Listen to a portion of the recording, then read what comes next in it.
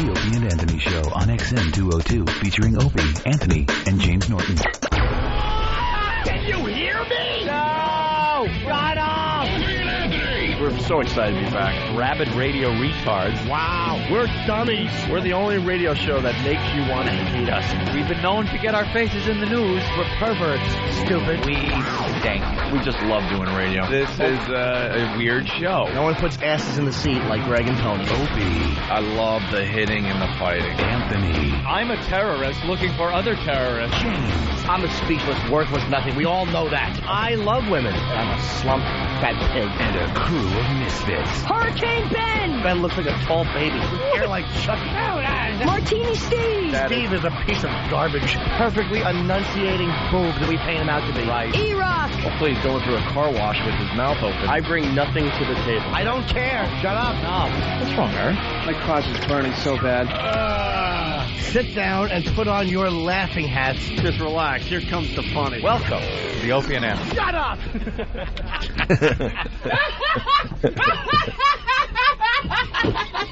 Laughing But enough Lebanese. of this palaver. Let's get the show on the road. Why is Steve laughing so hard in that when his people are dying over in Lebanon? Don't. Hezbollah. I'm part of the Hezbollah. Just leave Israel to me. Good morning. Good morning. Welcome to the Opie and Anthony Show. Steve, what do you think about Lebanon and everything that's going on over there with your people since you're Lebanese? That's terrible. I'm sorry. Yeah. I see the Pal Talk cameras are being set up. And we're course. broadcasting the ONA virus spreading across America.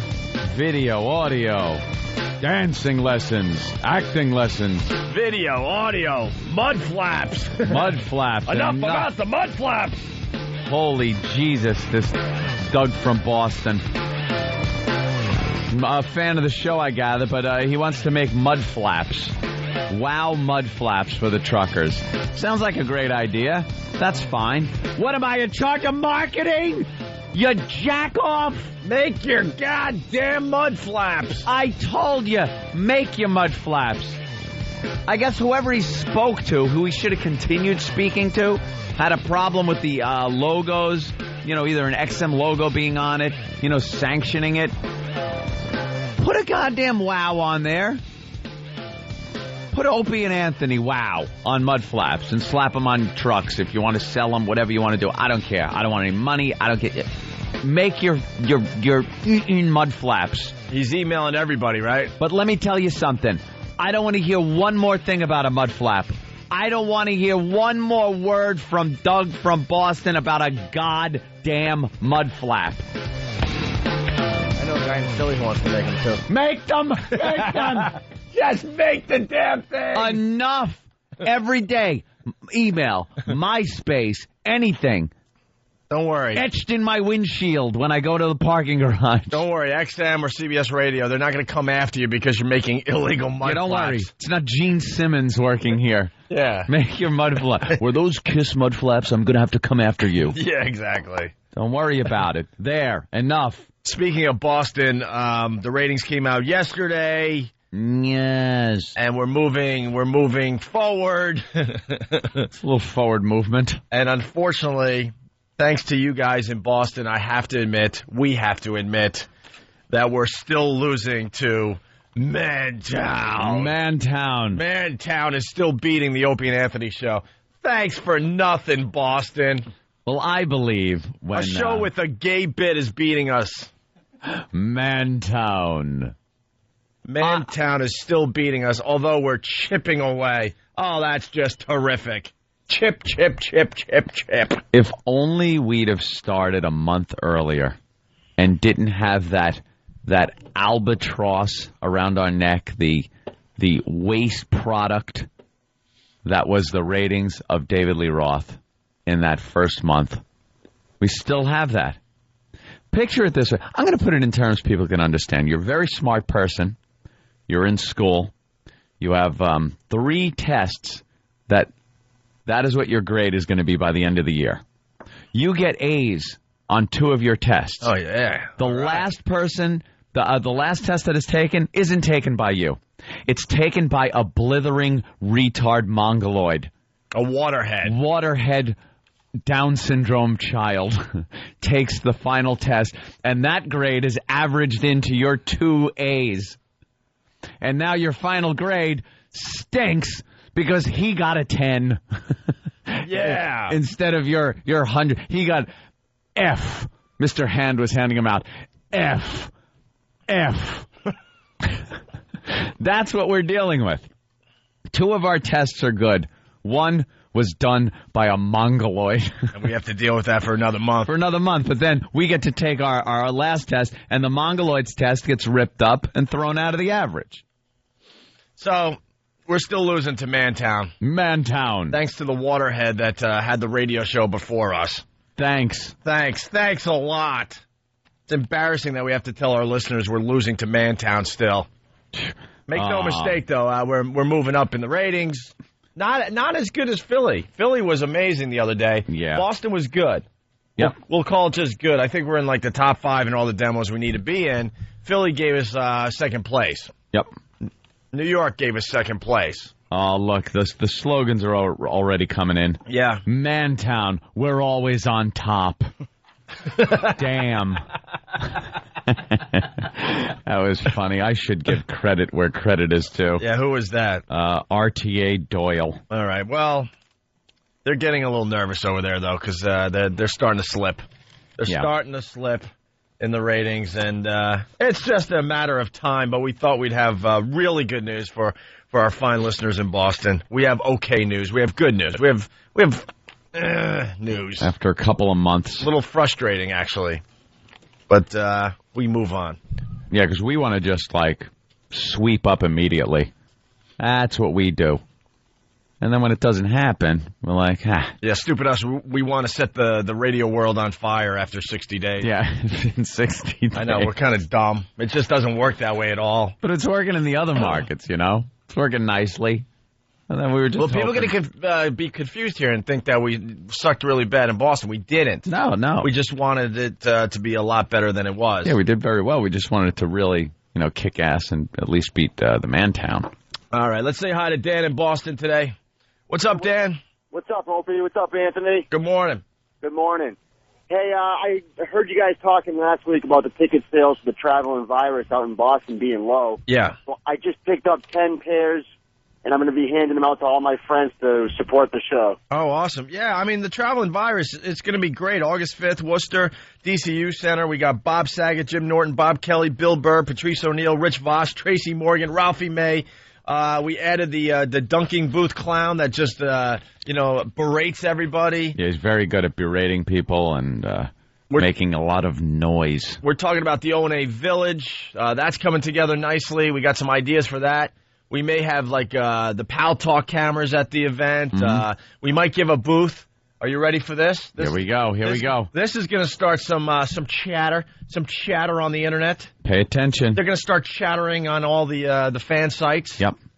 We are going to give the pests their own booth at the O&A Traveling Virus. That's right. We're going to have this thing called the O&A Village. Yep. It's going to be full of freaks and hot girls, events, a dunking booth, maybe an open mic area. We don't know. Petting zoo. Yeah, we're gonna have a petting zoo as well. Yes, not your run-of-the-mill petting zoo. No, we're gonna get some of the Uber fans that you know and love, and we're gonna corral them in a petting zoo. A petting zoo for photo ops and feeding. That's right. Because they all look like they can eat a lot. Like Pat Fumanaki is gonna be perfect for this. Yeah, we're gonna corral them into a pen. There's gonna be hay on the ground. And you can pet them and take pictures with them. Yeah, but watch out, they bite. Yeah, because the hang is going to be in the O&A Village before the actual show starts. Yep. So people are going to be just, mingling and doing whatever. There's going to be a lot of things to do there. And one of them will be to go to the petting zoo, the O&A petting zoo, and get your pictures with Pat from Menaki and Starker Patty and others to be named. Yeah. And we're going to have little feeding things where you throw your little quarter in and get little feeding. And you get things. like sunflower seeds, and you could throw it at them. Yeah, or M&Ms, whatever. And then the other thing, yes, because the pests. We're setting up all sorts of booths. We're going to have a Pal Talk booth or whatever. Maybe that'll be part of the pest booth. But yes, to the O&A Pests that do a lot of great things for our show, you guys will have your own booth at the O&A Traveling Virus. We found them to be very creative over the years, and what they can do is take this booth and do what they want with it. What they think would be entertaining, representative of the show and the pests. And now begin your little speculation and banter on the websites of what you think would be best for that booth. Yeah, I guess the O&A Pest, they got to decide who's kind of in charge. Yeah. And all the ideas will go through that person or those people. And then, It's your booth, man. It's your booth to do whatever the hell you want with it. Yep. When is Cleveland going, Phil? Today. Oh, Tomorrow. Dan, anything else? Motto. Yeah, boys, real quick, I got really one thing for you. Yes. I got a theme song for Mantown. Check this out real quick. Okay. Hello. Going into the gay zone. Going into the gay zone. Going into the gay zone. Just wanted to, pokey at the butt. There you go. All right. I don't know how much are they going to dump out of that thing? Oh, they probably will. Yeah, they probably dumped out of the last part of that. The ending. Thank you. I'm on XM, so it doesn't matter. That brought back some memories, though. Yeah, thanks a lot, Dan. All right, so the O&A Traveling Virus for all you Boston people, August 5th, Worcester, DCU Center. All the details are up on opieandanthony.com. Tickets through Ticketmaster.com. And yes, we're coming to Cleveland, September 23rd, Tower City Amphitheater. Jim Norton, Rich Voss, Bob Kelly, Bill Burr, Patrice O'Neill, and possibly other comedians to be announced in the coming weeks. Mm-hmm. We got a lot of time before this show hits, so we're going to continue developing the Cleveland show. What do we got? We got tickets go on sale tomorrow morning at 10 a.m. through Ticketmaster.com and Ticketmaster outlets, and all the info is up on opieandanthony.com. Okay? Right. All right. Chris has a question from New Jersey here. Chris, what's up? Hello? What's up, Chris? Hey, how you doing, man? Listen, since your return to terrestrial radio, I'm a little upset that we haven't seen the return of some of the old great bits that everybody's been asking for in the stuff like 55-gallon drum challenge. I know the Voyeur bus, too many people got arrested, but something similar to that. I'm just waiting for, like, something huge. You should have been at our little after-show meeting yesterday. Yeah, we reset yesterday. We were talking about a lot of the old bits and which ones we want to, bring back. It took a couple of months just to get comfortable in the environment of terrestrial radio, to tell you the truth. After being off for 2 years, exiled, and then on satellite radio for a while, for like a year and a half. And then we get here, we're settled in, and we were just talking yesterday about the fact that, you can't come in day one and expect people to show up for things. You just end up with, where is everybody? Did someone call? Why didn't they show up? But now we're getting so many people showing up, like after the show for the walk, that we have all the confidence in the world that we'll be able to get people up here to do things.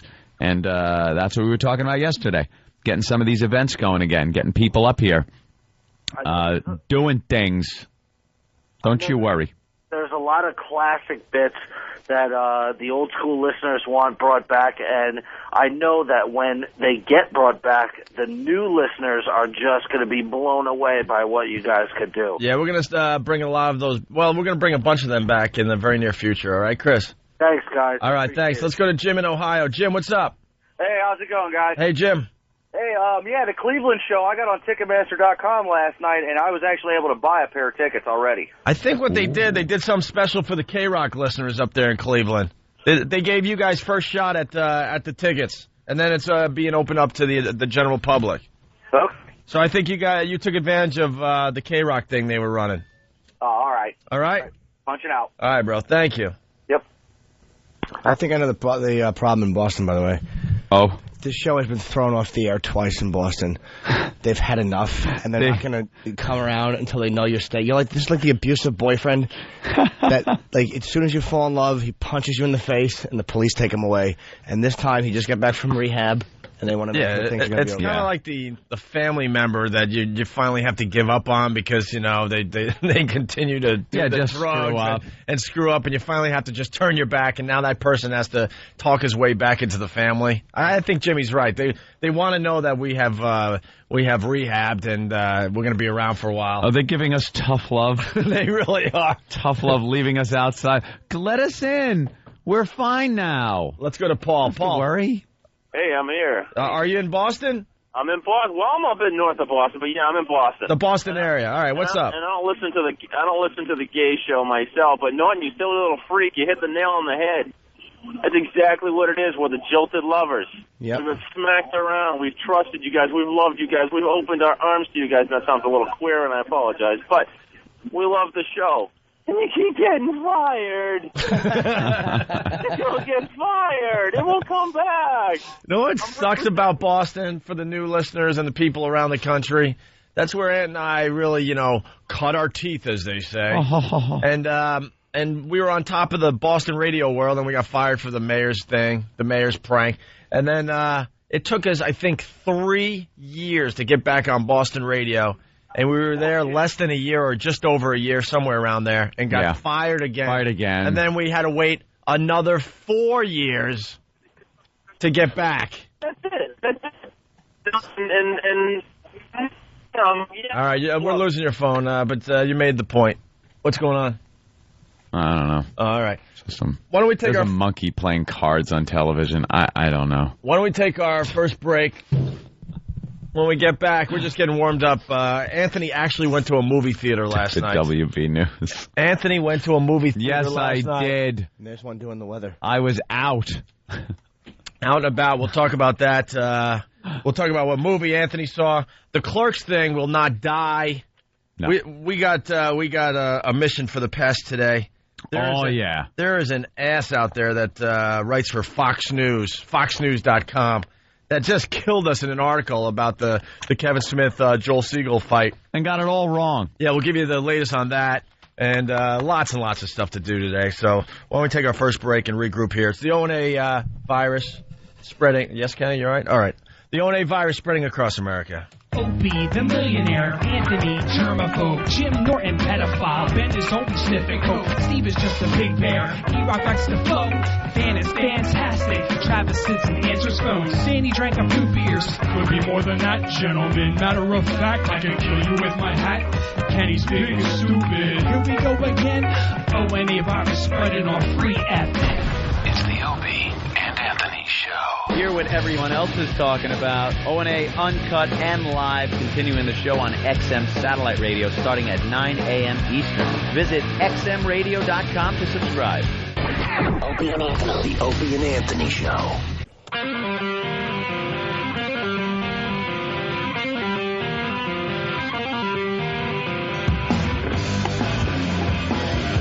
You're checking out the Opie and Anthony Show, the ONA virus spreading across America. Dave in New York has a message for Boston. What's up, Dave? Make it fast. Yo, I was just gonna say, man, you guys tell these homos out in Boston they gotta get with it. Who gets exiled from radio? You guys. Yo, push now, man. These guys in Boston, homos. Oh, that's gonna help us. We might have city fights today. That flares City up. Wars. City wars. They flare up every once in a while. Lob a few missiles into each other's cities. Hey, let's try to keep everything calm right now. But I don't think Boston's going to accept what was just said. I don't think they want to be called homos. Boston? No. Can I say, as much as I don't like critics, I'm so happy to be reading that Lady in the Water is getting smashed by everybody. Yes, it is. The new M. Night. And no one even has to say his full name anymore. It's just, M. Night. M. Night, because no one can remember Shangamalang. You don't need to remember his name anymore. It's over, Johnny, for him. Yeah, this one is a brilliant film, which was Sixth Sense. I thought was brilliant and just a great movie. Yeah, but it's like it's like putting out your first record, man, or your first comedy CD. It's like all those years of work and you had your whole life to write your first record, and now you got 3 months. Come up with the same thing. Wait, what was after the Sixth Sense? People were like, well, when that signed, Unbreakable. Breakable was the next Breakable one. was the next one? It was Breakable, then Signs. Unbreakable. Unbreakable, then Signs, then The Village, and now Lady in the Water. Progressively into the toilet he explodes. Signs point to a good movie. Joel Siegel. Wait. Did we say Signs too? Yeah. Oh, okay. Yeah, there's a chart in the paper just showing it go. Lady in the Water, going all down. wet. It's all right to be all wet, though. So what are the critics saying about Lady in the Water? It's getting like 1 star, 1.5 stars. Well, let's see. The Las Vegas Weekly, you wonder if Shay Malin, whatever his name is, has crossed from mere self-regard into actual mental illness. Philadelphia That's Weekly. not a good review. No. Has M. Night lost his damn mind? This other one, Groucho reviews, I hated Lady in the Water because it's stupid. And my favorite is efilmcritic.com. I just wanted to punch the movie right in the face. I wanted to punch the movie right in the face, not even him. Yeah, this is the movie. Just get up to the screen and punch the movie in the face. After that sucky Village. The Village. Oh, it was just awful. It's always, he tries to come across as being very deep. Yeah. And it just comes out as Drek. It's like, oh, wow, it was a good point you made. Shut up. Like, and the surprise ending thing is very big for him. He wants, like, this big thing where people go, oh, wow, no, that was it. He was dead the whole movie. Oh, it's actually modern day times. Oh, boy. Oh, the ending of Signs. Oh, her dying and saying what she said wasn't just some kooky stuff. It was actually what he had to do. And so what is this one? The end of the movies. Because I've watched them a couple of times. I've watched them too, but I forgot. The new one, The Lady in the Water, all the trailer looks like to me is and all that pops into my mind, even though it's very vague and stuff, just the camera angles and what's happening is the gopher from Caddyshack is in this guy's backyard. That's all I keep thinking of. Like the sprinklers and something's popping up out of his backyard. Gophers! I want gophers off this golf course. I'll find myself a new greenskeeper. Is that clear? Just looks stupid. It does. Water. Looks lame. Starring Scott Peterson. Stupid movie. Yeah, it's gonna be a disaster. Hey, speaking of movies, our own Anthony. Oh yeah, the bad wolf puppet in the trailer for Lady in the Water. There's like a wolf thing involved. Actually, the wolf thing looks like the creature from The Village a little bit. A little spiky back thing and just enough of this nonsense. guy. You're right. He hit it lucky with Sixth Sense, and then it's been a disaster ever since. Anthony did something very rare last night. He went to the movie theater. Left my house. Yeah, but I go to the movie theater where it's just, nothing but my favorite tribe of people on the planet, the Jew. I adore the Jews. I live amongst them. As a Catholic, I live amongst the Jews. They accept me. They might say things behind my back, but I don't care. I don't hear them. But the neighborhood's great. The lawn's, Opie, so well kept. You know what happens when I back out of my garage at 4 in the morning? Everyone's sprinkler is going.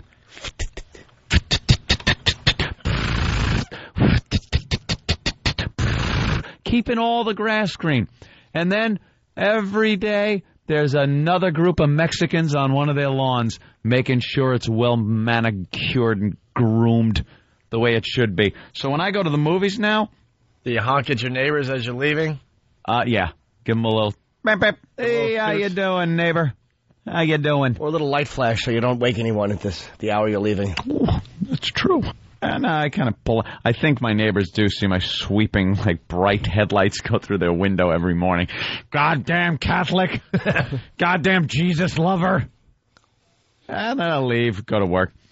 But I love the neighborhood because I went to the movies, and it wasn't like that time I went to the movie theater in Brooklyn where I had my problem, where a woman went into what her boyfriend called battle mode after my girlfriend told her to shut the F up.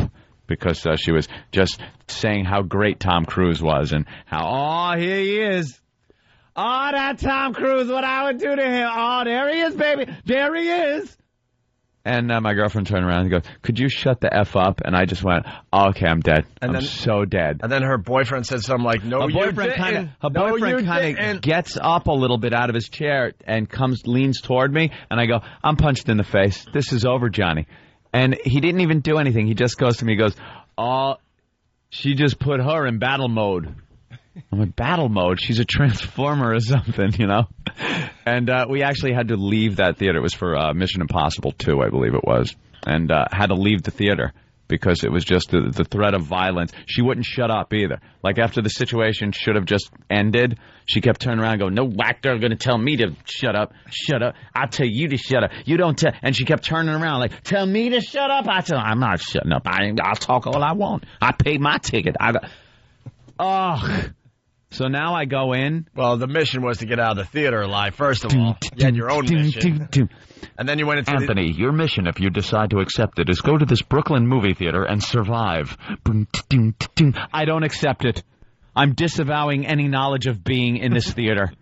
Thank you. And then they had another theater showing Mission Impossible for all the people that were too scared to see it with the darkies. I'm not kidding. It was a whole theater. There were about 10 of us or 12 of us. The other theater was packed. There were 10 or 12 of us, all petrified white people sitting like with our pride just gone in some other room somewhere, sitting there thinking of how we should have done something else to look more manly, and then enjoying the movie. Because we were chased out of the black and Puerto Rican portion of the theater in Brooklyn. That's how it is, though. You just got to accept it, and that's it. I'm not going to get stabbed over a Tom Cruise movie. It's just not going to happen. And there were, you realize when you say shut the F up to somebody and they turn around, you realize how many people are with them. The whole row was with her. They brought the whole family. Crying babies on one end, grandma on the other, and everyone else in between. Just, you know you did. Like, no, you're right. I didn't. She did. And boy, did she get a firm talking to when we got to the white part of the theater. It was just all white guys chastising their girlfriends like men, trying to just regain any bit of manliness we had left. Yeah, that's when you get brave, right there. Hey, you effing mouth off like that again. Oh, it's just a horror. Women don't as much appreciate the consequences of those things. No. Because the majority of times, women handle things typically differently than men do, and they don't realize that they're going to get you punched in the face. But they also look at you like you're the man of the relationship. They look at you like you're their superhero. Look, I'm the man of the relationship, but I'm no superhero when it comes to fighting off 5 or 6 black guys in a movie theater. It ain't going to happen. I'm not going to be the guy on video. And look at this poor son of a bitch. Poof, just getting his boot in the head. It's not going to be me. Right. And it's not going to be a girl getting me in that situation. That's for sure. And how many people out there have been lucky enough to have your chick reach over and start beeping the horn while you're driving? Oh, that's a good one. In a really bad situation, it's not like, there's a minivan in the way. It's usually like a Asian guy or something. Usually like a pack of, in that van full of like Asian graffiti. Yeah. Driving fish to some restaurant somewhere. He's so beepable. Yeah. But get out of the way. It's usually a pack of Hell's Angels going for a ride. It's like, gee, thanks. Thanks for putting me in this bad position. Motorcycles. Because they immediately turn around and see you driving the car. They don't realize that it was your chick that reached over and decided she needed to, beep at a Toyota Celica with a spoiler on it with a Latin Kings emblem on the back. Right, yeah, thanks. Could you just not even make eye contact? I'll actually throw a chick out of the car and go, well, now you're going to learn the error of her ways. I'll be back in an hour, fellas. They will teach you. Leave her here for me. Teach her a good lesson. So, you went and saw Pirates? So Pirates of the Caribbean. Yeah? Yeah, the 2. Of course. I heard it stinks. No, it was pretty good. It was pretty good? I don't think it's as good as the first one. I don't think it's as good as the first one, but some really good scenes and stuff. The CGI was great. And a lot of controversy over the ending of this is what it was. Because everyone's saying, there's no ending. Just kind of stops. The movie just kind of ends, and that's it. But it ends just like Lord of the Rings, the first 2 Lord of the Rings or The Matrix. 2, something like that. Like I was telling you in the back office, that's not fine because this wasn't set up as a trilogy. Yeah, no one really expected Those other it. movies were kind of set up like a trilogy. Well, You knew. Lord of the Rings was definitely a trilogy. Was Matrix set up like a trilogy at first? When the second Matrix came out, you knew that a third one was coming out. Right. So and it was pretty quick. It was like in a matter of only a couple of months because they had filmed them together. So you didn't have to wait a year. So you knew a third one was coming. So the way the second one ended was very stark and just cut off at the end. It was over. This one does the same thing, kinda. It's more like it doesn't just end. Kind of leaves you in limbo there, knowing the characters are there. Certain characters, you speculate as to what happened to them because they're kind of gone. But they're not dead. They got to come back for the next movie. And then other characters kind of make surprise entrances from the first movie. It's just kind of a thing like that, and that's how it ends. So I don't think it ended as starkly as people like to say it did. And it makes you kind of look forward to the third one. Yeah. I think they're pretty cool, fun movies, mindless kind of thing. But the effects are good. I like the three-way sword fight was pretty good, and the fight on the water wheel. Well, what did you like the best well. about the movie? Oh, Johnny Depp. Oh, no. Oh, sorry. I was watching Logo last night. We got some Logo programming. For later on in the show. Gay television on Cablevision. Yeah, we're starting a new bit today. We're looking at the Logo channel. Logo. We made. Who had to watch the Logo channel? Sam? Oh. And then they at both the same time? Yeah. Were you holding each other? It's only one could watch while the other's head goes up and down. It's a gay network. Yeah, Brand new all bit gay starts programming. today. We're going to look at a show called Noah's Ark, series about 4 black gay guys. Yeah. But no, the kid in the movie theater. Yeah, in the movie theater. It was, like I said, a Jewish movie theater. You go in there, and it's nothing but Jewish people, so the theater's pretty quiet. No, everyone knows not to talk. They shut off their cell phones. It's just wonderful, the Jews. Love them. But one thing that was a little disturbing is it brought a lot of children. There were a lot of kids at this showing. But not, of course, because you think like Pirates of the Caribbean is going to be like the ride at Disney, and it's all fun. And the kids loved the first movie. You could come in if you're this high. Come into a movie if you're this high. And the kids loved the first movie. This one, though, there are some scenes that are a little graphic as far as violence goes. There's a big kraken. Release the kraken! Big sea monster type thing with tentacles and stuff, and it kind of comes up on the ship and rips ships down out of the water. But before it does that, it grabs people and just flings them around like rag dolls and whips them into things. And one scene, one guy gets pulled through one of the little holes that the cannons come out of, and you see his legs and the tentacles are wrapped around him, and you just hear like as he gets cracked in half and pulled through. And at that point, like you're working on a lobster. Yeah, just you hear a big cracking noise, and the guy kind of cracks in two.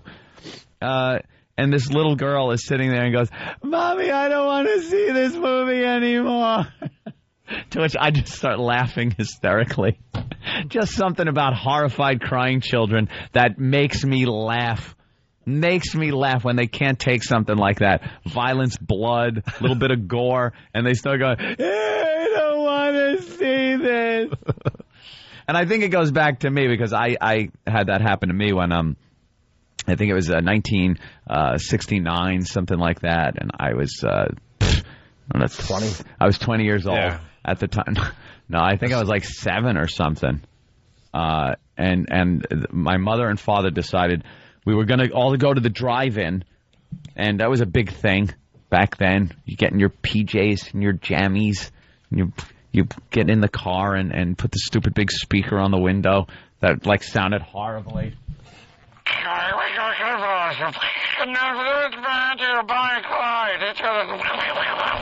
That's how the movie sounded through that crappy speaker.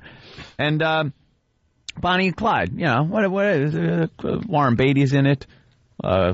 Movie about the crime duo there. Has a nice back in the Depression. Nice surprise ending. Yeah, nice surprise ending.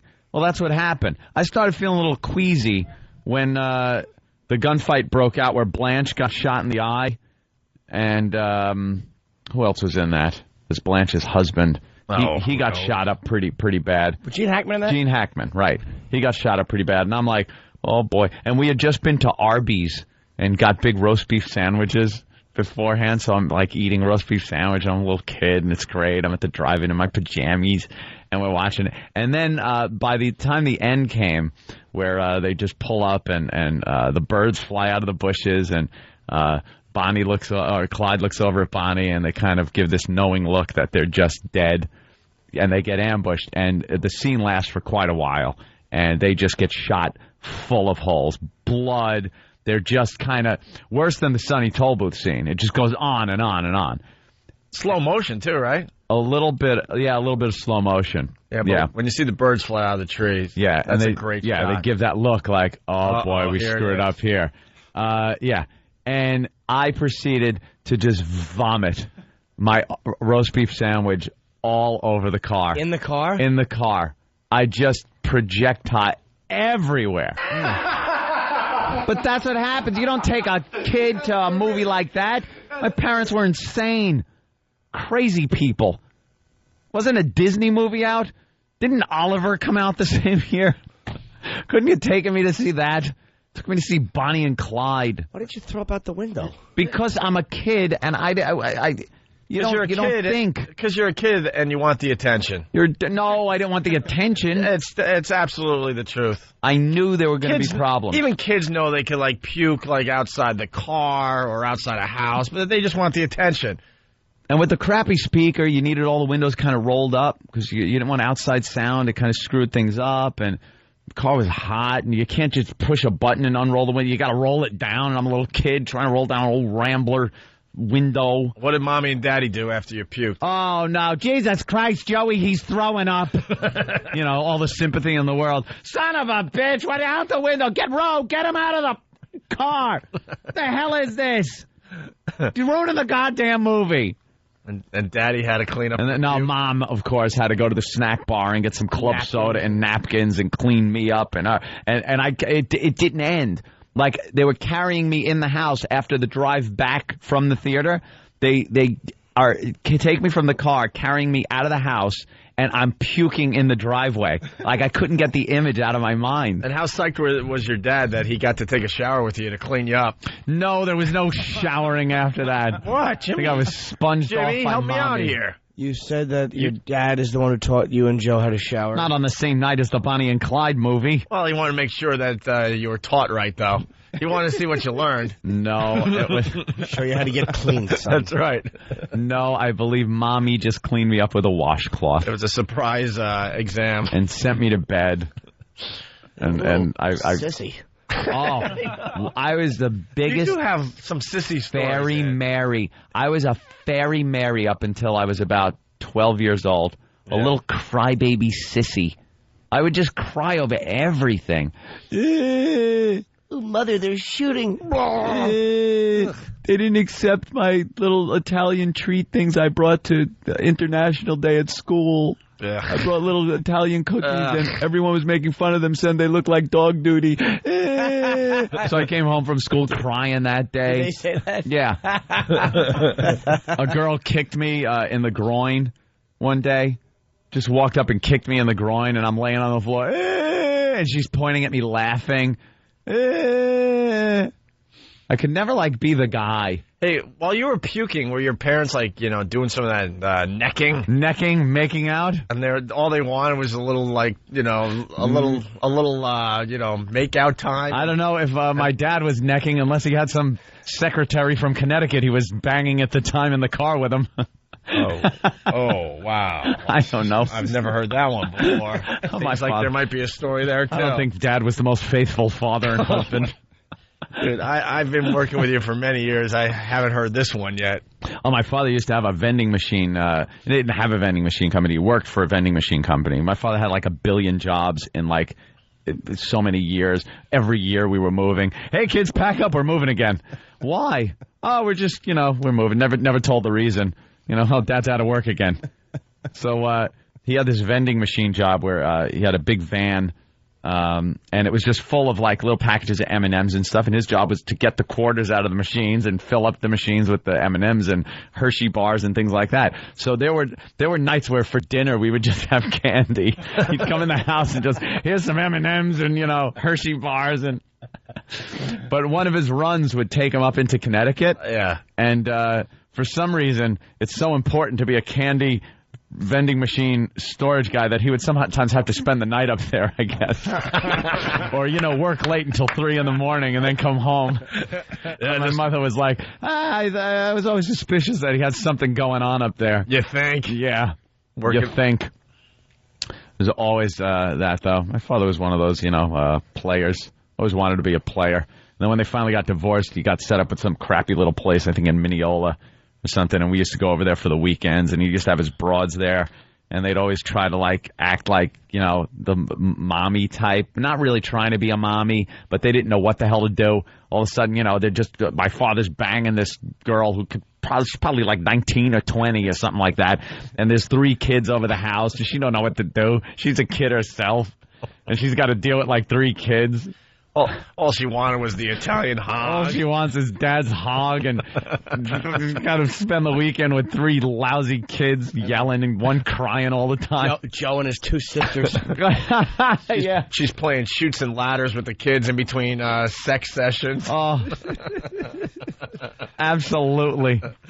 Anytime there was a problem, like my mother or father would start arguing, and that was like all the time, I would be the one that would come out of the room and be like, I have a stomach ache. Like to try to make it stop. Ew. I have a stomach ache. Codependent. Go back in your room. You're Jan Brady. Oh, the middle child. I totally was. Oh. Totally was. It explains a lot, though. I remember, something? I remember when I was creeping up on like 12 years old when like all this pretty much stopped. Yeah. It was, we live in East Islip, and my mother holds this big powwow and brings the 3 of us up into the room and says, sit down, I have something to talk to you about. And believe me, we never met like this and talked or anything. And she goes, we want you to know this has nothing to do with you children or anything like the textbook speech, but me and your father are getting a divorce. And I was relieved. I was like, thank God. Thank God no more of this crap. Thank God no more showers. No more showers. No more faking my period to get them to stop yelling. I can't even look at them. My stomach hurts, Mother. There was one day I was upset about something, and I went to gym class, and I actually told the gym teacher, he goes, why aren't you participating, Cumia? And I said, teacher, I have cramps. I had like gas pains, but I had called them cramps. And he goes, what the hell? He looked at me and said, what the hell are you talking about? You can't have cramps. Only women get cramps. And I'm not even old enough to realize why or how or who. He didn't explain it. But I just thought like I was cramping up because I had like gas. So I told him I had cramps. So you're not too far off. That's the period thing. That's wonderful. And he yelled at you, and you said, look, I don't need this. I feel fat as it is. I was just the biggest pussy. Ew, you would fake sickness to get them to stop? Yeah. I have a stomach ache. That was my biggest line. They used to make fun of me all the time, like my brother and sister. I have a stomach ache. It was all I would try to, like, diffuse the situation by saying that I was sick. Please help me. Just to get some love. Yeah. Yeah. Just to get some love. Mother and father, stop yelling at each other. All right, listen, we got to take a break. When we get back, we got to give this guy from Fox News a talking to. A talking to? He needs to be corrected. Wait till you hear what he says about our fine listeners. We'll do that next. Also, Dr. Ian Smith is here from Celebrity Fit Club, a friend of ours, stopping by to say hi. What's up? Yes. We'll talk to him next as well. We got a couple of guys from Clerks 2 coming in. We got to take a little peek at the gay channel, the Logo channel. Logo. Oh my! And no one reminded us. Ooh, what? We give the listeners a job from time to time. Homework.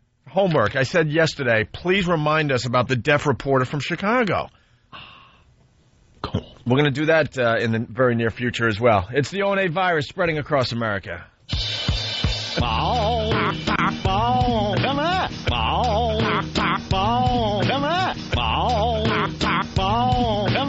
That was a clip from Anthony, the retarded half of the Opie and Anthony show. Opie and Anthony! The Opie and Anthony Show. That's right. This is the Opie and Anthony Show. Clerks 2 getting good reviews today. Congrats to Kevin Smith and the gang. Good friend of the show.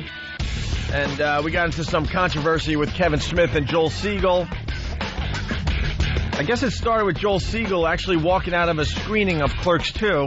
Yeah, saying it's the first movie, the first effing movie he's walked out in 30 effing years, something like that. Yeah, 30 years. There was a critic screening, and he got up and walked out and made kind of a ruckus on the way out. Yeah, just disturbed everybody's viewing pleasure. Yep. So it made page 6 of the New York Post, and we happened to have Kevin Smith on the next day. We talked about it, and then Joel Siegel, we got him on the phone, and then Kevin Smith and Joel Siegel went at it. Although Joel Siegel had no idea that he was talking to Kevin Smith for the first 10 or 15 minutes of the fight. Yeah, that was a little sad. And then that hit the papers and the internet. It's all over the place. And I guess E! Entertainment's doing something on it. They wanted the audio from the show, so we sent that off this morning. And then you got this guy, Roger Friedman. A jerk-off. He does the Fox 411 for FoxNews.com. 411, that's like information on the phone. So that's like information. Fox 411. Yeah, he does the Fox 411 for FoxNews.com. And he wrote an article on the whole thing. And the article is titled Clerks, Donkey versus Critic. Each is right. By Roger Friedman. The donkey in Clerks 2 is actually very funny, not very smutty. Joel Siegel is a good critic and a really nice guy who's allowed to lose his patience even for a funny donkey. Everyone just stop right there. Hey, Roger's saying stop. Everyone just stop right here. He'll set it straight now. Do you know I'm actually biting the inside of my lip as I'm reading this? Yeah. That's why I didn't want you to read it ahead of time, because I wanted the natural reaction, because Jimmy loves this stuff. So he was going to write an article on, what happened, but he has to stop the article to address something else. And here we go. I'm more appalled listening to the nasty, disrespectful assault on Siegel that occurred on the Opie and Anthony radio show yesterday morning. Why the underline radio? I don't know. I have no idea. Radio's underlined, and it's in bold type. It's unbelievable that these two jackasses, or jackals. We're jackals. It's unbelievable that these two jackals are back on the air, especially after being expunged 4 years for broadcasting a sex act from inside St. Patrick's Cathedral. He's appalled. Roger Friedman. Wait, Roger, we're not allowed to work again? Is that what you're trying to say? Never again. He's just a scumbag. Opie and Anthony, real names, Greg Hughes and Anthony Cumia. Oh, the cat's out of the bag. And I'm saying our names really loud because it's in boldface. Yeah. Made their way as Howard Stern wannabes a long time ago. That's right. What an ass. I want to be working 4 days a week for $500 million and go to the Hamptons in the Howie-copter. I hope the O&A pests are listening very closely today. Ready for this next line? Yeah. No one over 12 actually listens to them, with the exception of people who claim English as a third language. What does that mean? Like, no one over 12 actually listens to them, really? Did you check that out? Did you go through any ratings facts? It's good to know. Jack off? It's good to know you could use, like, third-grade insults as an adult. That's like hack stuff. That's like hack stuff when you want to get to somebody or try to get to somebody. And people who claim English as a third language, that's smart. It's funnier than second language, though, because, like, if you claim English as second language, that means you're probably, like, Spanish. But if you claim it as a third language, it's funnier because it probably means you're well educated. That's what I get. English as a second language is like, okay, I get it. The guy's Spanish or something, which I don't understand. Spanish listenership up for us? I don't know. I don't know. But as a third language, that's now pretty smart. That means you like study abroad, right? Like you're really, really smart. Hey, Roger, worst insult ever. He stinks. Roger Friedman is I can't tell you how badly I want to bite his lips off. Well, it gets better. Spit him in his face. So he writes, no one over 12 actually listens to them, with the exception of people who claim English as a third language. That's why picking a fight with somebody, anybody, even slightly famous, has to be their goal at this point. Right, as he picks a fight with this show. Their ratings, ready for this? Their ratings, slim at best. Slim at best, really? You're a journalist. Where are you getting your info from, Roger Friedman? Yeah, you must have looked at the ratings. If you're writing this down as a responsible journalist, you would have had to have looked at the ratings to see that they are slim at best. Wouldn't he? Wouldn't he? Yeah. Did he? No. No, because we're doing very, very well. And why don't you go talk to Eric Logan at XM Satellite Radio? He'll talk to you about the ratings and give you the real picture, Roger. Mm-hmm. Their ratings, slim at best, might possibly improve if they could just get some publicity. The Siegel-Smith, oh boy. I don't know that word. Contratemps. Contratemps. I think.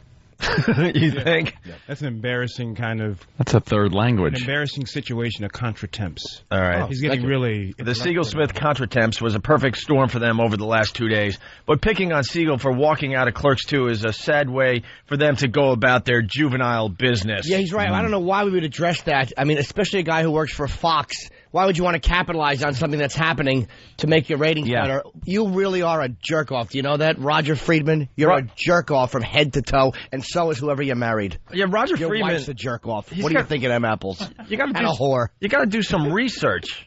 You got to do some research. You can't say that. Oh, you can't? I just had a dump out of Jimmy. Yeah, well, I can give my opinion. Yeah, if you want to give up. Not about a public figure's wife. Well, okay. Yeah, She's a jerk? No, you don't know her. You know how many lawsuits have been won for things you just said? Not just said, not just made. One. One. It's not even, argued. I don't even know. That's a no-brainer one. I don't know if he's married. We just saved you probably $1 million, so I expect a little. Thank my thumb. Kiss Anthony's thumb right now. He probably saved you $1 million. By the way, something said in humor like that, he'd never win a lawsuit on. Oh, yeah? All right, well, good luck to you, buddy. All right. Remember, it's the Opie and Anthony show. Opie and Anthony had nothing to do with... That's right. I said it. With Jim Norton's confidence. I'm Jim Norton, and I made a funny. That's why I can say I hope that Roger dies, but I can't make fun of what spouse he may have. Right. You got to leave the spouses out of it, unfortunately. Yeah. Unless they're public figures, too. Yep. That's the rule. See, we're smart. That's how it works. Unlike a lot of TV and radio critics, Siegel happens to be one of the most serious-minded and erudite. I don't know. Erudite? Erudite. I don't know these. I don't need to know these words. Erudite means smart. Smart. According to you hear me just. So why can't he just say smart? Because he's erudite. There you go. Just use the words. I hate people that have to show how smart they are by using bigger words for the same freaking thing. Let's keep it nice here. He also appreciates independent filmmakers more than most reviewers whose audience is mainstream. Does he? I'm surprised he hasn't uttered more expletives during a variety of films in the last quarter century. I know I have many times and even walked out of a couple of things that were too preposterous for words. Of course, Clerks 2 is actually a genially raucous comedy, and the donkey is actually a hilarious ode to the famed shot-dead horse in Animal House. Mm-hmm. You should have referenced Bachelor Party before the horse in Animal House, right? Yeah. If Siegel had stayed a couple more minutes, he might have been very amused, but then again, maybe not. You do reach a point, it's almost over. You do reach a point after seeing hundreds of films when the sight of something coming that could be very offensive... when the sight of something coming that could be very offensive is more than a critic wants to deal with. That's his prerogative, and he's welcome to tell his audience that. Now he goes back to us. I rather doubt that if Siegel had yelled, "I'm leaving" at the top of his voice in the Clerks 2 screening room, which he didn't, that anyone with even the most delicate sensibilities could have minded that much. I mean, the donkey was getting ready to get down. He did. He did get up and yell, "I'm leaving," and threw out an expletive. He did do that, you jackass. He was on our show and admitted that he did that. Kevin Smith knows he did that. He saw it. This is called well-researched journalism. Yeah. Oh. This whole article is so Roger Friedman is a dope. A no fact-gathering ass.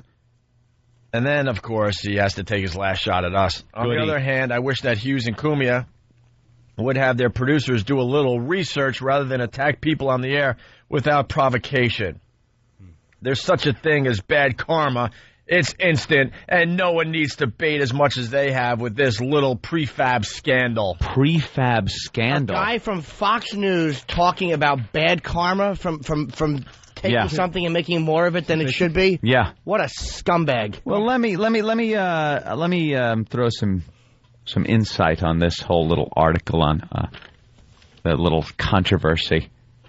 This idiot, this jerk-off, doesn't even understand that Kevin Smith was in here talking to Joel Siegel. That's what I get from this. I get that he thinks, because he probably didn't hear the show, he thinks me and you, well, a lot of these guys ganged up on Joel Siegel because of what he said about Kevin Smith's movie. Well, a lot of these guys, and they write for some pretty serious publications, they write major articles on hearsay, on things they heard. Yep. And then, you know, you would think a really good journalist would maybe hear some things like, did you hear what Opie and Anthony did today? And then you as the journalist would maybe do some research. Have your producers maybe do a little research, Roger Friedman. And see what is true and what is not. But then he writes a whole article on just some hearsay. Not knowing that 90% of the discussion with Joel Siegel was done by Kevin Smith, the director of the movie, not by Opie, Anthony, or Jimmy. We could give a crap about Joel Siegel. It turned out that day that it was in page 6 of the Post, and we just happened to have the director of Clerks 2 in. So we figured we'd get him on the phone. Right. Get him on the phone and have them two go at it. Because it's very rare that a director gets to confront a critic in a public forum. Very rare that happens. Or that he will. Yeah, Kevin will. Really honest. So it was great that they were able to hash that out on the air and on our show. Of course, we want that done on our show. This idiot doesn't even realize it was Kevin Smith who was talking to Joel Siegel, not Opie and Anthony, ripping them apart. So do a little more research, you schmuck. I just heard that the audio was played on CNN last night. It's going to be played on E! Entertainment News tonight.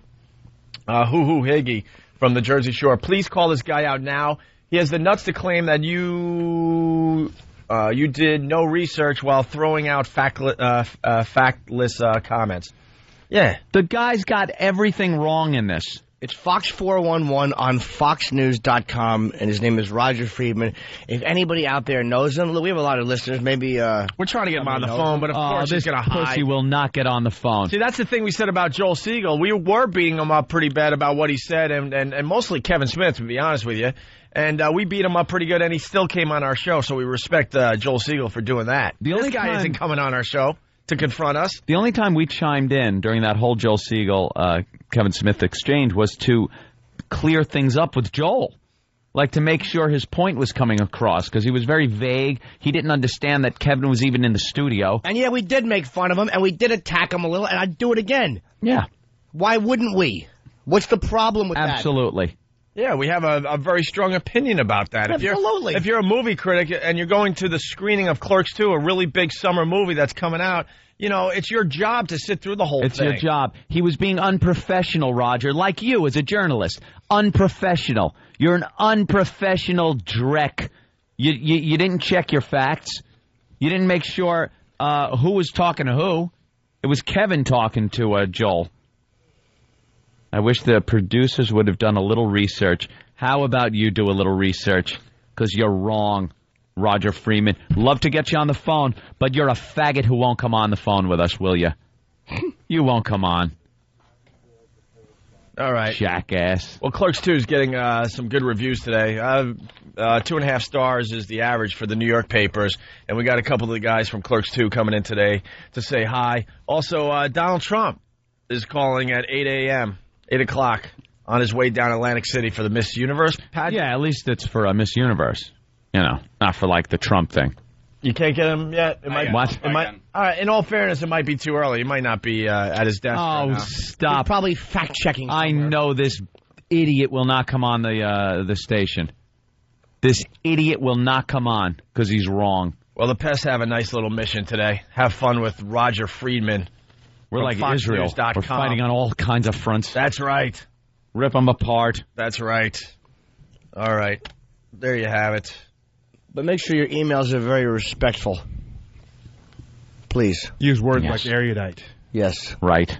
Don't send pictures. Respectful. I'm going to call him a lying sack of crap. Yeah, use a lot of big words in your attack. One time somebody sent me... Fight big words with big words. That's what I say. Somebody sent me an email. It was really funny.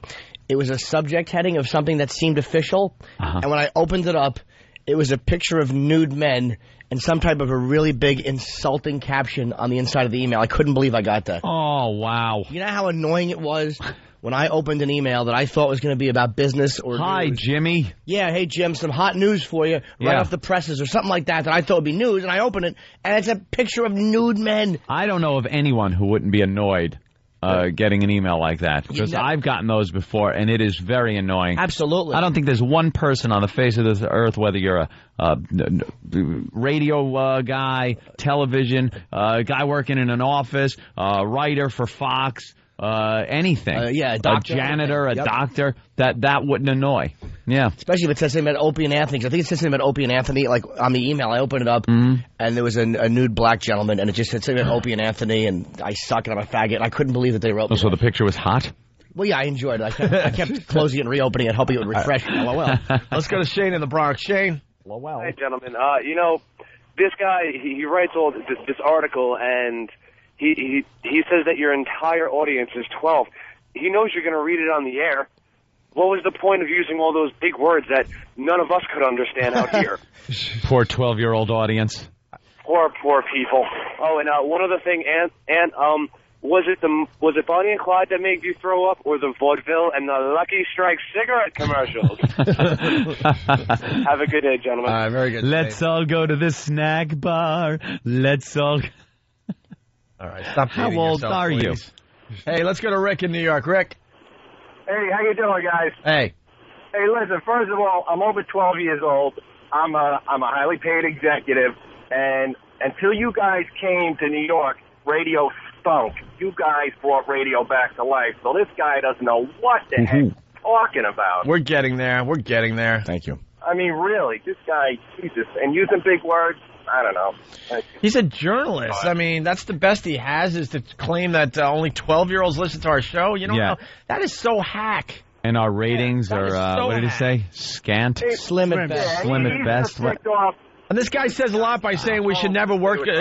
We pretty much should never work again because of the Sex for Sam thing. Yeah. Yeah, I know, really. Trust me, we paid for that little bit. Absolutely. We did hard time. We did harder time than pedophiles. You guys rock. Punch it out. All right, thank you. Yeah, you know, this is true, too, and then we'll move on. David in Texas, what's up? Hey, guys. I'm over 12 as well. Very good. Big surprise there. What? Big surprise there. Yeah. All he had to do was look at the latest ratings that came out Monday, and he would have realized the audience. You could have figured out the exact audience listening to us. Person's 12 plus. Doesn't say 12 minus. How about we haven't gotten a call in like 2 years on the air from a 12-year-old or under? Actually, guys, I'm probably your youngest caller. What's that, sir? I'm actually probably your youngest caller. How old are you? 19. Okay, yeah. I hear a lot of older guys calling your show. Doesn't make you hot. How smooth are your abs? All right, go ahead.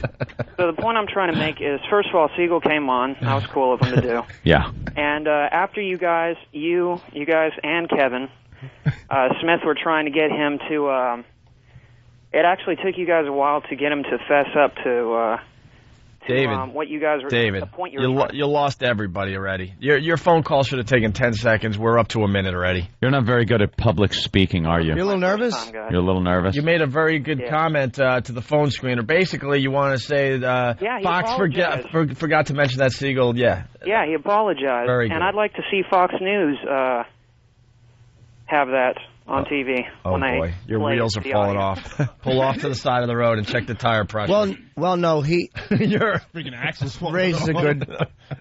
Did he raise a good point about... The engine's a mile behind. He's got to get a tow truck now. Well, no, I think that... He's got to get this mess off the road. if you're going to make a point, you should have a take point. your time. If you're going to make a point, you should have a point. But this doesn't seem to be the first time Roger Freeman's gotten in trouble for his bull crap. Oh, really? Yeah, when The Passion of the Christ came out, I guess he wrote about that. Sometimes a journalist makes a mistake, and sometimes a journalist makes a mistake that's so heinous it's easily remedied by any fact-checking that the person's publisher deserves to be threatened with litigation, and the person in question deserves to lose their job. Such is the story with today's breathtaking, inaccurate, and malicious fairy tale by Roger Freeman, printed at FoxNews.com, regarding the release pattern of The Passion of the Christ. The premise of this unresearched mess is that Newsmarket Films and Mel Gibson are avoiding big cities and Jewish populations with the theatrical release pattern of the film. So he went on and said that that's what Mel Gibson's doing, releasing the movie, so Jews won't see it. Right.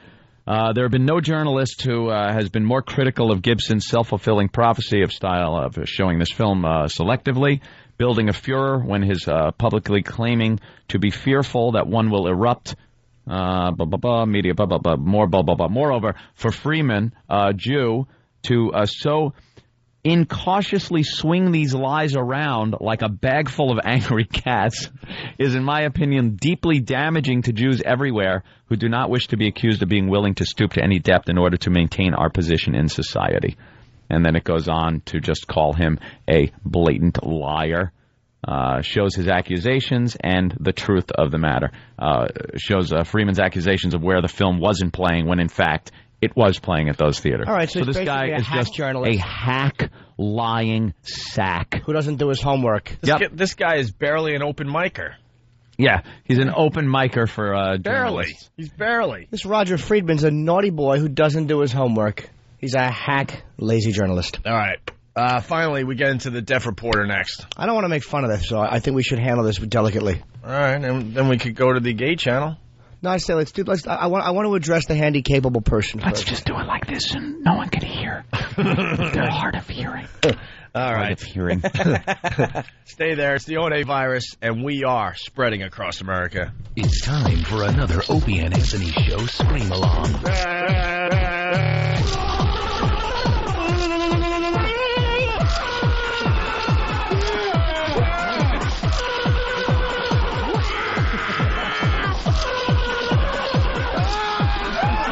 Shut up. Okay, terrific. The Opie and Anthony Show.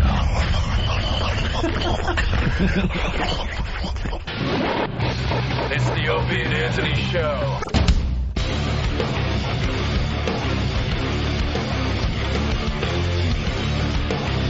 You're checking out the Opie and Anthony Show. Dr. Ian Smith in studio. A couple of the guys from Clerks 2 just arrived. We'll get them into the festivities in just a bit here. A couple quick phone calls. Let's go to Dan in Cleveland. Dan, what's up?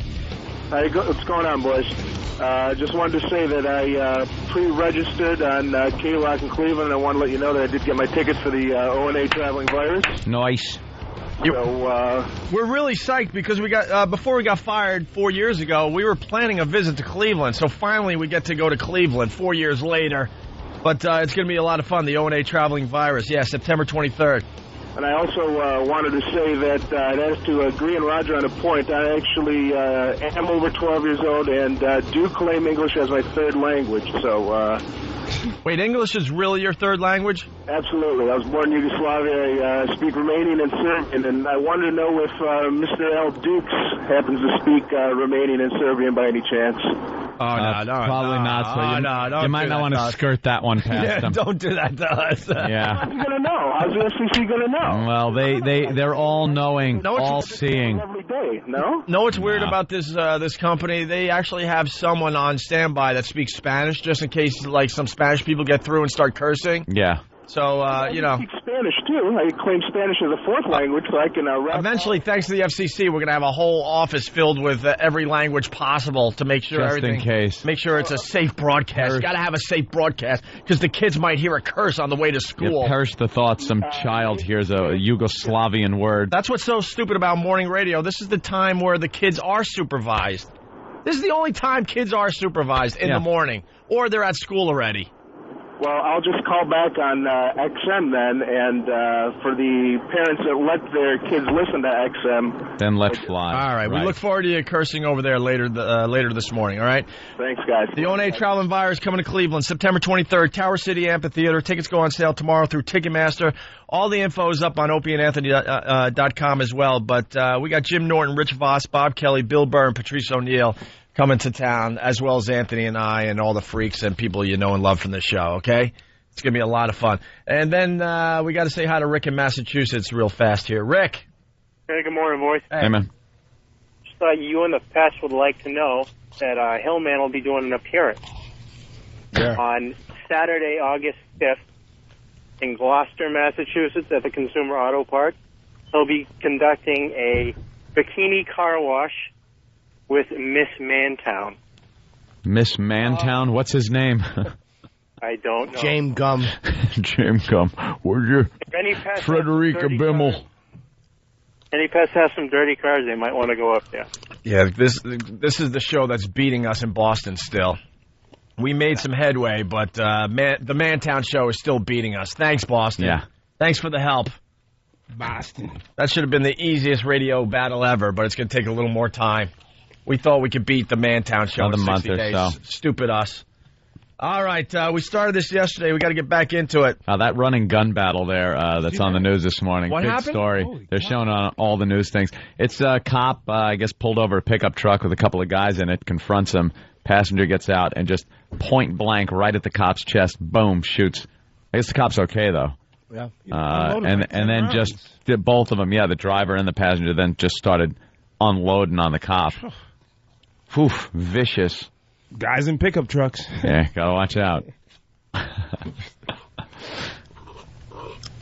Yeah, great. Now they're doing some stunt. Why are they shooting paintballs at a car? Because they're showing a cop video. Because it's WB11 News. Oh, well, they also had a chimp playing poker this morning. Yeah, they had a chimpanzee playing poker, which was just adorable. Attention, WB11 in New York. World War III has begun. Yeah. Hello? Hello? World War III has begun. Let's have a chimp play poker instead. Yeah. Because we can't do that type of heavy lifting over there. Every other station has somebody in Lebanon, somebody in Israel, but WB has a group of people around a table playing poker with a chimpanzee. And it was so cute because the chimp started throwing the chips. It was hysterical. It was unbelievable. I didn't expect that whatsoever. There's nothing cuter than a chimp dressed like real people. Yep. In a little hat. And nothing cuter when they're dressed in an engineer uniform. Yes. Like they're just going to drive a train. Oh, adorable. But they're really not. Of course they're not. Chew off one of your toes. How angry would they be? They'd be crashing into other trains because they don't know how the switches work. But it would be the cutest train wreck ever. All right, here we go. Chimps. We started this yesterday, and we only got through 30 seconds of the 30 seconds, and then the show ended, damn it. Dr. Ian Smith, I don't know if you're going to love this one. It's a little I don't know if you have the sense of humor we do. I'm open-minded. Come on. I don't know if you have the cruel sense of humor. I think your doctor ethics will keep you from finding this humor. Yeah, I think so, That's what I think. I don't. There could be a nice contrast here. Yeah. Because we love this stuff. It's cruel, and we can't help but laugh. Now, a lot of people see this as exploitation on our part, which it is. We're exploiting At least we'll admit audio. It. At least we'll admit it to for the people. our program. Right. That's what we do. But it is purely exploitation of the station that hired this woman as a gimmick. It is a gimmick. There is no real need to hire her as a reporter when she is very hard to understand. That should be a prerequisite of being a television news reporter, is that you can speak clearly and people will understand you. Just because you're handicapped doesn't mean you're the one that has to do the handicapped stories. But that's what they did. And sometimes it's a guy in a wheelchair. We had that guy in New York. I don't know. I haven't seen a blind guy yet. That'd be interesting. I'm standing next to a tree. Get by the building. You're supposed to be talking about. But they got a deaf girl, which is fine, but you really can't understand her. It's distracting from the story, and it's purely gimmick.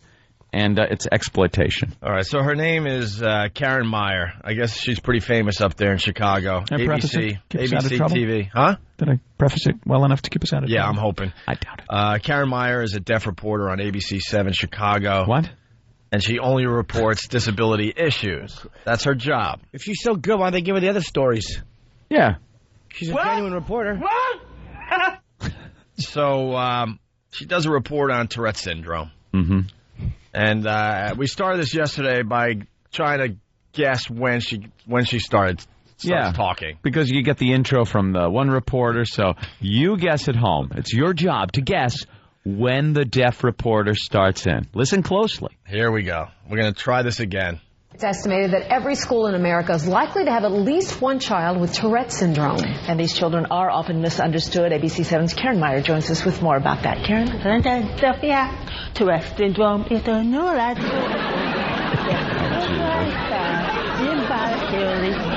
and repeated vocalization. The onset of this disability occurs. All right, listen. There's something wrong with the tape. It's not playing right. Yeah, did you slow that down or? All right, listen. We're gonna try play it backwards. We're gonna try to play it through. Finally, that's like the third time we've started this tape. Yeah, let's see if you could really understand what she's saying. She has like a sing-song delivery or something. I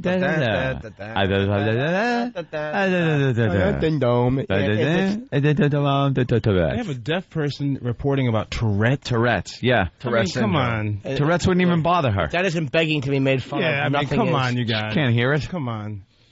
She's a It's goof. estimated that every school in America is likely to have at least one child with Tourette syndrome. And these children are often misunderstood. ABC 7's Karen Meyer joins us with more about that. Karen? Ford is misunderstood. Well, I heard her say the names of the reporters. Thank you, was it Thank You, Sophia, or did she say both reporters' names or something? I think she said I don't know. Or I'm sitting on a sofa. What did she say? With more about that. Karen? Tourette syndrome is a neurological disorder that is characterized by... All right, what'd she say? I heard Tourette syndrome. Is a neurological disorder, and then she lost me. That causes you to talk like you have marbles in your mouth and you're a sing-song ass. You heard? Wow, Jimmy's good. Yeah, I picked that up. It's hard to tell, but I hear very well. I heard Tourette syndrome, and then that's when she lost me. Is a neurological disorder. You heard? I heard neurological disorder that. Okay. That and causes then, you to hear things like all sound is being filtered through a garbage bag of socks. Tourette syndrome is a neurological disorder that is characterized by involuntarily tics and repeated vocalization. The onset of the disorder occurs and repeated before the age vocalization. of 18. No, over there. If they ask me why I'm doing some of the weird things I do, I'll just tell them that I have Tourette's and explain what it is. What did you do? During the mid to late 80s. 14-year-old Leanne Pfister is finishing up her freshman year at Wheaton Warrenville South High School. Her tics are not always noticeable. Sometimes when I'm waiting in lines at anything like amusement parks, I have a leg kicking tic, and it gets hard because I start kicking people on accident. She does have trouble writing. When I'm at school, instead of writing, I can use a keyboard because it is hard for me to write because of the Tourette's. And also, I'm given extra time to take tests. is she unfunny at stand-up?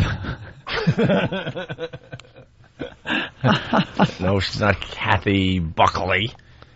Let's say hi to Mary in New York. Hi. Mary. I love you guys. I think you guys make me laugh. I drive around in my car all day. I'm a home phlebotomist. You're a what? She's a home phlebotomist. She draws blood at people's homes. She goes around homes sucking blood. What are you, a vampire? Yeah, vampire. What a yes, ghoul. Nosferatu. Yes, that's me. I am a phlebotomist. Let's shoot this. How did you decide to become a phlebotomist? Well, actually, I have a thing for vampires. No, but You're a card. No, for real. But No. I really want to hear the deaf girl say phlebotomist. If she gets it wrong, you hit her. I'm sorry? Just say what you want to say. No, phlebotomist. I wanted to say that I didn't know that Cartman from South Park was doing news, that he was a real character. Do you know, we'll ignore that. Do you know that I was arrested once, and I was thrown in jail, and a larger man phlebotomized me. Thank you, Mary. Was that a joke she was saying? Yeah, Yes, it was. It was a cute joke. But She it was a loves good it. one. It was like in a Trojan horse surrounded by boring things. We like phone calls like that. It just proves we really don't have to try too hard on this show. I didn't know you could be a home phlebotomist. Go back to phlebotomy. Phlebotomist When at they go home. through, well, phlebotomy is when they go through your skull and remove the funny part of your brain. All right, here we go. Frontal phlebotomy. More about the Tourette's girl. Leanne was diagnosed with Tourette at the age of 2.5. Her mom, Susan, said she started with an eye blink. Why does she have to lisp? Does she She lisp? lisps too. Oh boy, that's tough. She's bugging me. That is rough. But if you have a lisp, why would you take care of that? Who cares? Think about it though. If you couldn't hear anything, because you're bad enough when you put those goddamn headphones on and you play the music and someone asks you something. Yeah. No, we'll do it tomorrow. Like you instantly start talking like that. That's my favorite thing to do when Opa's bothering me in the airport. Oh, yeah. I become guy who doesn't know he's talking too loud with the headphones on, fella. Yeah, because Jimmy always puts his headphones on even in the airport before you even get on the plane. So it's great just to talk really loud. And he's got the old school headphones, by the way. Yeah, very big. Really so big. then anything he says, he's in the airport. There's, you hungry? You want to get something to eat? You want to grab some food or something? And it's just embarrassing. Her whole life is like that. People get so pissed. Leanne was diagnosed with Tourette at the age of 2.5. Her mom, Susan, said she started with an eye blinking tic. The doctor said that it was a nervous tic, but then it just kind of spread, the tic spread down the body. All right. Do you want to continue or you want to move on to another one? We got a few others from her. A few other stories? Yeah, well, she's the star of the show. So Yeah. I mean, kid. Tourette's is Tourette's. We can make fun of that another day. We want to make fun of the deaf reporter we're today. right now going after the hearing impaired. Right. I'm Louis Twitter. Are you? Someone on the instant feedback is saying they know exactly what she's saying, actually. Inagata da vida. Story about animals with disabilities. So you got the deaf reporter. Disability. All right already. Animals. We get it. You're disabled, and that's all you talk about at parties. Doing a story about animals with disabilities. Did you know that dog? No, I didn't know that. Here we go. This one could be a little better. Her saying, Sophia, it is almost impossible for animals with disability to survive in nature. The Brookfield Zoo is an ideal safe haven for these animals. What? I believe it's impossible for disabled animals with disabilities to survive in nature, and this zoo is a perfect place for them. She can't be doing well in Chicago. It takes too much effort to try to figure out what she's saying. I'd watch it all the time, though. Yeah. Yeah, see, anything, and I'm sorry, it is like a freak show. It's kind of, it's a freak show. There was a guy on the news, with half a head. Wouldn't you watch him? Oh, yeah. Watch Half a Head Guy last night? Oh, yeah. Half a Head Guy kicks ass. She should do all the headlines, and with her should be a really impatient old loud guy who's always just talking loud until she looks. What? I can't hear. With those big old hearing aids. Yeah. What is she saying? You would watch every day. The point we're making is they're exploiting her. That's right. But they're making... Yeah, they certainly are. Like we're not. Oh, no, but the difference is we admit it. Exactly. Like you said earlier, I'm just reiterating what you said, that the only reason she's on is because it's a freak show. Yeah, and they know that'll bring in some viewership. All right, back to the story about animals with disabilities. Her saying, Sophia, it is almost impossible for animals with disability to survive in nature. The Brookfield Zoo is an ideal safe haven for these animals. So this is Harley. Woof. Woof. That's a deaf dog. No. Woof. Woof. Come here, boy. Come here, boy. Just sits there and starves to death. Come here, boy. Come here, boy. Stupid dog. Nothing. Not a thing. Yeah. Ear doesn't even twitch. Fetch! He just sees the paper go over his head and doesn't know what to do with it. Just looks at it. Why'd you throw it? Why'd you throw the paper over my head? Forget it. Man's best burden. Exactly. Oh, the first time you walk in, it just darts out into traffic, gets its head clipped by a Buick. Now it's handicapped because it's got no head. I'm trending, Tommy. I'm a dog without a hand that would then. I didn't know animals could be have disabilities. Handicapped. I didn't know animals could have disabilities. They're not. Because I thought nature took care of all that. They're broken. Because they're smart. Not like us humans. We have to say everything. Yeah, we humans are disabled. Animals are busted. They're broken. And they don't survive. And you got to gas them or something. You do what you do. We as humans have too much love in our heart. We got to save everything. Don't we? Years ago, Harley, the deaf sea lion, came to Brookfield Zoo from California. He was on a beach in Sausalito, and being deaf, he could not hear the public approaching him, which is not safe for either himself or for the public. Wait, what animal's deaf? What was it? What kind of animal was deaf? And then, did we miss that? I don't know. It's not a dog. What is it? I don't think. Is it a sparrow? Is it a dolphin? I don't know. Let's go back a couple seconds here and see if we can figure this out.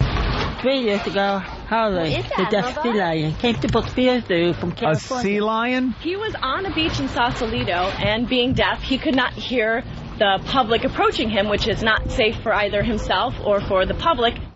Well, what animal's deaf there, Danny? Sea lion. A sea lion? Yeah, it's a sea lion. I tried to chop it down a little because there was too much of the other reporter talking, so I just wanted You could hear her say it there. It's very like... A deaf sea lion? Sea lion. She's doing a story about a deaf sea lion. Because she's deaf. I hate sea lions. They're just so punchable. How do you not punch a sea lion when you see it? They're adorable when they're little. Exactly. Then they grow up into those big, oafish-looking things. More importantly, you don't know where to punch it. Yeah, it's just it's like big, roly-poly, fat thing. What's the swimming slug with the mustache? Yeah, oversized slug with little flippers. Yeah, a mustache. With the Joel Siegel mustache. Big fat slug walking out of a movie premiere. Well, guys, the next story, we're just about done here. She does a story on the female gorilla, the female gorilla that has arthritis. Stop it. They also said the gorilla had BlackBerry thumb. Stupid is this story. At 8-pound beta, 45-year-old female gorilla has osteoarthritis in her hip. That resulted in a hip replacement surgery. So she has artificial hips on both sides. She also has severe spondylosis, which means that her spinal cord is essentially fused and is a solid rod. We're all set on exhibit. Zookeeper Greg Dimistro says they developed a physical therapy program for her. Physical therapy, hip replacement, spine surgery. It's like, and every day we pass a homeless guy on our walk. Yeah. Whose legs are ready to rot off his body. Yeah. Yet a gorilla gets millions of dollars of surgery. Exactly. And can't even say thank you. No. Stupid thing pets a kitten. It's every paper. It would eat your face given the opportunity. If the thing was able to talk, it would probably tell us it just wants to die. Yeah. Excuse me. You know what? I'm a wreck. Just let me go. I'm a gorilla. I'm a gorilla. We're animals. We realize the sensibility in just saying enough is enough. Don't replace my hips. And animals don't have filters, so you got to think the rest of the gorillas are just making fun of the gorilla with arthritis. The first thing they do is for its food, they just start to bite its hip replacement area. They bite its hips. That's just instinctive, yeah. They smell that a human was there. Yeah. Just bite its hips. Oh, here's her outro. Karen Meyer, the deaf reporter from Chicago. How funny would that be? Just pulls out its stainless steel hip and throws it at its head. Let me guess what her outro is. Okay, and they're going back to the studio. Matt and the What? Which is not so bad. If you want to meet these wonderful animals, the Brookfield Zoo is located off of First Avenue between the Stevenson and Eisenhower Expressway. Good the directions. zoo is open every day of the year. I'm in Guam. What happened? Amazing what they can do. Oh, and the reporter's got... That's amazing what they could do. He's talking about her. Yeah, they're That guy's my friend. I know that guy. Deaf people. Oh, really? Jose Sanders. Oh, really? You know everyone. WLS, Chicago. You sleep with him, you faggot? Hey! Hey, come on. Teasing, of course. Stupid I'm a news. friend of the show. I know. That's why we kick you. We tease because we love. Thank you. Kicking where it counts. Yeah. All right, we'll have more of that fine reporter in the coming weeks. What do you got? Please. Oh, really? Can we do? Oh no, we're late. All right, we'll do that after the break. We got audio of the poker playing monkey from WB11 we were just talking about. Oh, goody. We also got who do we got from Clerks 2? E-Rock? Jeff Anderson and Brian O'Halloran. Jeff and Brian? Yeah. Nice. The two main characters from Clerks 2. Look at that. JB. All right, they'll be joining the program next. Also, we have to take a peek at Noah's Ark. Oh, that's the... from the Logo channel. The Logo channel. A couple of the boys had to watch the Gay channel last night. The Logo. And Noah's Ark is a series about 4 black gay guys. Yeah. We got a little audio. They're very different. We got a little taste. They're very different. One is very light. One's very dark. And then in between are like varying shades. Yeah. And then they go out and they have gay sex. And they talk about it. Oh, so that's like, what do you got, season 1 on DVD? It's like Sex in the City. I saw the trailer for it when I was watching. What the hell was that? Oh, the GLAAD Awards. I was watching the GLAAD Awards and watching like Michael Douglas come up to present something. The most nervous I've ever seen him in my life. Because you just know Michael Douglas is probably throwing out some jokes at some parties. You know. Maybe some gay jokes, some racial jokes. Just seems like the type to me. Yeah. Especially after that golf course incident that was rumored. What did he say to that guy? He hit him with a golf club, right? Or a ball? Yeah, he teed off and he hit a caddy in the groin, and he went, "Oh, I hit the N right in the nuts." Did he say that? Yeah. He said that, Michael Douglas? Yeah, so the caddy sued him, and I don't know what the result was, but it was rumored that he had said that. So if he did, then I wouldn't put it past him that he would have... like, you don't think gays are saying crazy stuff about blacks and other straight people? Guys? Look at where they put it. That's silly. Yeah. She lays on her back? All right. We got to step aside for a minute here. It's the O&A virus spreading across America. Call the Opie and Anthony Show right now. 866-313-FREE. O&A, who's this? It's Opie and Anthony! What do you got for the show? Nothing! So, why'd you call? Salami! If you have a point that's relevant to the topic at hand, call the Opie and Anthony Show at 866-313-FREE. Hello? Hear what everyone else is talking about. O&A Uncut and Live, continuing the show on XM Satellite Radio starting at 9 a.m. Eastern. Visit xmradio.com to subscribe. The Opie and Anthony Show.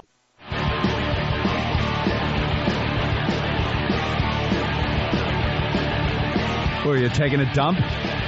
They said we had 2 minutes, so I went to take a leak. It's the Opie and Anthony Show, the O&A virus spreading across America. We got a very busy show. Dr. Ian Smith in studio. Also, I just want to say Dante and Randall. I'm sure I love that. Skipper and Gilligan. That's how I know you. Yeah. That's how anyone knows us. I mean, it's Brian and Jeff, but no, it's Dante and Randall from Clerks 2. Before we talk to those guys, we got Donald Trump in a limo somewhere. Donald! Good morning. How are you, sir? How are you? I hear your show is doing really well. We're doing all right so far. Oh, yes. so now we get a little recognition. Where your show is really doing well. That's good. That's a tough act to follow, although the last act wasn't so tough to follow. No. Yeah, hey, you know better than anyone. It's better to follow the guy that followed the guy. Absolutely. Than to follow the guy. Absolutely. So you're going to be much easier. Are you going to be Much easier nicer? in your heart. You're going to be nicer to us this time? I'm always nice to you. Last time you took a few shots at us A few about shots. Howard and all that. Yeah. Oh, I didn't. I would never do that. We understand, Donald, until, someone... Howard's a great friend of mine. I know, the wedding, the whole deal. Will we be invited to a Trump wedding when this one goes down the crapper? Of course. You have any doubt about that? So where are we today? You're on the New Jersey Turnpike? Actually, no, I'm in my office. Oh, okay. And, I'm calling about the Miss Universe contest, which is on at Sunday night on NBC at 9 o'clock. Yeah, we were excited because we thought we were going to get you in the limo on the way down to Atlantic City. Donald, that would be one way to do it. What planets are involved this year? Who? What planets are involved this year since it is Miss Universe? All planets. Just about all of them. How come we never get any representation from any other planet but Earth? Do we truly have the most beautiful women in the universe? Well, we really do. I think so. I think we really do. And these women are really beautiful. And that's one of the reasons it does so well on television is because of the beauty. Miss America went off network television. Yeah. Which was sad, actually. But we have the women that are beautiful. And I've always said, forget the stage, just give beautiful women. And when I bought it 7 years ago, it was doing okay, but not great at all. And we have sort of elevated the women and cut out the stage. Now, Donald, Miss America, you have any involvement in that still? No, I don't. I own Miss USA and Miss Universe. Okay. Now, what the thing about Miss America that kind of sucks is that it's too politically correct. They try to make it like it's a pageant about, the personality and all that crap. How intelligent they are. Yeah, and all that. Now we want to see these girls in as little as possible. And I think, are you bringing that with Miss Universe? Well, we definitely do. One of the things that I got into a little trouble with, they said, how come Miss Universe does so well and Miss America doesn't? I said, when I bought it, I made the bathing suits smaller and the heels higher. See? And, Miss America actually made the bathing suits larger. Yeah. And they said women aren't allowed to wear heels for a while. They weren't allowed to wear high heels. What are they thinking? I don't know what it is, but if you've ever seen a woman's leg with a high heel and without, they just look better. They look sleeker. They look nicer. Donald knows. Yeah, it gives them the calf muscle. I'm a professional. Yeah. And you're a smart man, sir. What happened is with Miss America, they said they couldn't even wear high heels. And you know what happened also? The audience disappeared. Yeah, they went away. Boy, I tell you, you don't have to be a genius to figure that one. They'd like to think it's all about the speeches they give on how they want to save the world or, the talent, a girl juggling, something like that. We want to see, really small bikinis and girls show us your ass. Look nice. Yeah, nice ass, because when they did have the swimsuit thing, and it was like the big bloomers type bottoms on the girls, they turn around for the walk away, and you're just zoomed in on that ass looking to see if there's any cottage cheese. You couldn't even see the ass because the suit was so big, actually, so you couldn't even tell, so you really didn't know exactly. I think next year's Miss America pageant, they're going back to the one-piece stripes, like back in the 20s, the steel pier. That's right. You should have a wet T-shirt contest or something. Actually, Donald's working it in. I'm sure he Our is. bathing suits are so small that we were forced to call them thongs, but NBC said, look, this is getting ridiculous, so we had to make them a tiny little bit larger. But what? I thought they were talking about your pay. Yeah, the girls are really beautiful. You hose them down. Let's just start hosing the women down. Will the network go for this?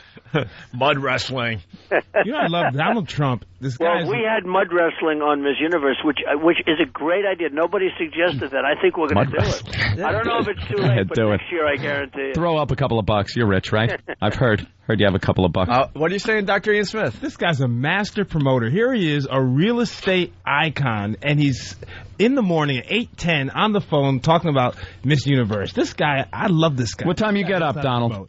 Probably 5.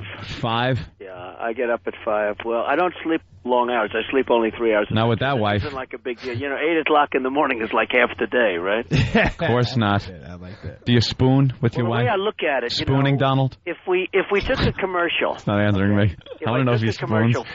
Picture that. Okay. Yeah, go ahead, Donald. If I took a commercial for the show, yes, it would cost a lot of money. If I talk to you guys about Miss Universe, it costs me nothing. So it makes sense. He's a smart guy. See, very smart businessman. That's how you've made a fortune. All right, Donald. Good talking to you.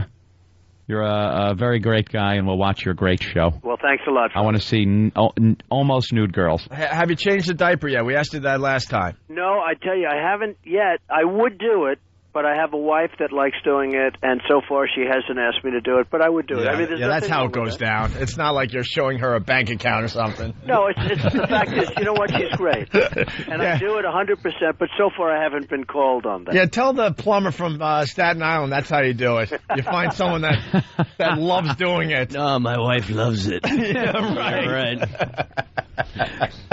All women like handling that crap. Sure, why not? All right. Show's on when tonight? Donald's very busy man. When is it on, Donald? It's on Sunday night at 9 o'clock, and I'm going to go there. I'm leaving in about 2 hours for Los Angeles, and it's from Los Angeles, live from Los Angeles. The Trump jet? The Trump jet? Yes. You take over there? Yeah. You fly it yourself? I'm actually heading back to L.A. today. Can I hitch a ride? I wouldn't mind at all. That'd be great. Thank you, If you want sir. to ride, you hop on the plane. We got one of the stars from Clerks 2. One of the stars from Clerks 2 just asked that. Randall. Plays Randall in the movie, I should say. It's playing on the plane. Over on the Trump plane. He's got a bootleg copy. It'll be about 4 hours of talking about mud wrestling. That's good. I think it's a great idea. I think we'll do it definitely for next year. Do you have a talent competition? I don't even know. No, we don't have. You know what the talent is? Beauty. I said that once before. Parade hot chicks around. Hot Donald chicks, knows. hot outfits. Donald knows. The whole talent is about beauty, and that's turn up why the we AC do well. and see what happens, and see what pops. You're not going to see anybody playing the piano. You should give them a microphone, and every time they try to talk, a voice comes over the loudspeaker and just goes, "Shut up." At least not playing the piano with their hands. Yeah. It really is. It's good. It's been really a lot of fun, and it's become very successful from a rating standpoint. And NBC loves me very much, primarily because of The Apprentice. Of course. I don't know if you saw The Apprentice finished number 2 3 weeks ago. Yeah, congratulations on that. It continues to do great numbers, and it's an amazing show. And that's We'll go attributed back on in to January. you, Donald. Excuse me? And that's attributed to you. Well, you know, they thought maybe Martha could take a crack at it, and that didn't work out so well. No, it didn't. Whoa, you're still going at Mark? Yeah, you two took a couple of jabs at each other. We've had 15 copies of The Apprentice, and every one of them failed. Mark Cuban, Richard Branson, Martha, Tommy Hilfiger, every one of them failed. So I'm starting to think that maybe I do it properly. Who knows? It's like you guys on radio. You know, you do things properly, people Look listen. at the compliment we get. Now we get the compliment. That's nice. Donald, let me ask you a question. Is there anything you don't do well? Other than staying marriages, but anything you don't do well? Well, I'd like to play golf better. Okay, all right. I'll give you that. That is a I'd perfect like to answer play for golf. him. I play okay, but I'd like to play it better. Everybody would. Right? What's your handicap? 4. Is it really? Come Yeah, but you guys, you get to kick the ball out of the rough got and someone stuff. out there that Only runs when after people the are- ball and kicks it. Come on. Only when people aren't looking. Yeah, he's got the perfect foursome. That's a gimme. But Donald, it's a 12-foot putt. That's right. I'll pick that up. Right? Tiger Woods is kicking ass at the British Open today. He's doing well. Yeah, he's doing very well today. Doing well. Yeah, he sank a 205-yard shot. Did he really? Yep. He got a 2 on a par 4. He sank a shot 205 yards from the fairway. Can you believe it? That was today? So he's leading. Yeah, he's leading right now. I'm just looking at the screen. He's leading right now by 2 strokes. He's 11 under par. 11 under? And Chris DeMarco, obviously you're a fan, huh? It's Dr. Ian. Are you a golfer? I played your course before. Oh, that's right. Yeah, with George Ross. How did you like it? I loved it. You kidding? I love that waterfall hole. Yeah, Up here. it's great. Hold on. Yeah, I read about your course. We'd like to invite someday, Donald. Anytime you want, you call my office, and absolutely you're there, Ooh, okay? The greens are just lined with money. How did you play it with George Ross? There's a little age difference. How did you play it with George Ross? Listen, you know the old guys, they hit it. They don't hit it long, but they hit it straight as an arrow. That's right. So George is, he's a friend of a friend, and, George, by the way, is the guy from Well, the you know what you do? You call up my office, and I'll get you on there. That's a great course, the one in Trump National in Westchester. Yep. Is that the one where it has a waterfall that's how high or something? It's 105 feet high, and it throws off 10,000 gallons a minute. Donald, is it restricted? He's black. Totally not restricted. Okay. Well, just we're making on, sure. Well, we'll find out after we get him off the radio. If I said it was restricted, we'd end up tomorrow front page New York Post. Well, that's true. Well, let's go with it. Hey, Let's could do a you headline then say, together. because we could really use the press. Yeah, we could use a little help here. Donald Trump reveals restricted. And we don't want the Irish. Except for Dr. Ian. He's got about as good of a shot at getting on that golf course as I do getting on that plane. Ain't gonna happen. I'm going to call Donald. These guys are fooling around. I'm serious. I'm You going to call up the office. I'd love to have you play. No, you're allowed on the golf course as long as you know how to, carry a bag. Right. You have reached the offices of Donald Trump. Please leave a message. All right, Donald. All right, man. We know you're a busy man. Congrats on. We're going to congratulate you on all your success. I know. That's ridiculous. Please, Miss Universe Sunday, right? Sunday at 9 o'clock on NBC. Oh, really fast, too. We might have a Freedom Tower soon, huh? Tell me about that. Yeah, he's not happy about that. I know he's not. Donald wanted the towers back the way they were, a little taller, and I think everybody They made did. the big mistake. They're building this ugly building, and it's so stupid, and nobody's going to occupy it anyway. That's the one thing I would say. But I would have said if they were going to do it, they should have built the World Trade Center exactly as they were, but stronger and slightly taller. And with apartments that you can sell. That's true. Donald, we just don't have balls anymore. We don't have balls as a country. It was so obvious to just rebuild it. Isn't it stupid? Isn't it stupid what they're doing? They're building a building that's not a good-looking building. No. It's one building instead of two.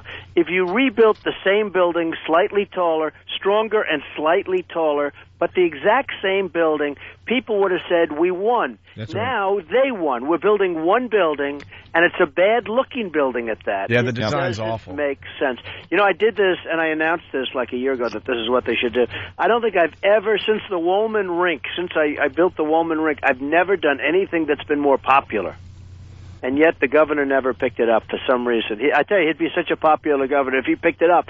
But nobody picked it up, and it's just been... We'd all get behind that. We'd be like, no way. Well, They're rebuilding it exactly but better and stronger materials and all that crap. And, the politicians never picked it up, and all they had to do was announce, we're rebuilding the World Trade Center, but it's going to be one story taller.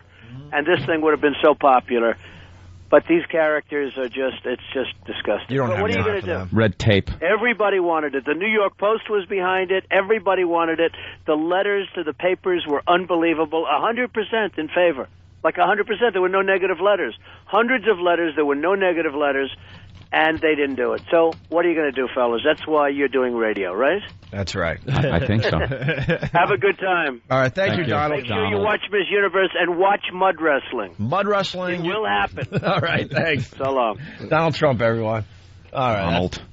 That was very guy. Cool. Too much money. Too much money. And he's silly with his wives, though. Like, how the hell do you get married that many times? You know? And either of you two married? No. No? I was. You were? Was. Me too. She take you? There was nothing to take. What? No, it was before or after Clerks? After, but there was still nothing. Still nothing, yeah. That's the oddest thing about, like, you. Now, I've seen you've popped up every so often. I was going to just curse, but that clown movie. I can't even look at you, man. It is hysterical, man. It is vulgar. Hysterical. Vulgar, man. I can't even look at him. I know it's a movie, but holy crap. People have trashed it, and I find it one of the most entertaining, funniest goddamn movies. It is deeply disturbing. I have so many questions on this press tour about that movie than even Clerks 2. Really? Yeah. Because they were like, how did you do, Clerks 2 and with the vulgarities? I'm like, I did vulgar, for God's sakes. Vulgar. When you're doing a movie about a transvestite clown that gets gang raped by three men, one of which is Ethan Suplee before he, got his big fame with Earl. I mean, it was just like, what else couldn't I do? It was like one shade from porn almost. Yeah. You were ahead of that Brokeback curve. There you are. Where's my Oscar nod? Yeah, you got destroyed, man. Just destroyed. It was great. But you had Clerks. And then, what did you do? I disappeared. Kevin Smith had all kinds of restraining orders, and that was it. Didn't want you around him anymore. Like, did you just get a regular job, or? It was weird. After Clerks, I started doing voiceover work. Yeah. Which is odd because I speak slow and retarded like. No, but you have one of those voices. It's very distinctive. People really dig it. Yeah. Chicks seem to dig it. Yeah, tell me who. They seem to dig it, though. It's very noticeable that it's yours. I love the flying car thing. Yeah. They did on the... That's fun. What was it, Leno? Jay Leno, yeah. Yeah. We go around every so often. Whenever another year ticks away into the thousands and we realize we're still driving around, I'll always look at my chick or something and go, where's the flying car? It's like we were promised that. Oddly enough, we may have those by the time Clerks 3 comes out. Did you leave it with an ending where you could actually there is do that Clerks window 3? there, yeah. Looks like there's going to be a Clerks 3 because the reviews are really good for Clerks 2. Yeah. A bunch of us saw it. We loved the movie. We talked about this the other day with Kevin Smith. But I want to know how much money... It's a personal question, but how much money did you guys make for Clerks? The first one? Yeah. I'm still waiting for the check. Yeah, exactly, nothing. There was no contracts. There was no SAG. Nothing. It was just like bunch of dopey friends getting together with a But camera. Kevin didn't like kind of sneak a check in the mail, like, hey, he did. thanks. He did. All right, that's all I want to know. Because he seems like he's that type of guy. You know how many people do You don't that, have a though? contract, but, guys. It covered my groceries for about a week. You know how many people, though, do that? Like, friends get together, make a movie, and it just ends up on, the web. The web wasn't really available back then or anything, but, I mean, they do that, and it just becomes nothing. It's the same thing, only this became like a cult hit. Yeah, I have over 50 film credits. 50 film no credits. one has seen them. No one's seen any I of do them. King Lear in my living room and kill every night. No one knows. 10 years later, you come back. We a little leery about coming back, or to say the least. Yeah, yeah. This guy was. I wasn't easily convinced to do it. I've been doing so many other things. I couldn't quite squeeze it in. I'm like, I don't know what day. Was it hard though? Because like character-wise, I mean, is it really? Because is that you? Yeah, because these characters are so intense. It's hard. I need years to figure it out. Well, you know what it is? They're very, very likable. I mean, they're very likable characters and stuff, and relatable and stuff. So, was that really you, or did you have to act? I mean, I can act. So it must be me. That was you. That explains the last 10 years of no more credits, and then no. Actually, you made a movie though. I did. I wrote and directed a movie. Now You Know. It comes out, and the Weinstein Company's putting it out in December. Those Weinsteins, huh? Those Weinsteins. Nice. That's who you want to be your friends, right there. And doing very well. The Clerks 2 in the reviews, which is good because that kind of gets you. We were talking earlier off mic about message boards and stuff, and how Kevin hates message boards, doesn't like negative message board posts, so he's made his own message board. You got to pay for it. Do you guys check out what people are saying on message boards and stuff? I'm too busy with porn. Porn on the computer? Yeah, just like our Jimmy Norton. we get a little carried away. I got to interrupt. Joel Siegel just reviewed Clerks 2. You guys want to hear it? Let's hear it. I have no idea what he said, okay? I swear to you, I'm not setting you guys up. It could be good, it could be bad. I have no idea. What? No, he was just on. He was just on. Okay. Because this has been a saga that's how do you been going on all week. You only saw 40 minutes. Yeah, he walked out. Very short. I'm sure he's not going to like it. and just in talking about a donkey show, he was upset. Just imagine what would happen if he saw it.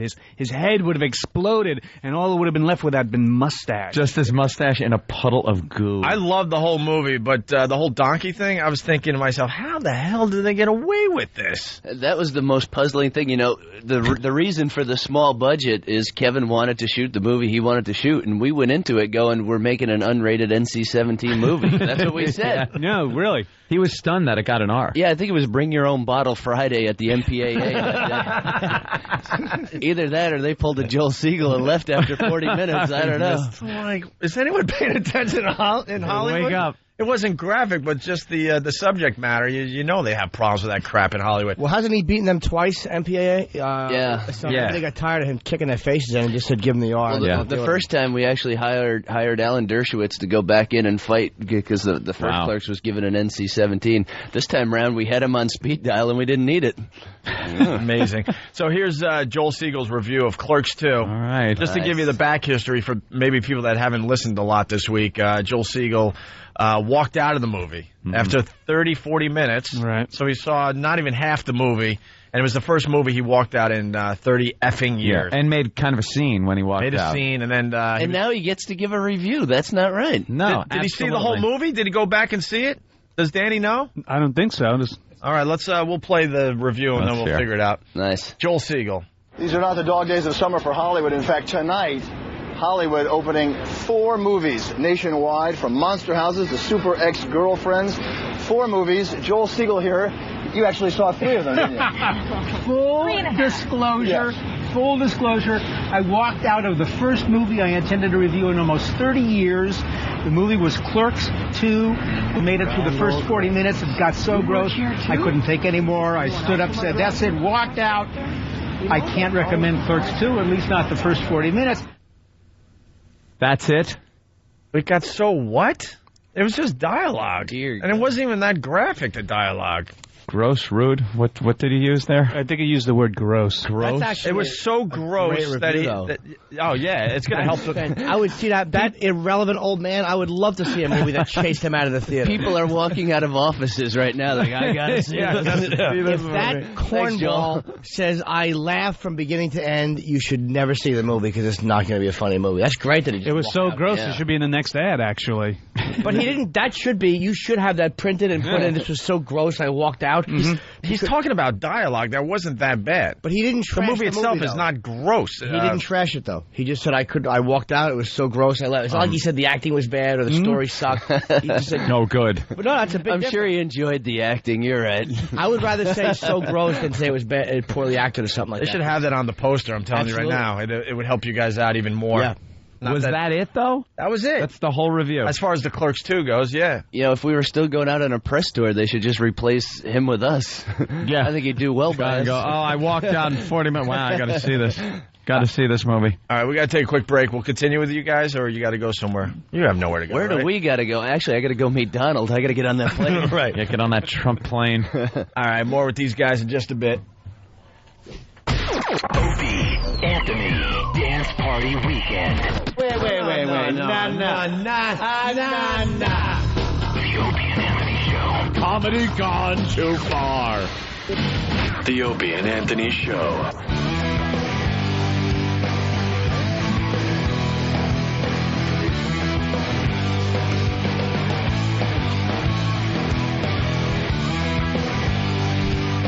Oh, man, we're running out of show. First half of the show almost over. We continue on XM Satellite Radio in just a bit here. Dr. Ian Smith from Celebrity Fit Club in studio. Hey, boys. Also a very good friend of Michael Strahan. Yeah. We were supposed to go. The Clerks 2 guys know the story. We heard you got all broke back. Yeah,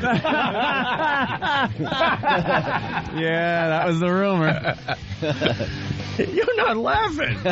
I'm smiling. You better smile. We were supposed to go to that big Michael Strahan party. Yeah, you guys didn't come. Are you kidding? We had Bon Jovi. It was Ital was off the. I never got an invite. I only talked. You gave me a casual one, like, yeah, come, and I had it No, my thing. I told Opie all the information. Oh, great, Opie. Blame it on me now Opie, that I these told you- guys didn't get the invite. Whoa. You could give him a personal invite. I'm not taking that crap. I don't have his cell number. I called No Opie one and said, does. these are the details. You could have. The last time you were in here, you could have invited these guys. Oh boy, We were on the list. Yeah, of course you're on the list. Plus one. It's easy to say now. I bet you weren't on the list. Okay, No, you were on the list. They were waiting for you. Norton, N. Check out the Morton. They make that you guys. mistake, too. Opie, that's messed up, man. Was Bon Jovi nice? Awesome. Yeah? Awesome. Sambora was just awesome. That dude was so soft. Has his fat gut. Yeah, he needs some what fixing up by you. What a mess he is. Celebrity Fit Club for him, you was think? awesome. Did you I try to wish. talk him into it? Nah. It's like, Yeah. dude, what do you think? Did he bring us his broad? His new broad? She was not there. We were all No? looking for her, trust me. Denise Richards, I right? think they broke up. They broke up already? I think. No, I don't think. I got a microphone in front of me, so I got to be right. No, you're wrong. I could say anything and people believe it because I'm on the radio. We were all Screw looking it. for her, trust me. Is he banging Heather Mills now? Yeah. That's who he's doing. One leg. Box full of pristine shoes. Or at least one pristine shoe. Exactly. Which one is she missing? I think the left. Yeah. She has the right? Again, it's Mike. I don't know. She could probably now become a reporter in Chicago, apparently. Yeah, doing all missing leg She stories. only reports on field goals. Yeah, you really should get the Charlie Brown DVD and put that deaf reporter against Charlie Brown. With the Charlie Brown audio. It's her. It's wah wah. It really wah, is. Wah, wah, wah, wah. That sing-songy, I'm telling you. That would All definitely these work. years we were wondering who that person was. unintelligible. She was actually meant to speak, but they just could never hear her. It's Dante and Randall from Clerks 2, by the way. The characters they play. The characters. Yeah, you guys recognize like all the time, right? Gotta be. Oddly- Don't even be modest about Oddly enough, I do, but he doesn't. We were in. We just wound up like doing 27 cities in 32 days on this tour, and one of the cities brought us out to go see the Black Crowes in concert, and we're at this amphitheater in St. Louis, and We're on the beer line and waiting to get a beer, and this guy comes like, "Dude, you're Dante from Clerks, right?" I'm like, "Yeah." He's like, "Oh, that's great." Meanwhile, Jeff's standing right next to me. He hands the camera to Jeff, like, "Do you mind taking a photo?" So I took a picture of his nuts. I'm like, I got it. There you go. No, I love that. You know, it's that whole Clark Kent thing. I take off the backwards baseball cap. Nobody knows who the heck I am. You put on a backwards baseball cap. Everyone recognizes you, right? Oh, yeah. Ah, that's odd, man. Everyone. Not everyone, no? No. I would assume, like, everyone would, though. I got an embarrassing photo story from, the hell's that restaurant in Central Park there? Tavern on the Green? Okay, yeah, the hoity-toity one. Yeah. I was in there once, and I thought I was being recognized. There's couples at a table, and they walked up and said... and you're prepared to say, well, yes, it is me. Yeah. The girl goes, would you mind taking a picture? And I was like, no, not at all. Yeah, and she handed me the camera so her and her boyfriend could get a picture in front of the big Christmas tree. And the people I was with did nothing but laugh and rag me all day. Do you mind taking a picture? And I'm like, yeah, ready to get up. No problem. Yeah, here's Let me the just camera. fix my hair a little bit. Hey, Mo from Brooklyn has a really good question for Brian. Ask Brian for his honest initial reaction when he found out he'd be romancing Rosario Dawson on screen. I spent quite a few minutes alone in my room. Yeah. Were you just going, how am I going to pull this off? More That's like what he was doing. More like, how did I not get the Colin Farrell clause in this scene? You know what I mean? What was that? Well, now ask me about my reaction to Brian gets to make out with Rosario. I'm like, what? Rosario Dawson in Alexander is completely naked and just banging the hell out of... Yeah. Come on, your TiVo doesn't have that on there 15 times? Dude, I don't know. I can't watch titillating things like, a bosom. I just got, if it's hardcore. Oh, no, sir. It's all. Yeah, it's pretty. No, but what he's talking like the German and Japanese if I'm movies. If I'm going to see a Roman movie, it's got to be Caligula. There's no reason. He needs movies where a human's involved. It looks like a fountain full of pudding. Just say that. Leave it at that. Hopefully that got through. Look, a bucket of lard. The name of the Senate of the People of Rome.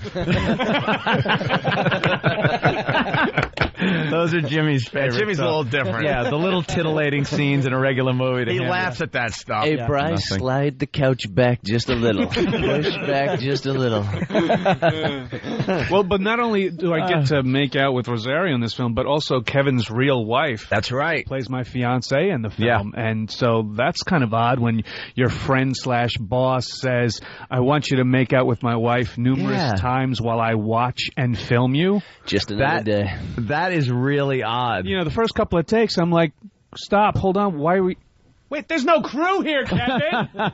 oh, yeah. Pants is around his ankles. We're in your room. Yeah, when did Dante have this fat house in Hollywood all of a sudden? Shut up, just keep going, O'Halloran, keep going. You know how we know that story is false? You said pants around his ankle. Kevin, never pants. 3/4 shorts. Right. Yeah, there you go. You made that You're story alive, up. pants. You made that story up. Details. It's all in the details. Why are you killing me, sir? Why are you killing me? Sorry. You guys have really good chemistry. Jim, don't take him out on the road, obviously. Oh, he's a good boy. Wait a minute. Jim and I are going on a pudding hunt. Certainly are. He's going to play Proculus and I'll play Livia. We just got to find somebody to play. That was last night, wasn't it? I want to be Proculus. Oh, go ahead, you. The dialogue Kevin writes for you guys, is that really kind of you guys too? Are you into things like Star Wars and... No, that's the worst misconception about me. Really? Yeah, I've debated Star Wars with more people. You'd think I played Chewbacca, for God's sakes. You don't care, right? I don't know a thing about it, and that's my answer. That's I'm like, hysterical, I saw man. the movie. It was great. Because there's such valid points coming out of here. You're like, yeah. My favorite scene in the whole movie is you talking about Lord of the Rings. Yeah, it's a funny scene. That is really well into done. That at all? Any of that fantasy movie thing or no? Not really. No, he pretty much says it all during this scene in Clerks 2. Incidentally, one of my favorite scenes got cut out of the movie, speaking of Kevin Smith dialogue, but it was trimmed out of the movie just for time, but there's a scene in the movie where we're coming back from the go-kart tracks where we're just sitting in the car talking. I don't know what it is with Kevin sitting in the car talking, but he does some of his best work there. But there's a scene that's my character trying to convince his character that he could, in fact, impregnate his own mother through masturbation. And it's a very convincing argument. It's a scarily good dialogue. Yeah, it's totally convincing. I hate to start hawking the DVD already. Oh, I know. When you said it was cut, it was cut for time or something. No, it was cut for DVD. I don't know how many copies of everything I have to buy now. You buy the original when it comes out, and then there's the director's cut, and then special edition a few years later. You wind up with like 3 or 4 copies of the same movie. I just like the box they come. I'm so stupid. I'll buy like the special editions, and I only watch the movie. I don't really watch the extras unless it's like Cuckoo's Nest deleted scenes, and I just like the pretty box. It's like an OCD thing. I have to have the box. Well, the newer movies all have the deleted scenes and extras, and they're made when they make the movie. They make stuff for the DVD because DVD sells. It's hard getting the early movies. Like, I want to see outtakes from Planet of the Apes and stuff. Like, that's the stuff I want to see, the vintage stuff. Like Charlton Heston all screwed up or drunk or something. The Ving Rhames Dakota Fanning scene that they thought was too racy. It's coming out that Dakota Fanning's going to be topless in her next movie. There is some movie. That's the latest coming out. Very controversial movie coming out with Dakota Fanning where she's 12 years old, I guess now. And she's going to be just in her panties. And it's a rape scene. Dear God. With some, and quick, call Joel Siegel. Yeah, Joel. If Joel watches that whole movie, I'm punching him in his mustache. He probably already reviewed it today. The odd thing is she's the perpetrator. They're having trouble finding money for this now. A lot of people pulled out of the no pun intended. Of the movie. Why can't they show? It's obviously an anti. It's I don't think it's pro. But I mean, like, so why wouldn't they? I mean, but they show everything else. They're doing a 9/11 movie, which is much more horrific than that. They need to show how horrible this is for the rest of the movie. But they asked her parents or her mother, who runs her, I guess, and her agent about this, and the mother said, after 5 cocktails, great. Yeah, do it again, do another take with my little baby. Well, she's probably a real stage mother. It didn't hurt Brooke Shields, and it won't hurt you. How much money's involved? All about the money. Our job is to put the batteries in her. She said it's a great Oscar vehicle. A great Oscar vehicle. I'll bet you they get the funding if she has clothing on, though. It's supposed to be, topless with just like underwear on. I'll bet you they get the funding once she has clothes on. They'll put a shirt even on. That. It's different. The nudity is different, man. There's like a really weird line between. Usually that is suggested in a movie. Right. Like you'll see the girl all despondent or something later. But you don't like to show the actual scene. That's a first. That's going to be a little rough. Hello. Vulgar, the movie? What do you mean the first? Okay. How about being raped dressed up like a clown by 3 men? You're a grown man. Where's the uproar of that, huh? Yeah, did you have to make it so realistic, by the way? That's why I can't look at you. You know what? Are we talking about pudding again? You were such not really a likable character in that we didn't mind seeing you gang raped. It's kind of fun to watch. Best man rape, Vulgar, and Capturing the Freedmans. There you go. You were... I didn't see that. I'm sorry. You were so disheveled and wrecked after that.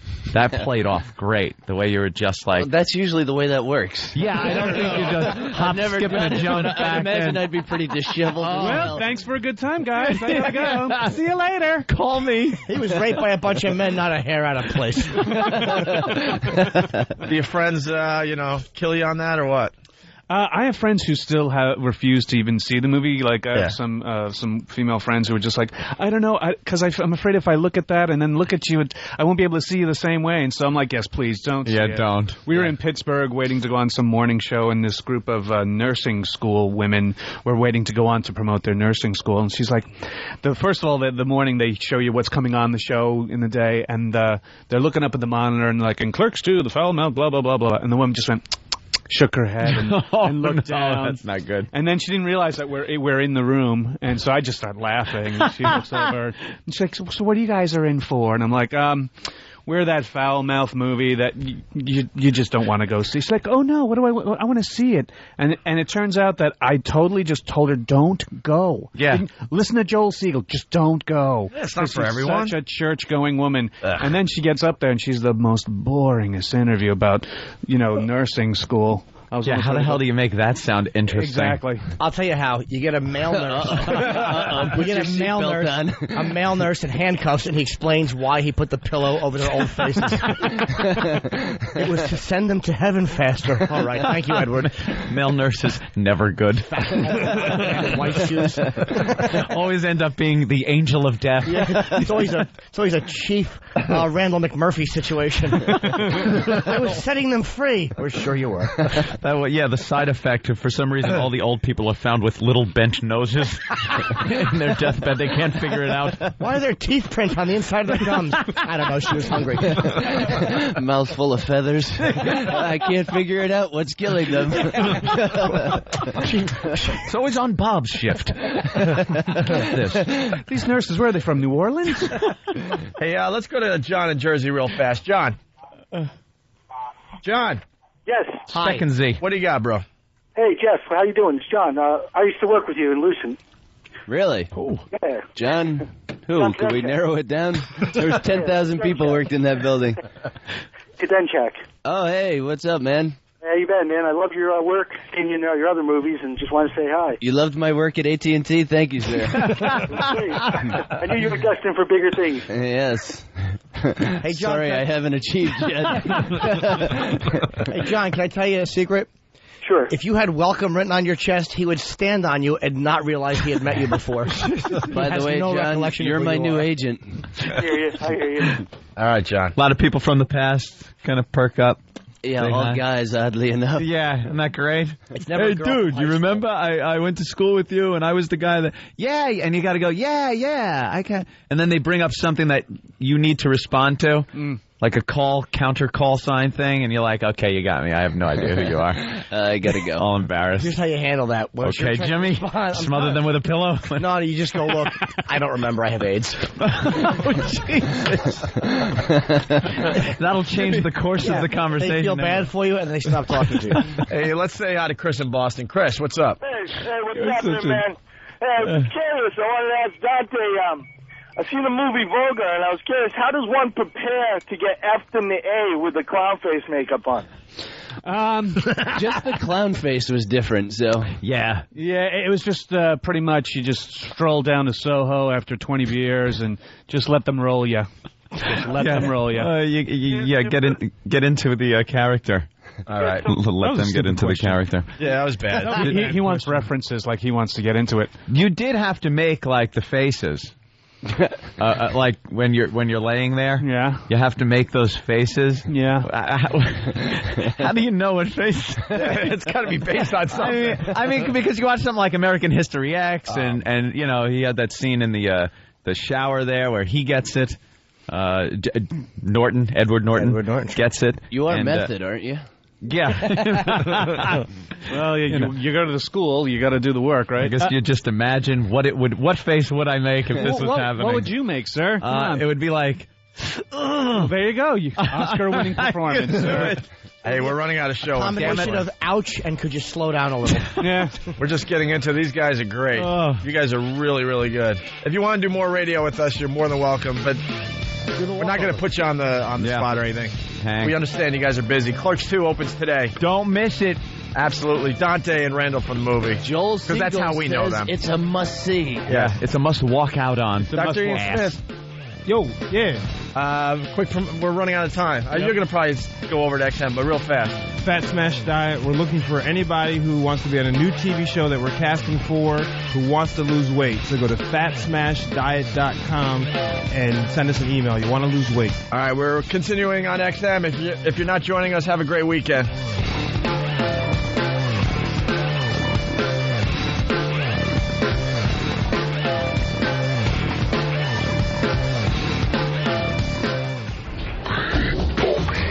Anthony Show.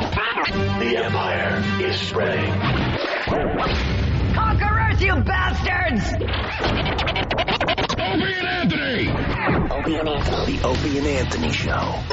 XM202. The Opie and Anthony XM walkover begins now.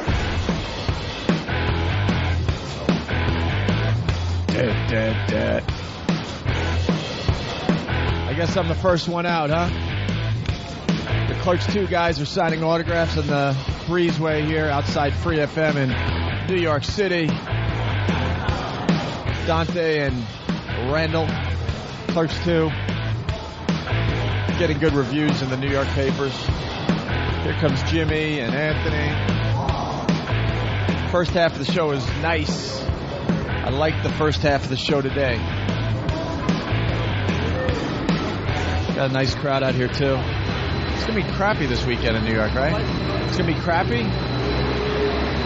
Yeah, the weather you mean? Yeah. I like it like this. I think this is that's shitty heat. I was going to go out east this weekend, and that ain't happening. Screw that. Hey, there we go. Sorry. I was just over there watching people just assault them with autographs. It's one guy that has like 80 fucking pictures for these guys to sign. What's wrong with you? He's one of these. Dude, what are you going to do with those? You're selling them. So you're telling them that you're selling them. You know what though? I like. He won't get his listing fee. I like his honesty. I'm going to prove you wrong, man. At least he was honest. I like the fact that he told the truth. The best thing is though when the Weinstein Company. Company. Just bring 2 things. Don't bring fit. No, leave him alone. Okay. Oh, Kenny. See, that's the type of stuff that makes guys not want to sign autographs. I know. Mostly athletes. When some poor kid comes up and goes, "Hey, could I have an autograph?" and you go, "Get the fuck out of here! You're going to sell this on eBay, you little bastard." Yeah. Because people sign. Oh, what a beautiful day in New York this is. Jesus Christ, looks like the beginning of Ghostbusters. This is terrific. What's going to happen? That is an ominous sky, man. I really want to go kick those pictures out of his hand and make him pick them up. Don't you want to rip them? A good fucking Connie Carlo moment. You get a lot of that in L.A., though? L.A. was kind of rough, especially at the premiere. That we had these guys, and they have literally 2 armfuls of photos that are obviously stolen. They're still captures from the DVD. Yeah. You know, and they print these up, and I'm like, God, the Weinsteins could have a field day with this guy and steal his iPod at least. How the fuck do they have the balls, though, to come up and hand you so much shit? Get one thing signed, a picture of you with the person, or one fucking thing. Or you should only sign stuff that you personalize. You know what? Without those guys, though, you know, we'll have no weekend, to be honest with you. You know what I mean? Those guys. Don't all right. there. You know something? Those You're guys. a good egg, Noonan. You really are. You know, but to be honest with you, I mean, they are really just a fucking, a Kool-Aid and a purple Nike away from a cult. So I really don't want, if God forbid Kevin should ever issue a fatwa, forget it, we're done. Right, you're dead. He definitely has a following that you don't want to fuck with. Yeah, it's a very love-hate thing that goes on with Kevin's movies. People will, I go to his message board and read some of the posts, and they adore him like a god. And then you go to some other places, and people just hate him no matter what he does. They hate that he's breathing. And it's always dudes. Yeah. That's the whole thing. It's never chicks. That's our problem, welcome too. to it. That's our problem, too. Whoa! Here we are. Nice one. Child star back there in the fucking... And we all start coming and let it happen. Child star. And how many weeks now have you done this walk? 2 months. And he hasn't figured out where the bus stop thing is? No. He hits it all the time. Yeah. 3 months already doing it. We call him Child Star. Doesn't he look like a grown-up child star? Yeah, he looks like he should be in the Dakota Fanning movie. Hey, he wishes. He's got the chest. It's true. Child face and man legs. Hey, look at this guy taking a random picture on the corner. There you go. Hello, sir. Want to go this way today? There's so many choices. I don't know. Yeah, across here. Well, there. let's talk to our buddy over there on the corner. That's right. We haven't spoken to him in a while. Yeah, we'll make this interesting for you guys. That's our homeless friend over there. Here's the guy that we feel bad. We feel bad that they were just doing a story about how a gorilla got fucking hip implants. Stupid! Get out of the road. You're gonna get fucking hit. For his arthritis, and they must have spent millions on it. Holy shit! And this poor guy's gonna lose his feet. So that nice, yeah, lovely big fat tits. They probably smell like lamb under them. Oh god! Yeah, because gorillas don't give a flying fuck about other gorilla sitting there with hip surgery implants. But this guy, his name is Mac. But somebody brought up the fact that he does look like Frederick Douglass. So now we call him Frederick Douglass. He's sitting on the other side of the street, asleep. Yeah, you got to check this guy out. We toss him a few bucks and... let's see if he's seen Clerks. Yeah, we'll ask him if he's going to go. They chase him out of the stores for stealing. Nothing? All right. You'll get nothing like it. That was, you know what a bad bomb that was? After that joke, you just heard a car in the distance driving. The squealing of a brake. What's up, bro? What, you leaving us? Mac, what's up? No. Where you going? I ain't going nowhere. Back to New Orleans? Say that again. Norman. No. You hanging out? What's with the suitcase? Oh, they stole my bags, bro. They stole your... Who's they? I don't know. Son of a bitch. Where do you sleep at night where you're getting ripped off? Subway. The subway? Yeah. Isn't it hot down there, though? Yeah. Why don't you sleep in the park? They bug you? Yeah. Do you know... Who, the cops or... Can't go in the park. You can't go in the park at night? Are you one of the mole people that goes all the way under and lives down? No. Do you know those guys? No, I see some. I see you got your luggage. You want to come on the Trump plane with me? I would like to. We'll do that. Yeah, get him on the first class. You ever see Clerks? Clerks. The movie Clerks? No. When was the last time what was the last movie you saw? So long. It was so long ago? Yeah. Exorcist. Something tells me the theater had really sticky floor. I'm just going out on a limb here. The last movie he saw was The Exorcist? The Exorcist. I went to the movie. Wow, that's like 1973. 1973. 74. All right, it's raining. Well, all right, Kenny, it's not acid. Exactly. It's raining. You could get wet. Yeah. Big dolt. We have to hide. All right, you got nothing today. You know that, right? You have nothing. Go see Clerks 2. It's opening tonight. Here, I'll give you this. But you got to go to the movies. I don't like the way... Because I'm going to come back for a review. All right. Now, Monday or Tuesday, I'm going to come back, and I want a review of Clerks 2 from you. Okay? All right. And don't walk out on the donkey scene. Don't do it, Joel. Just don't do it. You like bestiality? No, I didn't see that. Well, it's not a whole movie about bestiality. I don't know what that is. You don't know what bestiality is? No. It's fucking animals. It's when a human being puts his penis in an animal. You know? No, I didn't see no. You ever see German chicken fuck videos? No. Or how about like a Doberman jumping up on a girl and it mounts her and they have like little pads over the claws so they don't cut her? She sucks on the lipstick. No? It's disgusting / hot. You think that's all it's about. Do you think he even knows about the internet? Come on. That's what the movie's about? No, yeah, that's a good question. You know about the internet? No. Holy gee, he's in a time machine. I'm telling you, man. It's a fucking time machine. This is Frederick Douglass. How about it? It is Frederick Douglass. He just has a really good diet, apparently. Wow. How about email? No. You've heard of it? Yeah, I heard of it. Yeah, you heard of email. Told you about it. I heard about it. Yeah. You have children, Mac? Huh? You have children? Yeah. How old are they?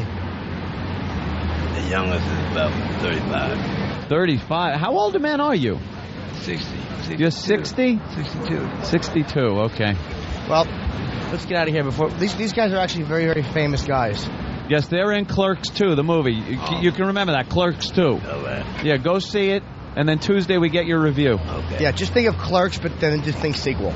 Now, Parrish, don't you spend that money on booze or drugs or anything. That's right. Seriously, get out of the rain and go see the movie, sir. Okay. Definitely. Hey, you're making out like a bandit today. And this is what a scumbag Anthony is. Anthony palmed it, but made sure the 2 and the 0 were face up. No, I am a creep. I was very Take it easy. It really was. Hey, a little something for you, but not that little. There you go. And once again, I get away with not giving any money. Of course you don't. Yeah, skinflint. Oops, a pinch penny and a smart guy. He's stingy with his purse strings. We got something in common, though. I'm homeless, too. I can relate to that, man. That's true. Yeah, we'll start giving Opie money. In my $500 a night hotel. Those things you were killing, Mac would have eaten. He's a good boy. He better go. Hey, that's a good new bit. How about we get Mac to go do movie reviews. Wow, you know what? You should. Yeah. And every Monday, did you see the movie? No, you pay him to go. You pay him after he comes back. I was in rehab. I was on the drug. Yeah, all right. Yeah, that's a good idea. We'll pay him after he sees the. Yeah, you don't pay him before. Here you go. Drink yourself into fucking a 3-day stint. You just make him go see the movie, and then you promise him money, and when he comes, you hit him. All right, it's starting to rain pretty good, so let's get right inside. All right, hey, there they are. How you doing, gentlemen? Thanks, guys. Have a good weekend. Everyone goes in, the new building. And that's the walkover. Thanks. Most people come to St. Patrick's Cathedral to pray. One couple allegedly came to the New York City landmark to have sex. Good morning! Based on a dare from radio hosts here in New York. Hello. They fired these two guys for orchestrating an obscene stunt in New York's most famous Catholic cathedral. Shock Jocks Opie and Anthony had encouraged the couple to have sex at locations where a producer was waiting to call in the play-by-play. Opie and Anthony were fired and their nationally syndicated show canceled. Did these shock jocks simply go too far? When they crossed the line. This is outrageous. Oh, dear. What are you, stupid? Huh? Just when everything was going good. Greg Opie Hughes. I like yam bags on the tool. And Anthony Cumia. I'm hoping for a big, fiery rear ender. Broadcast an outrageous live account of a couple allegedly having sex right in New York St. Patrick's Cathedral on a holy day of obligation. Presided over the slaughter of a wild pig. Closed down San Francisco's Bay Bridge, encouraged teenage girls to run naked, and invited listeners to compare the taste of eggnog and urine. You're screwing everything up. Shock jocks. Not only does it involve obscenity in the most extreme form, the nerve of these people to actually have it as a setup. No crap, Sherlock. Die. But enough of this palaver. Let's get the show on the road.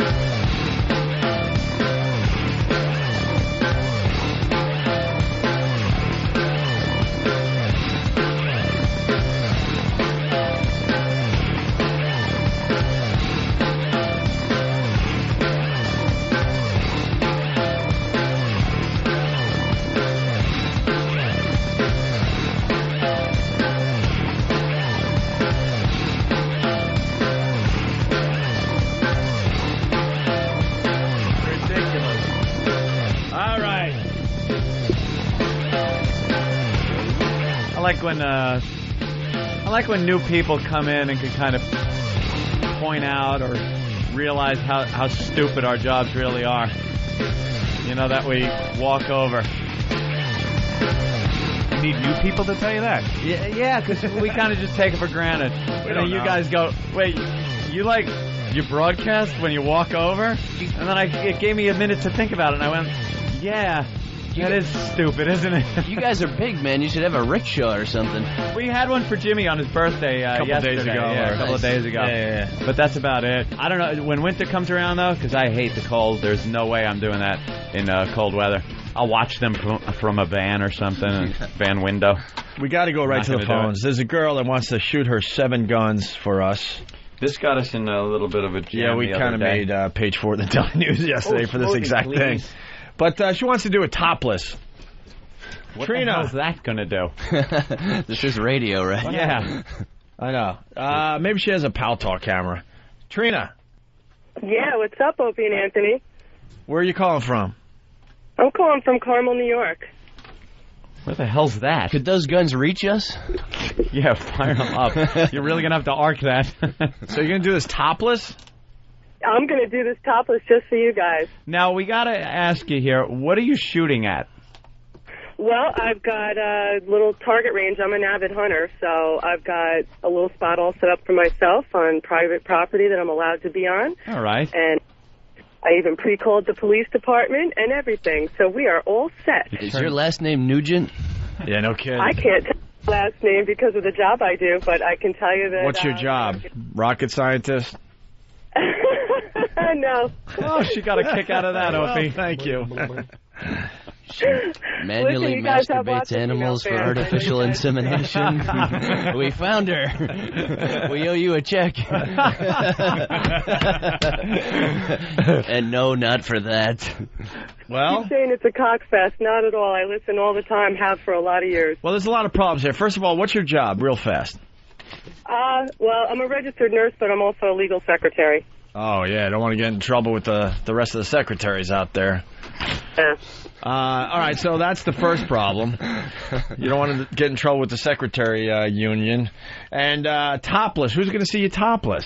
This is radio. You said you're doing it for us. Nobody but a bunch of deer and turkeys, although I had a lot of offers to come and film today, I'll tell you that. How do we know you're topless? You're going to have to trust me. Sounds like your prom date. Yeah. And I don't understand the purpose of you being topless and shooting on the radio. Why not just take the pants off? I mean, only deer and turkey are going to see it. Let's just go all out. If a girl is topless but no one could see her, is she really topless? That's kind of like the old saying, if a tree Hold on, we've got to... Oh, it is. Oh, wait, Miss, really? You think it is? Wait, Hold miss, on. Explain that. I didn't get that. What were you going to explain, Miss? We've got a deer on line 3. Let's confirm. Yes, she is. Miss, what were you going to say about the tree falling? Hey, you guys were just talking about bestiality. I think it's a buck. Hold on a minute. Come back trying to get her to say it again. Wait, you see a buck? No, I'm only kidding. It's actually a black eye. I was about to say, she's seen a couple of bucks. Is she in a strip club now? Yeah, right. Because she's topless? I'm having like a Jeff Dunham flashback. I am hoping she does her R. Bud Dwyer impression. Is his name Jeff Dunham? He has that puppet peanut? No. No. You've lost me. What? What? I'm not trying to do a joke. Wait, what'd you say? Oh, no? No. Jeff Dunham and Peanut is a guy, he's a ventriloquist. Take that back. He does the Hertz commercials. Take that back. But the funny thing is, though, it's always the foam puppet that says the crazy things. And I'm like, look at this little funny friend he has. Kind of like Jeff here in Clerks. That was just a setup. I'm not even bombing yet. I'll take it I'm not back. even bombing yet. Hold on. Thank you. No, I'm just having one of those moments because we had to talk to Jeff Dunham, all right? He's a puppet act. And he's on the phone for It's months. jalapeno on a stick, that dude. Is it? Doesn't he have that? Doesn't he have like a jalapeno on a stick, and he's got peanut? He's got the old. Oh, I've seen that guy. Yeah, Isn't that him? Is this the guy we're talking about? It's a cast of I characters. get where you're going with this. You were interviewing him on the phone, and you wanted to know if he had the puppet out or he was just doing the voice. Right. Like how would Exactly. And he said he had the puppet. And he had to admit that he was working the puppet. I'm like, but Jeff, it was a real awkward moment. I bet he had to feel stupid I'm right like, about Jeff, then. no one could see you. Why don't you just do the voice? And he's like, and then we realized that he can't really do the voice unless he has the puppet or something. God. Well, it Ventriloquists actually are like sickos. it They're all takes a life of its fucking own. weird. Huh? It's like a life of its own. It's like your alter ego. Like Otto and George. Hey, He can't do it without the That puppet. was so fucking funny. Trina, Yeah, we got a guy that's in the area. He wants to prove that you're topless. he does. I'd like to see him find me. I'm up on top of a mountain that I have a key to the gate to get up there, so good luck finding The me. gate mountain. your own topless. mountain? It's like a goddess. Yeah. Oh, man, this is like a whole Lord of the Rings thing happening. Take your pants off, broad. And then I could only hope for a ricochet and nude body found in woods. Yeah. Son of a Gunshot gun. wound That's to son head. of a gun. Chicks that got pregnant from bullets, right? That's where That was thing came from. the urban legend. Yeah, but Trina just wants to keep babbling. Oh, go ahead, Miss. Say that again. Civil War, right? Was it Civil War? It was. The Mythbusters tested it, and it could never happen. A shot went through a gentleman's testicle. Yes, and that's how the chick got pregnant instead of just admitting Yeah. that she fucked someone. Lodged in her womb or something, and then I think a conglomerated mongrel mulatto came out of. Wait a minute. So she banged some black guy, got pregnant, and had No, not a black guy, just whatever. a guy. She had to tell her husband, like, I got shot? She told them that the bullet shot through a guy's nuts and then impregnated her. That's where the phrase "son of a gun" came from. Hit her. That's a hell of a shot. And got some spooge on her enough that. By the way, what is the masturbating, getting your mom pregnant thing. Oh, yeah, we That couldn't talk about it over We there. couldn't talk Shit, about we it can over talk there. about that. Now we can, in graphic detail, I want to know how that is feasible. Yeah, is Kevin going to get mad if I give this scene away? Yeah, it's. I don't know. I'll Wait, give what you if we walk out halfway through your story? Joel Siegel, you son of a bitch. I've never... Trina. Shit than that at work, trust me. Trina. What? Are you ready to shoot your guns? Yeah, shoot. What do you got? What kind of gun? Well, I hope so. I had to go through a couple magazines because I needed a target on my... I can't believe she's going to shoot a gun topless, and your first question was, what kind of gun? Let's talk about your guns. What size are they? What are they doing? What color are your nipples? How big are your areolas? I don't want to hear about your 38. Unless they are 38. Yeah, double D's. Trina? I'm a D. They're a nice, purty D. I got a flat tummy. I'm a size 5. I'm 5'6". I swim a mile every day. I take very good care of myself. You got a pool on that mountain, huh? Navy You SEAL. really do have a compound. Where do you live? Yeah. I live in Carmel. Yeah, we got that out. Okay, California? New York, for some reason. And you're shooting... Brewster, Danbury, Connecticut. We're in that area. What do you got? She was a much hotter chick when I was thinking Carmel, California. Can we just go back to that? That's Carmel, New York. All right, Trina, you got your guns, you're topless. What do you got? AR-15? Hell yeah, and I'm going to shoot the head right off Britney Spears right now. All right, are you ready? I sure am. Hold on, I'm getting out my favorite. This is a Ithaca 20 gauge. Uh-huh. Shot 7 deer with this thing last year. 7 deer, very nice. Hold on Were you for topless? 1 minute. All right, hold on for a minute. Tell us. Is that how you get them over to you? Little deer urine on your tits? Are you guys ready for Trina? Yes. Yeah, let's Trina? shoot. Go ahead. Trina, Okay. we are ready. Britney Spears is about to lose her left breast. Dear God. Jesus Lord. Wow, that's a nice weapon right you got. breast and a few other places. All right. How many rounds you got in that weapon? 5. It's empty, but other guns. What, the shotgun's empty? Yep. Ah, shit. What do you got with some rounds in it? Everything I have only holds 5 rounds. This one will shoot continuously. This is a I blast off all 5. 1187 semi. Hold on for a minute. All right. Good. Blast them all off.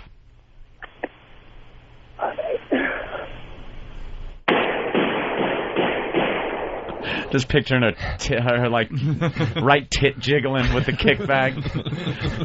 Little kick. That one's got a lot of kick. I'm just picturing the dude that wanted to go see if she was topless coming through the bushes was like, oh shit, this wasn't the right way to come. Is that a naked Oh chick? shit.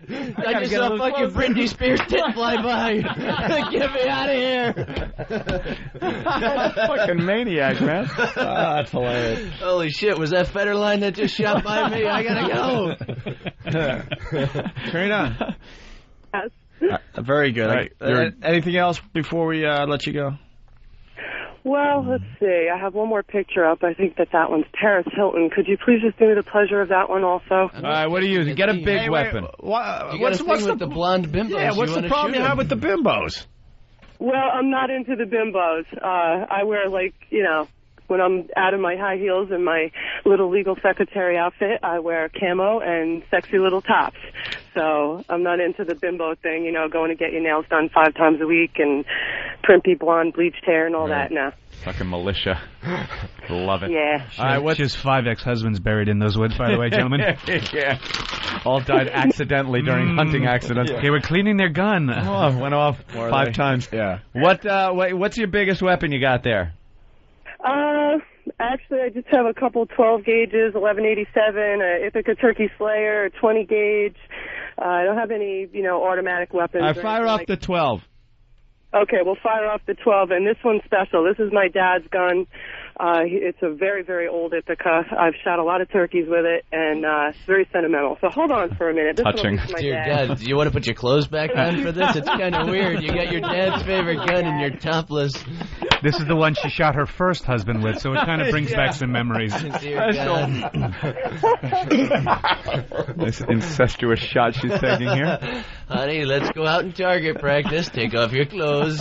Jesus. I believe Dakota Fanning's doing that movie.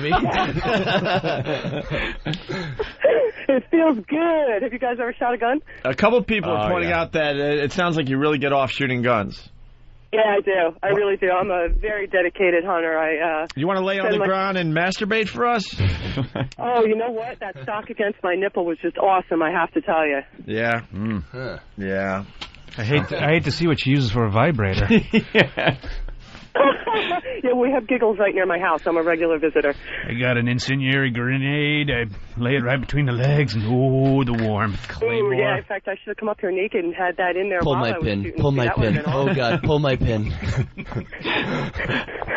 It's kind of embarrassing walking around Giggles. I don't know if you guys have ever been in there, but, you know, you're walking around looking Are you at topless dildos with and a other gun? women Because standing that like could be a shit. little weird. Yeah. Yeah, will you stop babbling and either get off or shoot another gun? And if I'm ever in Giggles in Carmel, could you save one of those rounds for me? Absolutely. All right, let it rip. Let the 12-gauge rip. Go. All right, hold on. All right, here we go. I like that we're rushing her into firing. We're like, hurry up. Shoot. No safety. No safety. There you go. Very, very hot. I'm All just right. picturing you nude shooting, and there is something hot about it. You've convinced me. Trina, you want to play Guess What's in My Pants? I absolutely do. I was going to ask you guys. Oh, And cool. Okay, this is a game we could all play. I bet for Absolutely. any- you guys cannot guess what's in my pants. All right, well, don't give us hints or anything. Yeah, get naked. Well, Now- I'm not going to. Can you pull your pants and panties down? Oh, they're already down. I'm standing here with panties around my knees in the woods with no shirt on right now. Okay. I hope you get poison ivy. Or a deer tick under your clipper. the joke. Lyme disease of the twat. Well, if that happens, I'm showing up at your studio, and you're going to pull it out with a pair of tweezers. Will we? Yeah, or just burn it off. Right. By the time they get the TV for that one. By the time she would get here, it'd be the size of a watermelon. Yeah, nice and swollen. I'd Big like it. swollen labia. Do we play the song or do we do the setup? Let's just do the setup. All right, and then the song. And then the The song. song's nice. It's Guess What's in My Pants. What she's going to do is take the phone. As per our direction, she will rub it in various directions on her Can I most interrupt you? intimate areas. Because I really don't want to You lose. often do. I know. I'm sorry. But I don't want to lose Sally. Sally from Chicago. This is my rifle and this is my cunt. One is for fucking, the other's to hunt. Pretty funny. All right. How far is it from Little here Full to Metal Carmel, New Jacket. York? Sorry, Anthony. That's very funny. I thought bad. you'd enjoy that. That was very good. Back to you. I'm sorry. She will take her phone and rub it up and down, side to side, and then in a circular motion on her most intimate of areas. And using only the sound, we must try to figure out what hairstyle she's sporting. The choices are the standard issue triangle that most women have, whether it's clipped down neatly or a big 70s Earth Mama muff, what we like to call the pool rack full of hair. It doesn't matter. It's just the basic standard issue triangle. Then there's the mohawk or the landing strip. Everyone knows what that is. It's shaved in on the sides to leave a mohawk. Then the Hitler mustache, which is a little like the mohawk, only shaved down from top to bottom, leaving nothing but a Hitler mustache. Looks good when the girl's standing up with her legs kind of crossed. Looks very silly when they're on their back with their legs spread, because then you see everything and then this little tuft of hair out of nowhere. Looks even worse when a guy's down there chowing out under and you look down and he's wearing it. Dear Lord. But the uniform looks snappy, doesn't it? Yes, it does. Yavo. And then, of course, the wood floor, the clean-shaven, what we used to call the JonBenet Ramsey. Yeah. But what now I would like to redub the Dakota family. I knew you were going there. Yes. That's right. Battery's not included. And, I still enjoy that battery, Jim. All right. Are we ready for the song? Here's the song. All right. I'm ready. It's so happy, this song. And why shouldn't it be? It's time to play. It's time to play. It's time to play. Hey, guess what's in my pants? Now a little description. Upon your beaver. Got that rhyme. It's time to play. Hey, guess what's in my pants? It's time to guess what's in my pants. My pants. All right. Now remember, Trina, no clues, no hints. When you hear us guess, don't say uh-huh or something stupid like that, okay? Say nothing till you tell me. All right. Now, if you would take the phone and rub it in an up and down fashion. Ooh, Now let's hold listen. Whoa. Whoa. Whoa. I think I'm liking it too much. All right. See, she's enjoying Did you it too. just sand the handle of one of your guns? What happened there? She's making a stock. Can I just do it one I'll be right back, honey. I'm going to use my pussy to clean the pots. If you want to do it again, feel free. Go ahead, man. Oh, there's a little break. I think she just shot the rapid fire gun. You heard Isn't something. that gunfire? See, you're thinking. You heard a little something there, right? Yeah, there you go. Now, the very telling one is side to side. So if you do that for a few times so we could hear this. Side to side. All right, hold on. I don't think it's going to be as exciting as up and down, but hold on.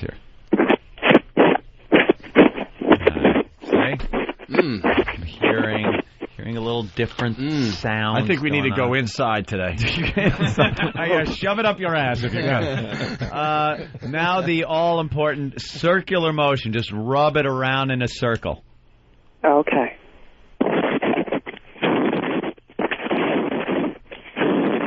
That sounds like gunfire, doesn't it? Yeah, it does. I think we're broadcasting from Beirut. Yeah.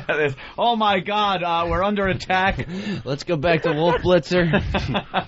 In the Situation Room. This one's pretty obvious. There's something going on there. Yep. I'll be first. I'm going to say, and don't agree or say anything, Trina, please. I won't answer. I think it's a landing strip, a mohawk. That's what my guess is going to be. Trimmed up nice, though. Hope's got a pretty good record so far. I'm getting mosquito bit on my butt. Oh. That wasn't a mosquito. That's right. It was an HIV needle. Only hope for encephalitis. I honestly don't know. You don't know? I would just guess. I'm going to go old school. I think it's like a triangle. You're going to go standard issue? But it's trimmed down nice. Trimmed down standard issue. I think you have some kind I think she gave it away with the side-by-side. So, you know what? I'm going to go landing strip as well. Brian? I will agree with the landing strip. Landing strip. The deviation in sound on the side-to-side got me. Yep. For some reason, I was picturing her shaving little patches and trying to do a camouflage thing. I don't know where I got that. Wow, I never thought of the camo option. Yeah, I see her really taking the time to trace little patches out, and I don't know why I get that from you. Which we will call the G.I. Joe from now on. I am going to go with the landing strip with a little Don Johnson on the side. It's not a fresh landing strip is what I'm saying. Landing strip it's with got some one stubble. Day sort of, A little wham. Either that or the hairs just pushed on through when she was shooting the gun because they were just loving it. I'm not disagreeing with him. I was going to say some kind of a design. I don't think it's a traditional cut. There's going to be some wacky. Wow. There's some kind of a design cut, there. Right? You said cut, yes. Oh, okay. Oh. How do you camouflage a vagina? You shave a Star-Kissed can into your pubes. That would throw me off. Yeah. Wait a minute. What the hell is that? Pull tab here. Are we ready to find out what Trina has in her pants? The guesses are in. Trina, if you would now tell us, please, what is in your pants? I shave every part of my body, bald. Wood floor, John Benet Ramsey, or the Dakota Not Fanning? going to accept it. When was the last time you shaved? About 11 o'clock last night. Oh, really? Wow. I was thinking stubble. Homer, is that you? Yeah. But wait a minute, there could be an explanation here for the little sound that you heard. Oh, okay. What is it? Piercings? Well, there's a little white string hanging out. Oh, wow. Dear Lord. Oh, I'd hate to be the next person in your house that uses the phone. Oh, God. My car just broke down the street. Wow. Can I use your phone? Okay, terrific. It looks like Tyson's like cell phone after a match. Yeah. All right. Hey, Trina, thanks. Well, guys, No problem. thanks for Thanks letting for us having play me. that Appreciate game. Yes, sorry, gentlemen. What's Usually it turns out so well. Yeah. I didn't know she looked like she was sure you hunting guys with Dick will be Cheney. back soon. I'm going to go home and shower like damn it, Meryl sorry. Streep in Silkwood. I thought post-operative trannies weren't allowed to play this game, man. All right, well, the string hanging out. Great. All right. Wonderful. Trina, thanks. Be an Anthony show, anything goes. Absolutely. All right. Hope you hit a tree listening to Amazing Grace. Let's say hi to Akil. Akil. Whoa, what's happening, fellas? From New Orleans. What's up? Man, I swear to God, dogs. Yo, I don't usually do stuff like this. I usually laugh at people that do stuff like this. But I had to call. First of all, fuck Ron and Fez. fuck Howard, fuck everybody. The only reason why I bought XM Radio We'd like to run a Fez. was for Opie and Anthony. Yeah. God damn it, y'all. Man, y'all were on the market for a little while down here. And wait a minute. Wait. By bought, you mean stole, right? That's not true. Nah, man, I'm an honest black guy. Hard work. I'm teasing. I'm using the It's all stereotype. good. No, he's not. Forget it. Nah, it's all good. Yo, man, damn. Brian, Jeff, dude, love y'all. I swear to God, Always everything the from guys. Chasing Dogma, Always. fucking Clerks to Animated, that's right. I got it all. They're using the telestrator on CNN on Israel and Lebanon like a fucking football game. Madden I is shit doing you it. not. Now you gotta go around the corner here. Bam! Here's what I'm talking about. The Jews are gonna come and blitz. They're gonna blitz over the line. That's right. And here's a guy issuing a fatwa. Here's a guy. Here's a guy. Yeah, we get it. This war's sponsored by Ace. Ace is the place with the helpful hardware man. Speaking of hardware, the tow missiles they're using on the Hezbollah. Yeah, me and the Madden crews are gonna go over there because I'm afraid to fly. Yeah. Back to. Oh, wait. Y'all done clowning me? No, we could. Honestly, we could have done 20 minutes on it if we didn't have you on the phone. No, I'm serious. I'm serious. But dudes, I just wanted to call. I just had to. I can't believe I fucking got through this quick. I can't believe there's phone service in New Orleans yet. Yeah, that's Where the hell kind of you amazing living? for me. I can't believe we're still talking to you. We like him. I'm actually on the outskirts of New Orleans. No I'm one on the outskirts cares. of New Orleans, like a little suburb. I know you don't care, but I just had to specificate. How big is the trailer? The trailer. The FEMA issued trailer. How is it? The trailer is so big that I don't have a fucking trailer. I didn't get water damage. All Had a right. couple of little trees come down and whatnot. Boring.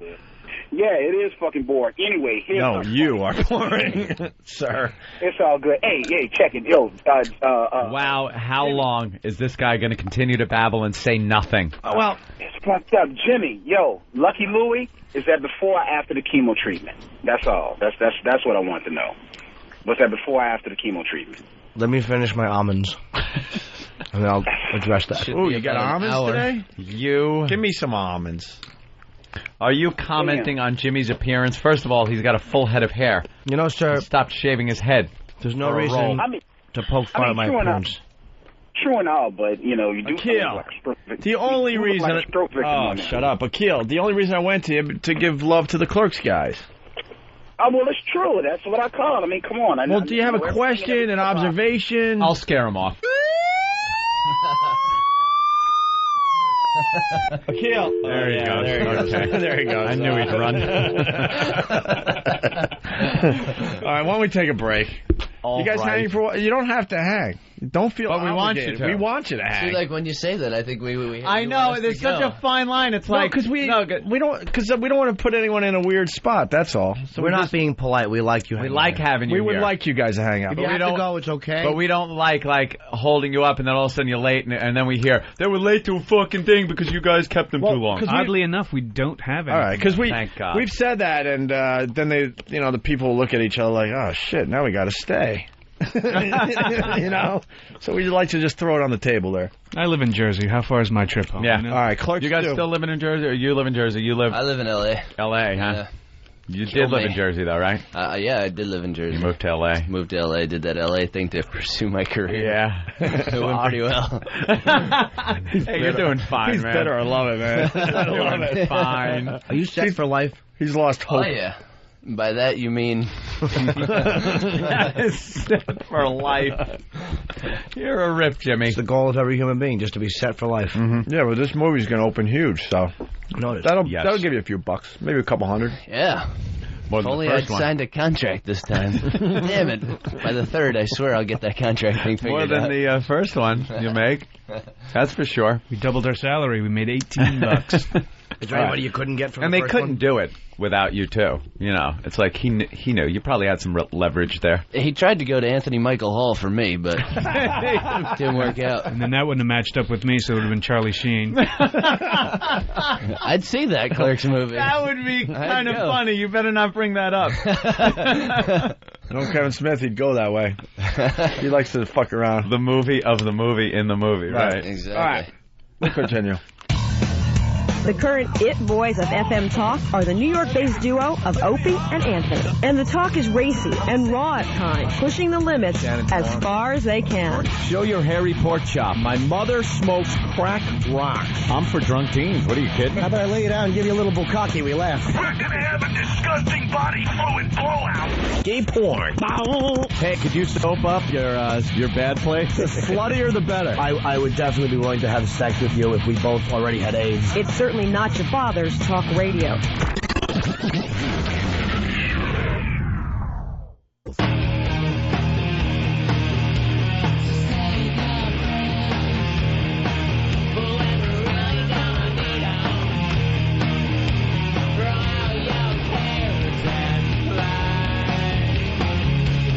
Wanna go for a ride? This is very cool today. We're hanging with Dante and Randall, because that's how we know you. You know, it's Brian and Jeff, but it's Dante and Randall from Clerks 2. Very, very cool. Having a lot of fun today. High school. You went to high school with Kevin? I went to high school with Kevin, yes, sir. Wearing the long jacket and the three-quarter shorts back then. Same in the ninth shit, grade, right? in gym class, running around in that jacket. Dude, it's Jersey in June. It's got to be hot in there. And I guess that's how he got you, though, for Clerks. What do you mean by got me? No, What are you implying? got you like the clown. I don't like where we're going with this, man. Let me see your clown face. Show me your clown face. But I'm assuming that that relationship was how he. Actually, the relationship was more later. He actually worked in that crappy video store that was in Clerks. That's where he worked after high school, and I would go there and rent videos because nobody else did. That place was such a shithole. And that bad? Yeah, pretty bad. I mean, it is that place. We didn't glam it up for the movies. And there were the mom and pop places that, like, for 5 minutes were popular. Yeah. You'd need like a $100 membership fee to start, and then they'd have like one movie, and then Blockbuster moved in and just like cleaned them out, killed them. But yeah, they were those little fucking video stores like that. Yeah. I ran one of those places in Geneseo. I was the day guy. Ooh, Geneseo! Wow, Geneseo, big metropolis, and my buddies would come in and we would just watch porns all day, and we wouldn't even turn off the porno when the mom came in with the kids and stuff, and I ended up getting fired. Well, they had the I believe we owe you a check for that story. There were the sections too, where there was the regular movies, and then you walked through the beads or whatever the hell separated the porno. No, this was a family store. That's the weird part. We were bringing our own pornos. Really? I swear to God. Homemade? I swear to God. Yeah. Right. But it was left on Some the camcorder. chick out in your yard shooting a gun with a tampon. This is some sick shit, man. Yeah, fucking crabs rappelling down the string. You know, college kids don't have any money, so the word got out. Those are ticks. The word got out. I was running the place, so people came in to just take movies. They want free movies, Yeah, to the free movies and free, VCRs at the time. No one had a VCR, so we were renting them. So they would come in and just take all the VCRs I was supposed to rent and just take whatever movies they wanted. It was a mess. Big top loaders with the channel. They needed a station wagon to get it home. The big Betamax. You know what was kind of sad is when we went back to shoot Clerks 2, we walked into the video store, and it's literally all VHSs, and they had one shelf that had 4 DVDs on it. Really? That's where they ended. Like, DVDs came, and they wouldn't make the jump. They had 4 DVDs. I'm holding out, man. Yeah. This I killed the babysitter and like just horrible DVDs. People still rent videos, though. It's amazing that survived at all. It won't for long. Yeah, I don't even go to the stores anymore. The DVDs are like so cheap. I just buy them to have them, no matter how lousy the movie is. On you demand. Just buy it. Yeah, on demand's another one. All that stuff. You don't have to go to Blockbuster. You get the classics, though. You got to get all the classics. You need your Caddyshack on DVD if you want to throw it in every so often, or Animal House, things like that. Get things signed. Got Richard Dreyfuss to sign my Close Encounters, which was like one of those moments. That was pretty cool. Taboo 2. Yeah. Taboo 2. Best porno ever made. No, what was the fucking rape one on The Rock? That's I Spit on Your Grave. Yeah. That's kind of like a thriller / comedy. And what was cool? Horrific rape scene on a rock. What was cool? Richard Dreyfuss signed that as well for you. Yes, he did. He signed the bloodstain on the rock. Let's go to Paul in Kansas. We got to get a plug in for Clerks 2 here. Paul, what's up? Hey, guys, I just want to tell you I loved you guys in Clerks. Can't wait to see Clerks 2. It was I gotta really hear good. that masturbation story. You have to buy the DVD, man. Yeah. Well, can't we call up Kevin and see if we can tell it? He's going to want it saved. I don't know what the deal is. Kevin's always kind of protective of his stuff. Yeah. You know. You don't want to piss off Kevin. I do want to be in Clerks 3. And honestly, that probably won't come out until the 10-year anniversary of Clerks 2. Yeah. They'll save it for that Clerks one. 2X. Right, so you can have 15 more T-shirts and 42 more dolls. Hey, can we go to the monkey playing poker on WB11? Yeah, I want to see what that was all about. You guys would have some fun with this. We hate the news. We can't stand it anymore. Because it's not really news anymore. It's an entertainment show, cleverly disguised as information. I don't know what you're talking about. Yeah, gimmicks. By the way, you guys got bumped for that. What? And it was worth it because I was laughing my ass off, so I'm fine with it. I just want to rub it in a little bit. You sat in that green room because we had to play that first. We didn't know you guys would be such a great hang. We would have brought you in right away to have fun with that with us. People never do. You're like, did Kevin Smith script their interview? Because if not, keep him out. Yeah, right. Well, you never know, though. There are times we have people on, we get so excited, we're like, they got to do good radio, and they just sit there, you're like, oh, my God, this is going to be so painful. Waiting for the questions. You just never know. So we usually take the conservative Well, you approach. have that friend of yours, Kevin, the really big guy. Kevin. Yeah, Big Kev. He comes to all the Kevin Smith events all the time. He's like, of course he does. We got to have you on. You got to come on the show. You got to come on the show. I gave him my information like a year and a half ago. Yeah. And he's like, how come you not come? You haven't called me, sir. What do you mean? We've said we'd do the show a long time ago. Oh, I'm going to lambast him now. Good. Yeah, anytime you guys are in the area, please. Bastard. Stop by. So we were watching the WB11 news this morning, which is probably the worst one here in New York. Yeah, they've had to actually go to just getting attractive people on the news. Like, that's all they got. It's like really hot chicks. Yeah, didn't they have like Linda Lopez? Yeah, they had her on for a while. And then the traffic girl that used to be in the helicopter who's like hot and posed naked. And now they put her in the entertainment section, so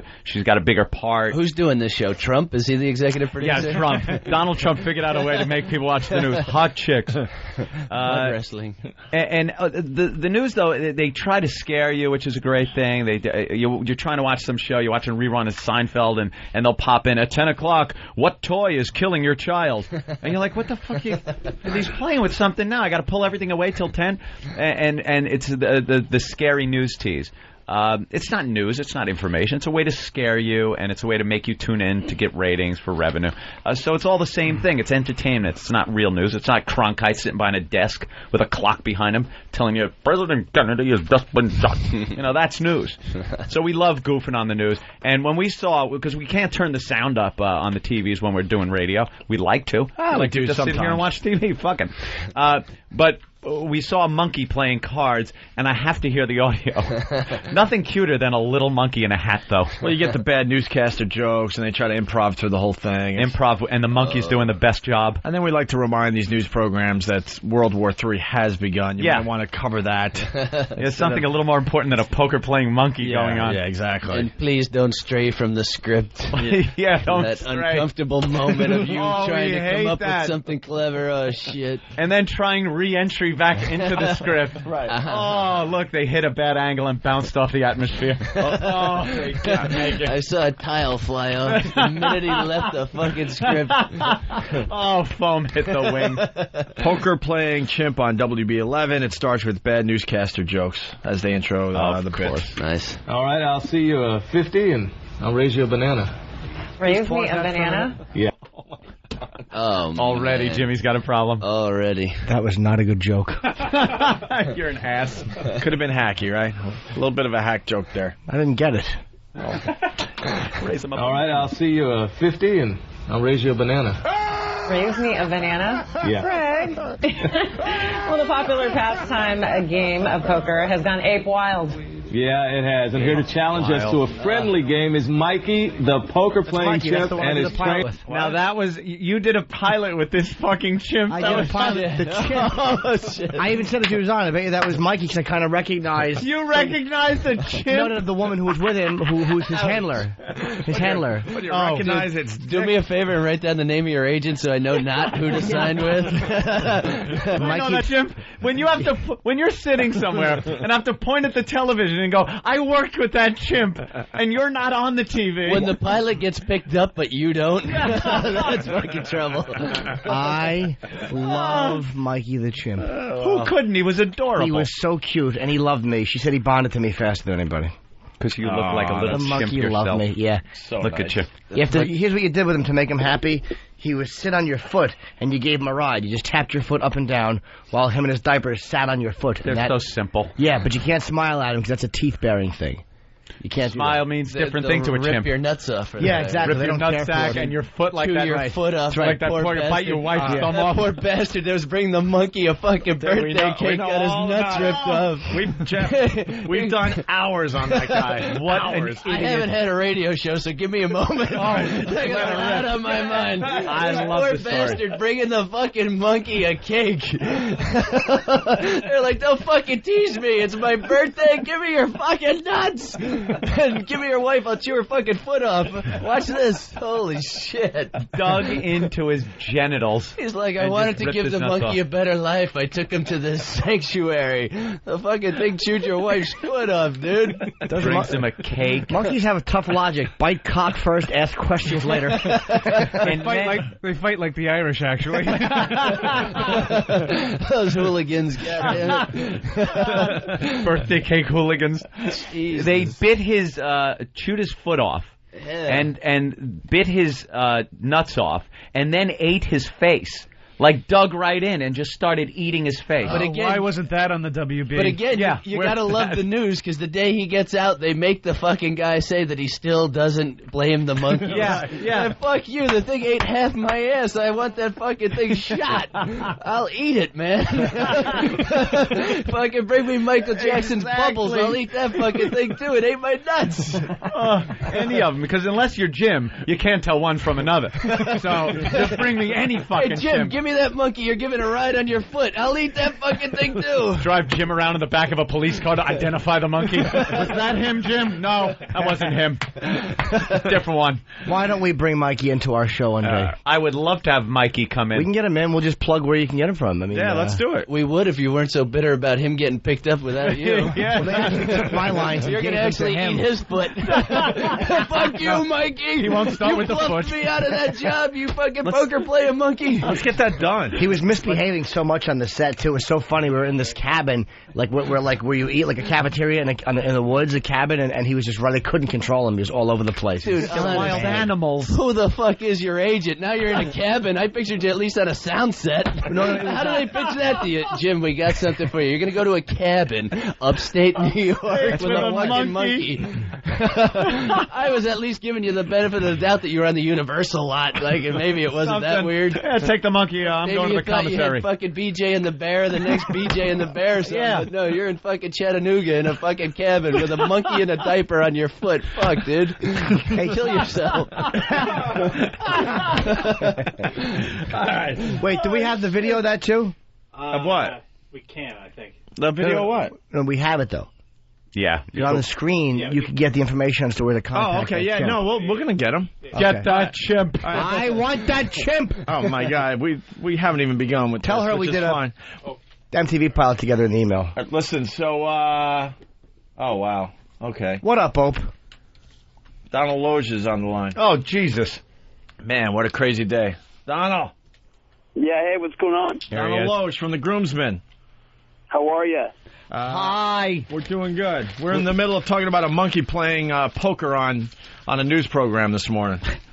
Dude, yesterday I was just talking to someone in an interview about BJ and the Bear going through my hometown when I was growing up. So it's good. There's a good kind of symbiosis going on right now. What they did a tour or something? No, just, like when you're coming from a small town and, like, you go to Denny's and people are like, my God, Greg Evigan was sitting in that booth just there yesterday. Yeah. Did Bear chew anybody's foot off when he was in town? Pull any nuts off? No, there was no genital chewing. Yeah, the greatest news story ever. So it was a good appearance. What happened? What was going on? Well, it bit in the poker game, but in the biting incident, two chimps attacked a couple, and they bit the guy's nose off, and he's just it's hilarious looking. Ate his foot, his balls, and his face. And his fingers. He took the fingers off one by one. And when he finally got out of the hospital after like months and with months no nose of surgery and everything, all he could do was profess his love for this chimp. And I guarantee they sent the deaf chick to interview him because he was all fucked up. Yeah, because he was all fucked up. Like, well, he's handicapped. Send the deaf chick. About the monkey, they threw the bunk off.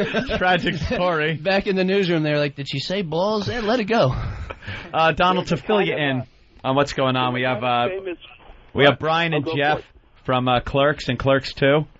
You know, excellent. Dante and Randall, they're sitting in here on the show with us. Because they got a movie out, too. They got a movie out, too, Clerks 2. So now we don't know what to do. Do we see Clerks 2 or do we see The Groomsmen? You get the whole weekend. You can see both. Yeah, how about that? Doubleheader. You got to see both. Jay Moore's in The Groomsmen, John Leguizamo. Who do you play in The Groomsmen? I play the most bitter, infertile, drunken, angry brother loser of all time. Oh, nice. Nice. Now, did you notice... The older brother who's not successful at all and is bitterly jealous of his younger brother's just life and success. All right, that's a good angry person. He beat me out of the role. Older guy. He beat me out of the role. Damn you. What do you do? My problem when I act is I never know what to do with my hands. Like, if I have to sit and do a scene like on a fucking... He'll ask every actor. With a desk. I'm okay because my elbows are on the desk and I can just gesture and hold the desk. I'm good on it. I'm good.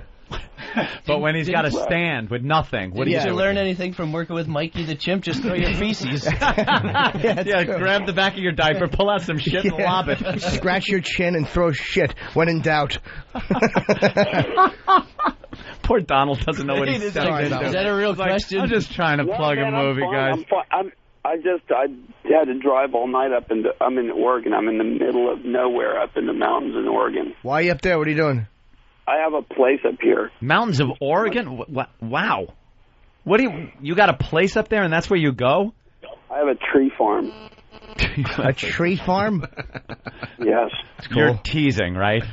No, I've got a 600-acre tree farm. Do you need, to get away? Are you one of those people that, have to get away from the L.A. thing for a while and, unwind? Well, no, because L.A. is pretty mellow. I don't go out. I mean, I'm not like Paris Hilton shit like that. Right. I don't really go out on the scene. I got a couple of kids and stuff, but I just like it up. I like it up here. Do you have automatic weapons, and will you shoot them topless? Yeah. It's interesting. I just bought another gun last week that was a .357, but it's titanium, so it weighs like an ounce. There's nothing worse than lugging around your .357. The only weight is the bullet. The weight comes from the bullets, huh? Yeah. Wow. And what does it take to buy one in Oregon? I'm sure it's you get them at a drugstore. Yeah, it just takes walking Toys R Us. and breathing. Hey, I got to ask you, you have any good Jay Moore stories? He's in this movie with you, and he's a good friend of the shop. Jay? Well, I met Jay doing Jerry Maguire. Yeah, you were another agent in that movie. Exactly. I was his assistant. Okay. Which is humiliating. And then Jay likes to expose himself, not unlike a chimp. Yeah. Well, we've all seen his asshole, yes. I was doing a gig with Jay one time in Florida, and I walk into his hotel room, and he goes, "Jim, come in here." And I walk in, and the door's open. He's on his hands and knees with his asshole open. And I talked to it without noticing it wasn't his face for a half hour. "Give me those ribs, you. Elbow." Those aren't ribs. It's like a genetic... He can't help it, man. He does it in the movie. He cannot help it but want to show you his asshole. It's really childish. Yeah, I don't know what it is with him. Yeah, we've all seen it. It must be guys named Jay, because Muse does the same exact thing. Does he? Really? Yeah. Like showing his ass? Oh, he's a big Brown Eye fan. I don't get it. How can you not be? I did a movie with him because we're both friends with Danny Trejo. We did this movie in Salt Lake called Jack's Law. That's how I met Jason. Jason Mewes. He's a good guy. Yeah, exactly. Yeah. He got into some trouble with local chicks, though, local Mormon chicks, as I recall. But that's just the I don't doubt that. I think he's trying to go over the 6 limit, right? They have a limit of you can only have 6 wives. Exactly, yeah. You know Danny Trejo, huh? Yeah. Yeah? Is he really mean or a nice guy? No, he's a really nice guy. He's a good guy. Looks like a real mean guy. He was really mean. Yeah, like he was in prison or something. Yeah, he was in prison for a long time. How long you've been acting for a long time, right? I mean, a lot of us remember you from MTV. That's going back quite a few years. He was the cat. Yeah, I started when I came. I started in 1989. Did you? When I came out of college, so a friend of mine and I were talking and about movies and stuff like that. And do you feel that like a lot of what is making them seem different now than they used to? They've changed so much, and a lot of it is some people are going to say it's the storylines, but other people were going in like the direction of the whole. Like, it was the director or not? You know, I mean, like, what is your feelings on that? Yeah. What do I think? Like the direction of movies is? Well, yeah, no. Like the difference from like years ago, say the 89, 90, like, you know, like say 15 years, 16 years to now. A lot of people are saying that they've changed so much, but they disagree on the exact like the merits and stuff of it. Yeah. I don't know if it. I mean, I don't know if. I'm sure back in the 40s or 50s, people were talking about how shitty movies were becoming since the 30s or whatever. You know, like but I've always had kind of my first big movie was Sneakers. I don't know if you remember that. Of course, yes. Jim, we've all of a sudden Jim's gone all actor studio on your ass. Yeah, no. Well, no, I actually was curious. You know, I guess the guy's a seasoned actor. You know, I mean, I'm just curious as a, you know. No, you know what's weird is that you kind of get involved in the projects that, like, I was always the kind of actor because I wasn't like, when I started out, everybody was like some good-looking blonde dude with a kind of acid wash jean jacket headshot. Right. Jimmy Norton, yeah.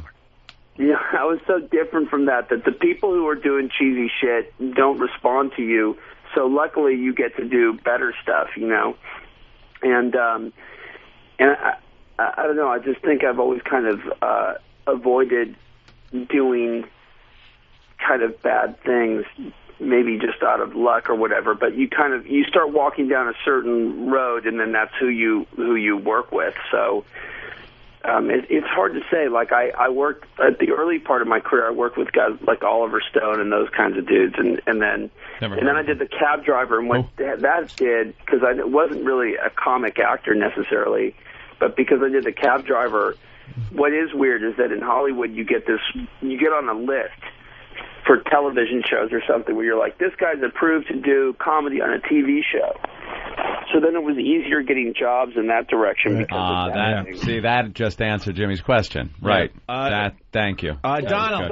The notion of the list, the notion of approval is the big thing, because you can get approved to be a lead in a sitcom, but you're someone who doesn't bring anything to the table for an indie movie to help get it financed. But you did both, my friend. Right. Donald, we only have a minute left in the show, so give us the big plug for The Groomsmen. You got to see The Groomsmen. It's a great, it's Matt Lillard, John Leguizamo. It's Ed Burns' best movie. Women will complain that there are not necessarily good, well-rounded female characters, which is true.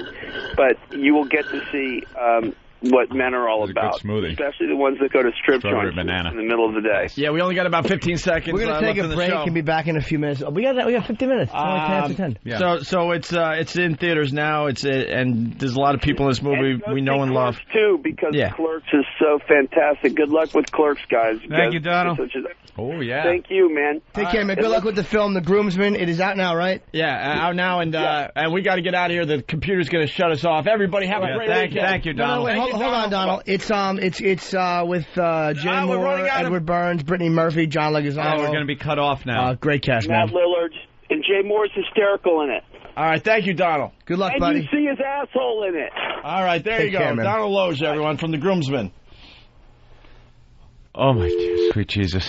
He's a nice guy. And you think we're ever going to call in? No, never fucking call in. Never call in. Never. The only thing I got out of that interview, you never called in here. I don't care what the fuck I'm promoting. If a monkey chews my foot off and you guys want to interview me, fuck you. I got to see your eyes. With that fucking smoothie, I'd drive here myself and be like, give me that fucking smoothie. Shove it up your ass, you motherfucker. Fucking baseball game here with the third base coach with all the signs that were thrown back and forth to each other here. Jimmy Lunch. launches into your thing and you both throw your fucking mics away. Oh, just let Jimmy go. The funniest thing is they try to answer the question. Dude, it's a non-fucking question. I would have thrown my cell phone out the window so long Just ago. say, occasionally someone will call Jimmy on it. Get me to my trees. Yeah, no, fuck. Where's my tree farm? I'm going to have to buy a new place up in Canada, even further away, to get away from fucking Lexi U. We do have to break out of character a little bit. He called in a really bad spot. Yeah. We're on a great roll today with these guys, and out of nowhere we got to, he was scheduled, so we couldn't blow him doing off. The monkey for thing. the groomsman. I really like this guy. He's terrific. The movie's probably good too, man. But he just called in a really bad spot. So. I want to hug Mikey. That's all I'm thinking about. Yeah, let's get back I want to to that. hug him. Let's get back to that. You hugged a lot. You want to choke back him out. to the monkey. He sat in my lap. All right, now let's start over again. So it's your lap. Kiss me. Some people, though, quickly, some people have, after Jimmy asks a question like that, have gone, what the fuck are you talking about? We love that. And it That's makes the only us really proper laugh. response. Anything else is it's inappropriate. not a question. No. It doesn't end. It's nothing. And it always starts. A friend of mine was asking me, and then we know, here comes the stupid fucking non-question. The best part of it is when you're done and they go, and then they have to ask a question.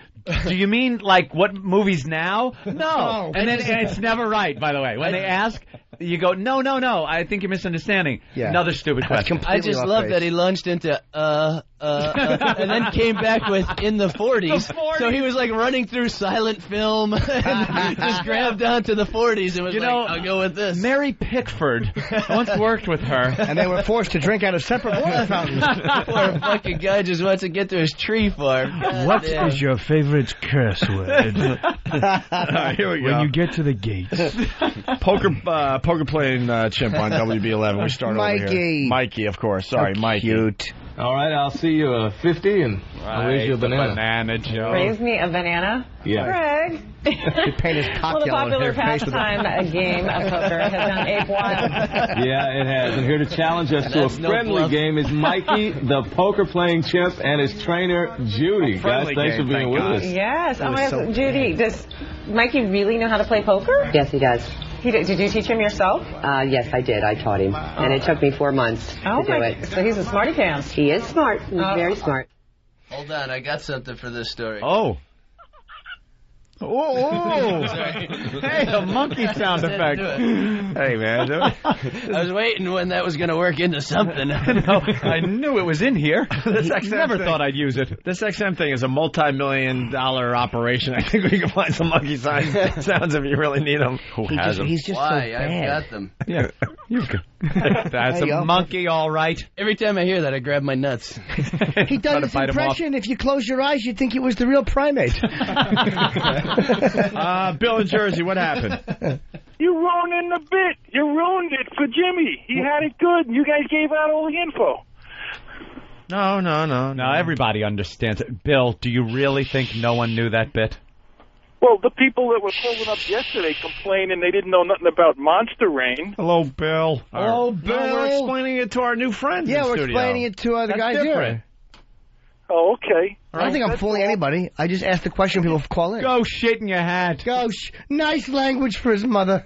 All right, here we go. The second track. Here's Mikey playing in the World Series of Poker. Oh, Mikey. How did you train him? Like, what did you do? Just sit down and go, okay, here's the cards. 5 up, right? 5 up. With a cattle prod. Ask Mikey. Actually, one little step at a time. Kenny That's what we Rogers do. playing in the background. You know what's really funny? Yeah, the Kenny Rogers Some stuff playing. fucking guy was like, I got it. Kenny Rogers loaded in the background. The only thing that could be Dopey better intern. is if they were interviewing a rape victim and Coward of the County was playing behind. You got to know when to hold them. I think they're talking about your nuts when there's a chimp in the room. Watch it. That would be funny. How did you train him? Well, every time he made a bad move, he would shock his testicles. Well, you know what? He's playing poker. All right. I noticed the trainer has no thumbs. Step at a time. Okay. That's what we do. You do, Mhm. Slowly but surely. Mm-hmm. So is he going to be in the World Series of Poker? Are they Yes, gonna he let is. They're going to let a chimp play. Well, we are training. We're going Jesus, there, Nevada has and really gone to hopefully the- we're yeah. going to be winning some money. Let's play. Looking at For, you, Craig. Mikey, for Mikey's retirement. Let's play, Mikey. Okay, Mikey, let's play. Pick up your cards. Now. You're betting already. So is he He's interested very in winning? excited. Is he going to win? I hope so. Yeah. What does he win? Money? Money for his retirement, huh? Okay, pick up your cards. Okay, Mikey. Pick up your cards. Oh, he wants to bet. He wants to bet before he even looks at his cards. Oh, my God, this is on the news. This is fucking news. You know what's more painful than this? Imagine being at that table having to play him in the World Series poker How where you're annoying. waiting for him to take his fucking action. Come on already. I just can't wait for the follow-up next week. Mikey, the poker-playing chimp, just died from eating Pop Rocks and Coke. Oh, fuck. It's an urban legend, Let's man. go out to the deaf chick. They love the deaf chick. Yeah, we really didn't mind sitting in the green room for that. That was funny. Yeah, imagine the poor son of a bitch that gets, pulls pocket aces, goes all in, and loses, and is knocked out before the fucking chimp in the World Fucking Series of chimp Poker. gets the bracelet. Oh, motherfucker. Your friends would never let you live it down. You lost to the chimp. Hey, to the phone real fast. Mark? Hey, good morning, fellas. What's up? Just want to let you know, actually, the previews just started. I'm sitting in a theater at 10:15, ready to see Clerks 2. Nice. There you go. Nice. Well done, sir. Are there a lot of people there? What's the preview? So there's me and 3, 6, 7 other people in the theater. Oh, shit. Oh, that's not good, sir. Uh-oh. Does one look like Frederick Douglass? A lot of callbacks, bastard. Hey, Mark, what's the preview? Yes. What's the preview? Right now, it's for a car. Santa Fe. It's Oh yeah, you're whatever car dealership. The commercials. They have Hyundai. They have so many commercials now. Yeah, it sucks. They have you have more than 7 people in that theater. Where's he calling from? Upstate New York, Newburgh. Upstate New York at Watch out for the 10:15. chick with the shotgun and Yeah, his well, topless. she shot half of the people heading to the theater. They're Above fucking... me. What's that? She lives 2 towns above me. Yeah. Okay. Cool. You know Actually, her. I usually call in to shoot for you. All right. Thanks, Mark. Sounds Thanks. But all right, very good. Hopefully, I'll enjoy the show. All right. Good. You will. Godspeed. Will you guys walk into any theaters this weekend to check it out? Yeah, you to ever get do the that? feel?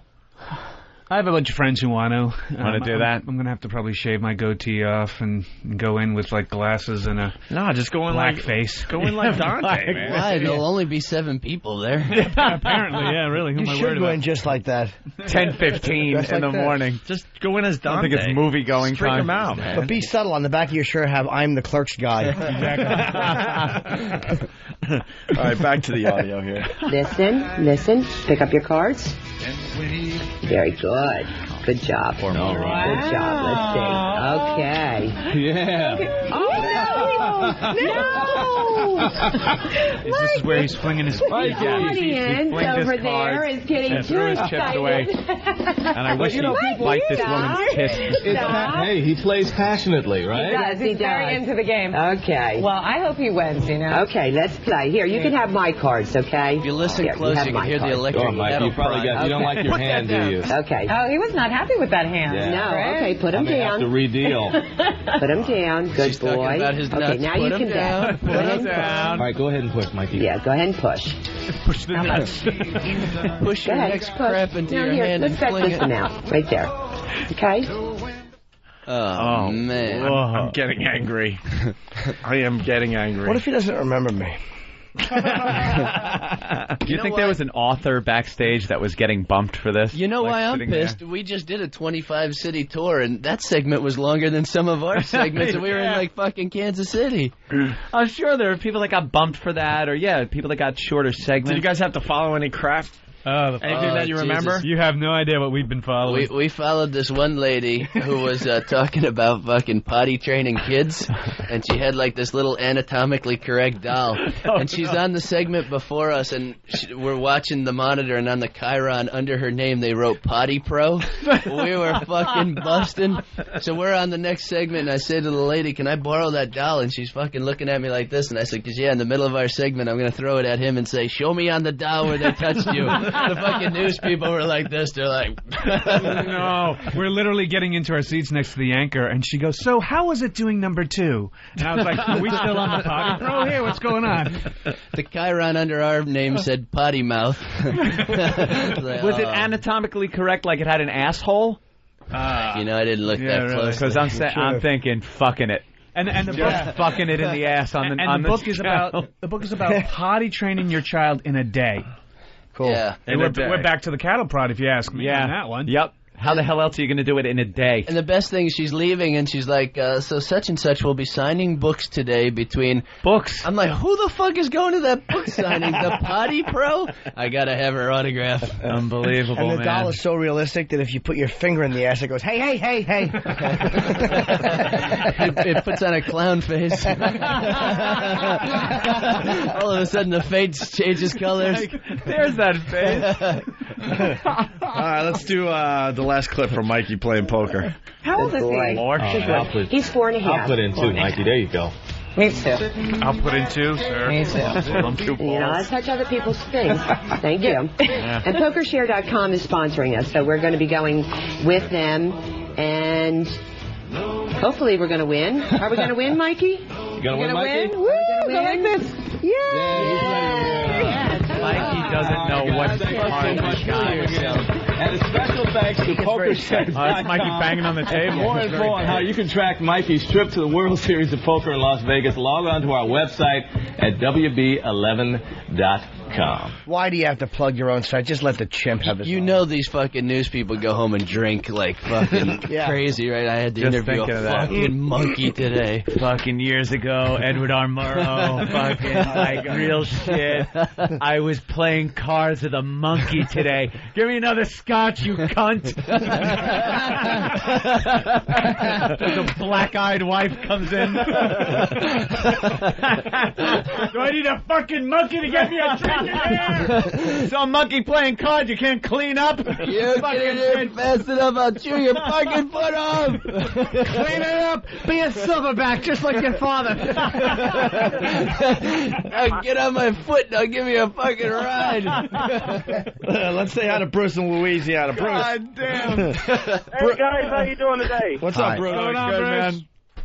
Hey Anthony, you got to do Charlton Heston starring in Planet of the Apes World Poker Tour. Yeah, okay, let me whip that one up. Yeah. Thanks. Okay, happy Thanks birthday, for putting me on the Jimmy. spot. Thank you. It's my birthday week. We're waiting. Yeah. All right, let's go to Jenna in Cleveland. Jenna. Hey, what's going on, guys? Hey, Hey, a girl. It's a fucking chick. You don't have a cock, do you? Only if you pay for it. Oh, made no sense, but okay, she's a girl. We'll let it slide. Thanks. What do you want there, Cleveland?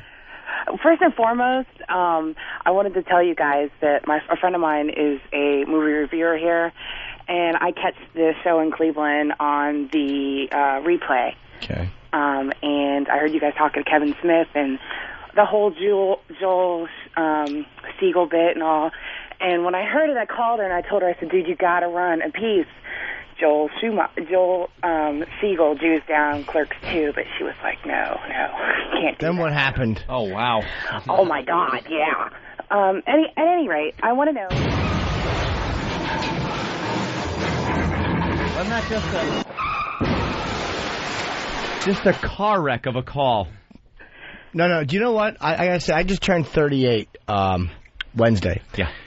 And this is arguably the worst story I've ever heard. Arguably. Yeah. All right, continue. I just wanted to know why Jeff and Brian were so apprehensive about doing Clerks 2. Watch the backhand. Good shot. That was the... she actually asked a question. Oh, Yeah. What happened? I'm a working actor, so I said yes. I did a film called Vulgar, so I'll do anything. So I've heard. I was apprehensive because, Clerks is an odd movie. It's been around for a long time. It's got really strange fans, and I didn't want to piss them off by making a really bad sequel. I don't think that's possible. Come on, it's Kevin Smith. He was holding out for the money. Exactly. It was no, that makes perfect sense though. I've heard you say that before in interviews where it's like, you it is a special thing and it's got such longevity and such huge fan base and a cult status that, it would almost be like years back doing a Rocky Horror 2, after because that got such cult status. Really taking a chance, Yeah. But we could have really fucked it up, but I think it came out pretty damn good. Jenna, thanks for taking the fun out of the show today. Yeah, thanks for doing that real serious, cool question that the they've guys been just asked want to 1,000 hang. They've times. been all over America promoting Clerks 2. The reviews we are just out want today. to guess what's in your pants for Right, Christ's this is sake. the last fucking tour press junket shit they have to do. We want to do the least like the shit they've been doing. We did, and I put that so well. Marble mouth cunt I am. I stink. We're getting the basic info out there. It starts today, and the reviews are great. Not want to do the thing like they did with the thing. Right. No, go ahead, Jeff. Sorry, Anthony was talking on his show. Go ahead. Broadcaster. Jimmy. There was a you were trying to talk, and she was just, There was I was just saying, Cleveland gave you guys make a her. really good Why are you review. making her? What? Continue.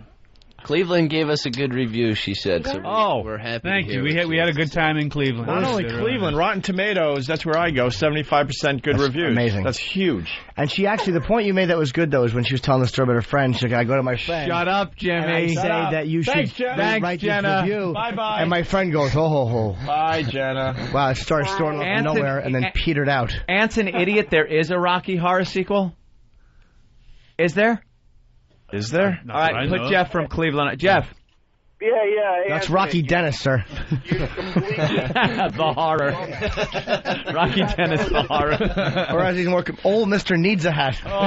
Pull the pins out of the map and die. That's right. You fucking no pin in the map having big-headed motherfucker. You ain't going on a trip with your friend. That's right. Horror show No trip nightmare for you. Yeah. Freaked up. Blind girl touched his face and went, Jeff. I'm here. Yes. Hey, Anthony, man, you were a complete and total dumbass. They made a sequel to Rocky Horror Picture Show. It was called Shock Treatment. All right. All right, and I'm the fucking idiot. You and 10 people I'm the know idiot. that. Tim Curry doesn't even know that. See, that's why I didn't want to make a sequel. Any further questions? Wow. There you go. Point proved. Clerks 2, Shock Treatment. Joe in Texas. I don't think Joe gets the program. Joe. Oh, Joe, what's up? Hey, how's it going? First of all, welcome aboard, Joe. Hey, can you hear me?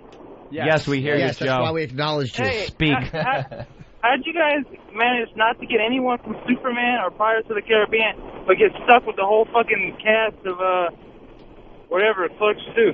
First of all, I don't like your kind of girlish voice. And second of all, we wanted these guys because they're funny and they're interesting, and the first movie was great.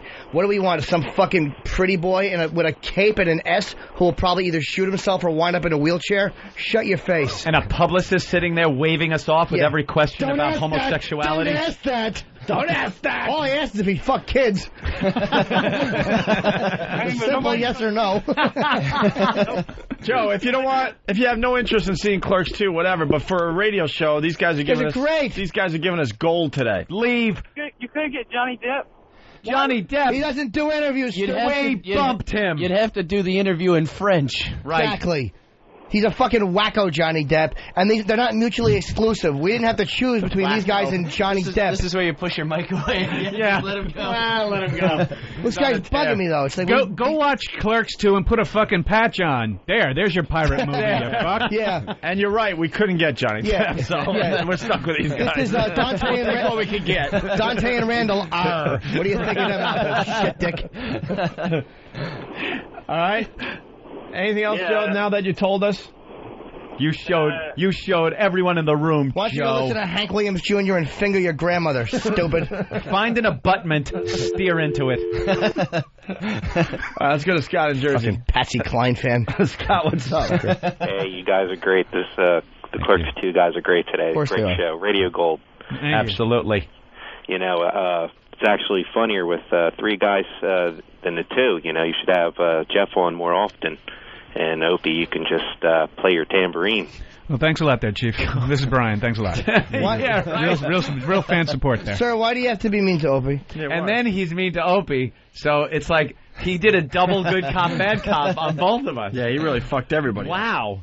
Good job, dude. Dude, I Happy birthday, Jimmy. had a really good line today. Let's just remember that. He had a good line. I had one good line today, so why be hurtful today? Why be hurtful? One good line. How about let him bask. your landlord story? Any landlord stories today you want to tell about? Sir, what did Opie do that you don't like? He bothered you on some level. What did he say that violated you? You have an Show Opie me on problem. the doll where he touched you. Yeah, right. I love you guys. No. All right, I get it. You don't like What me. did he do that bothered you? Because you can't dislike. Oh, what did he do that bothered you? Yeah. Well, you know, the one thing that I don't like that he does is he says, "What do you like about the show?" And then he hangs up on the person. That's your bit. That's your one funny bit. Come on, Nope. It's a very funny bit. That's actually. my only. Nobody's laughing. He's on to We're that? all laughing. That's my only bit, really. All right. I fall for All right, that buddy. one still. All when he asks somebody. Thanks, Scott. Scott, what do you like about the show? Thanks for being so hurtful today. Thank you. I got to Jeff- tell you, Scott, Jeff stop being Bryan, you're passive aggressive. It's kind of a woman's quality. Thank you. Scott, are you going to see Clerks too? Tonight. What time? Asshole. A douchebag. All right, we get him every day. Now I'm not feeling too good about it. Oh, see, now we got to pump Opie back up. Opie, you're a good person. I'll give you a hug, Opie. Apparently didn't like me either. Okay, I saw vulgar. Oh, he redeemed himself. That's right. Nice. Hey, I might be up to 2 jokes today. By the way, I set them up. Knock them down. did anybody else laugh like me and stupid fan when Donald Trump said to Dr. Ian, "Are you a golfer?" Oh, I know. Holy shit. Yeah, it's a little inside joke about golfer. Oofa. Jimmy, you want to give Opie a ride on your foot? Ew. Let him sit on your foot. It made Mikey happy. I think I know what Ope needs. He is wearing a diaper. Tender sentiment? Ope needs. Where's the box? I'd like to find it or have somebody's fucking head severed. I'm not reading one. Box I of think tender. you should. No, I think it's time you have to read a tender You sentiment. need a tender sentiment. No. You read the tender sentiment. That's your. Look at Than See, running, that's your looking bit. for it. I Now don't everyone's I don't want to panicking. steal. No, I the don't want to bit steal is your about. bit, so I have 2 I'm bits. No, asking it's you okay. to. I can't. Where are they? E-Rock, where the fuck are the tender sentiments? Why aren't they on the desk? You useless piece of shit! Eric, where's the tender sentiments? My Why God, would look at they him be looking here? around. What is this, an Easter egg hunt? Hey, what's the story about the man catching a fish with human teeth? Oh, that's No, the it's fish a had fish, little like and it patty looked like teeth. it had teeth like Patty. Yeah, But he's such a dumb hillbilly, and I swear to they're you, saying his voice is hilarious. his voice is really weird. He's like this Where are hillbilly, and the fish's teeth were better than his. It was real. It was kind of Never a sad. good sign. Did Yeah, they it was explain kinda the sad. fish with the human teeth? Yeah, they explained are what they it not was. here? What was it? It was a type of fish. I didn't fucking do a book report on it. I actually did see the story. No, you didn't. Shut up. Jimmy. I did Stop actually. it. Shut up. Shut up. It had Shut human up. teeth. Shut up. Shut up. You didn't. He's a liar all the time. No, it had. Okay, it had, go ahead. What? It had human teeth. We said that. That's and that's right. how you and What else? Dr. Zell caught it. Turns out the lady that stuck the finger in the chili did it. Here's the story. Scott Curry has caught thousands of fish at Buffalo Springs Lake, but none Never like teeth this. with this good. That is. I have no idea what it is. I'd like to find out. Curry knew his catch was something special from the time he hooked it. Took a long time for us to get it in. It's a guy. We had a fit, but didn't want to lose it. Were they on the space shuttle? What the fuck? He caught a strange helium fish. Elvin, Simon, what do you got on the line? And you can see this fish's teeth because they're locked around his testicles as he's talking.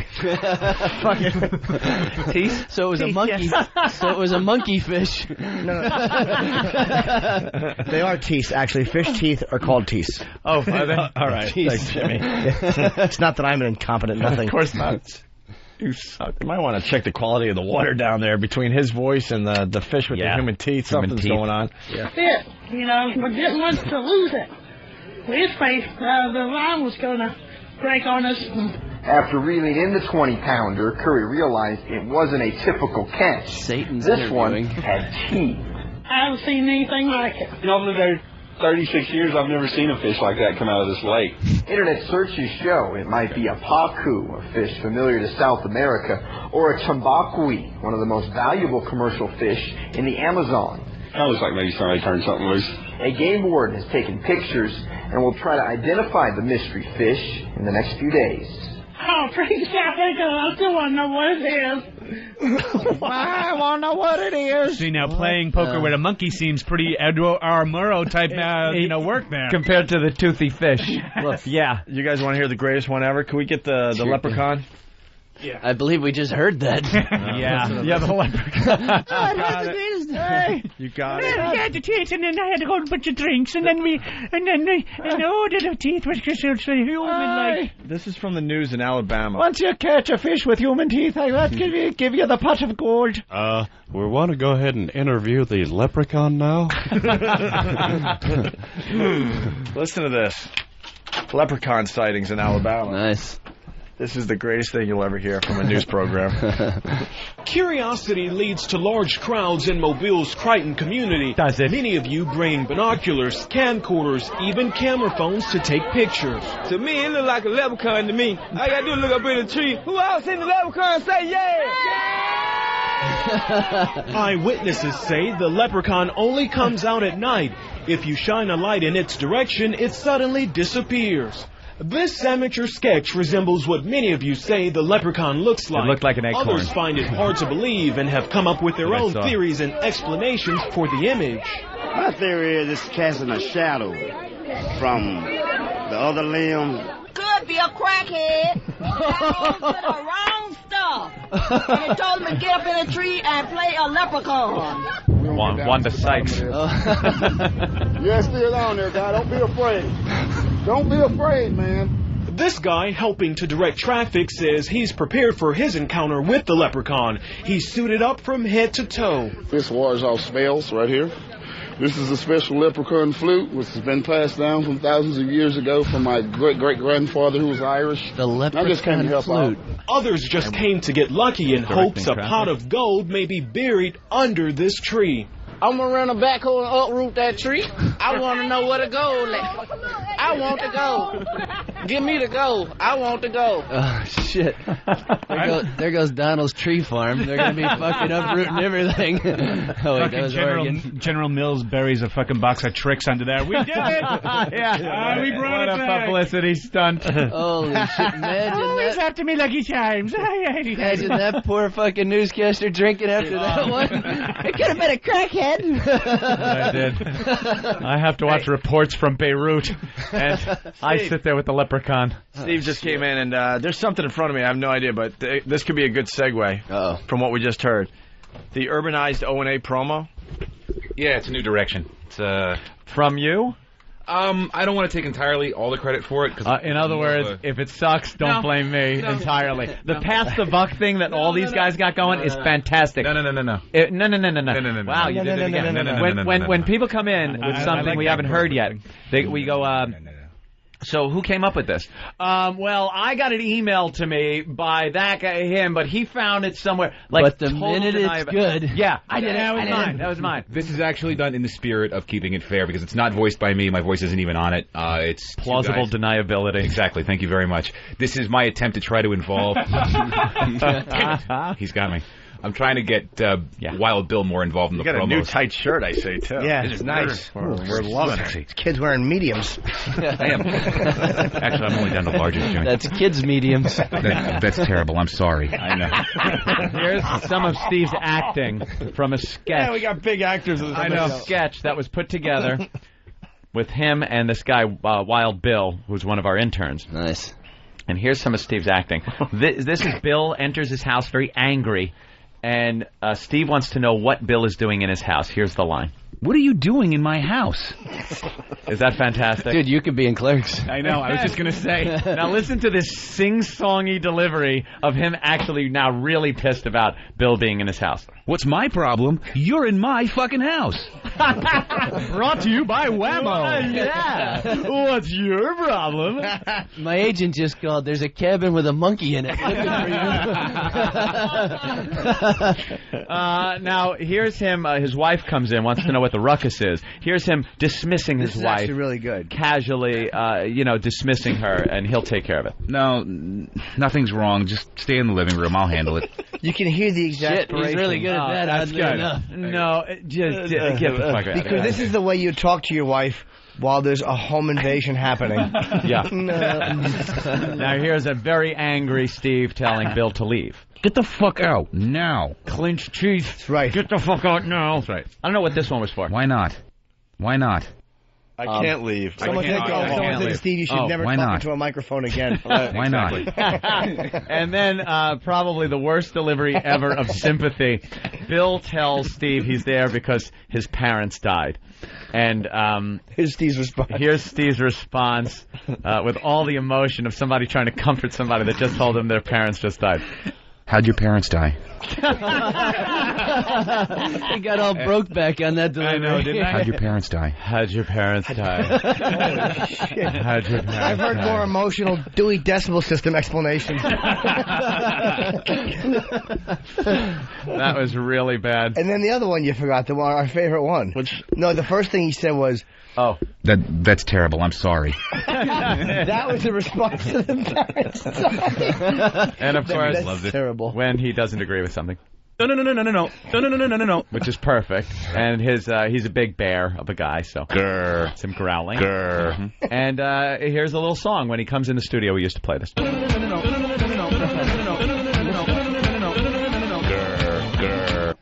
I could see that one catching on, actually. Yeah, I know. It's kind of catchy. It's stuck in your head. That's the bad part. So what's the latest thing here, Steve? Yeah. What have you come up with now? In an effort to appeal to a broader demographic, maybe like an urban demographic, I've brought in external voices like Bronx Johnny, who's an Ecuadorian kid who works Ron and Fez. Yeah, he works on Ron and Fez.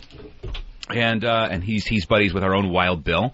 And it allowed me to bring Wild Bill into a promo but not give him complete control, because when I do that, he writes crazy things. And that you take part in, yes?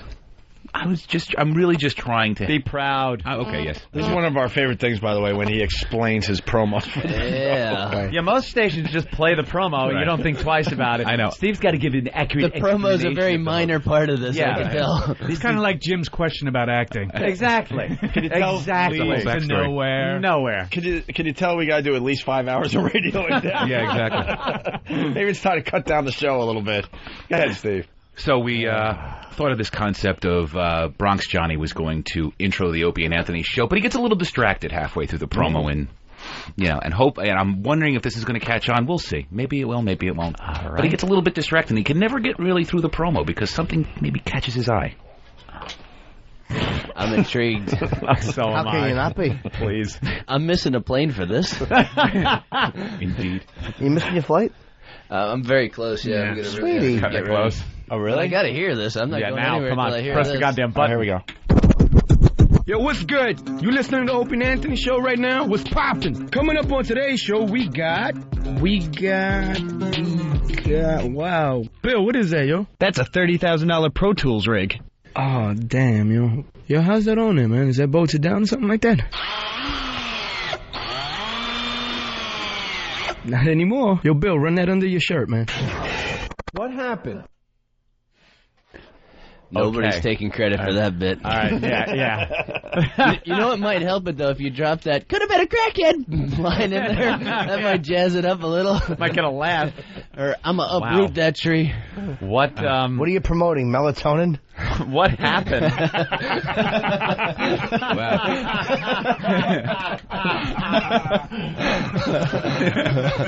Ambien, actually, Jim. Was that a bomb? That was a bomb. Now, Was it a bomb? Well, he was stealing. Wow, it was a monumental flop. He was Heaven's Gate. Yeah, he was stealing the equipment that is used to make Right. to record the promo. Right. Yeah. Man, you know what? All right. You know what? I say we give it another listen, because a lot of times we prejudge things. It would be funnier if Steve came in and said, "What are you doing to my studio?" I say we get that chick back on the line that wanted to talk about Joel Siegel in Cleveland. Right. I don't know. Add her in. Now you're talking excitement. Can we hear that one Because more everybody time? in the urban market knows about Pro Tools. Yeah. Yeah. No one knows what the fuck Pro Tools is. I was actually going to go with Pro Tools or 5 laptops, and I couldn't figure it out. Let me tell you something. Yeah. No one 5 laptops. outside of the Funnier. industry knows Really? what Pro Tools is. Yeah. And then hearing a drill, they might think that it's a professional tool being used, but not know what Pro Tools. Like no one knows what Pro Tools Can we give it is. a listen? I'm serious. I think we should give it Crowbar. a chance. Crowbar makes it funnier. Another chance. You want to play it again? I say we do. I say we shouldn't jump on Steve. Yeah, he's got to In the fish around garbage for it. can. He lost it. Good. It wasn't that good. I don't know. I want to hear it again. We shouldn't jump all over it just because it stinks. All right.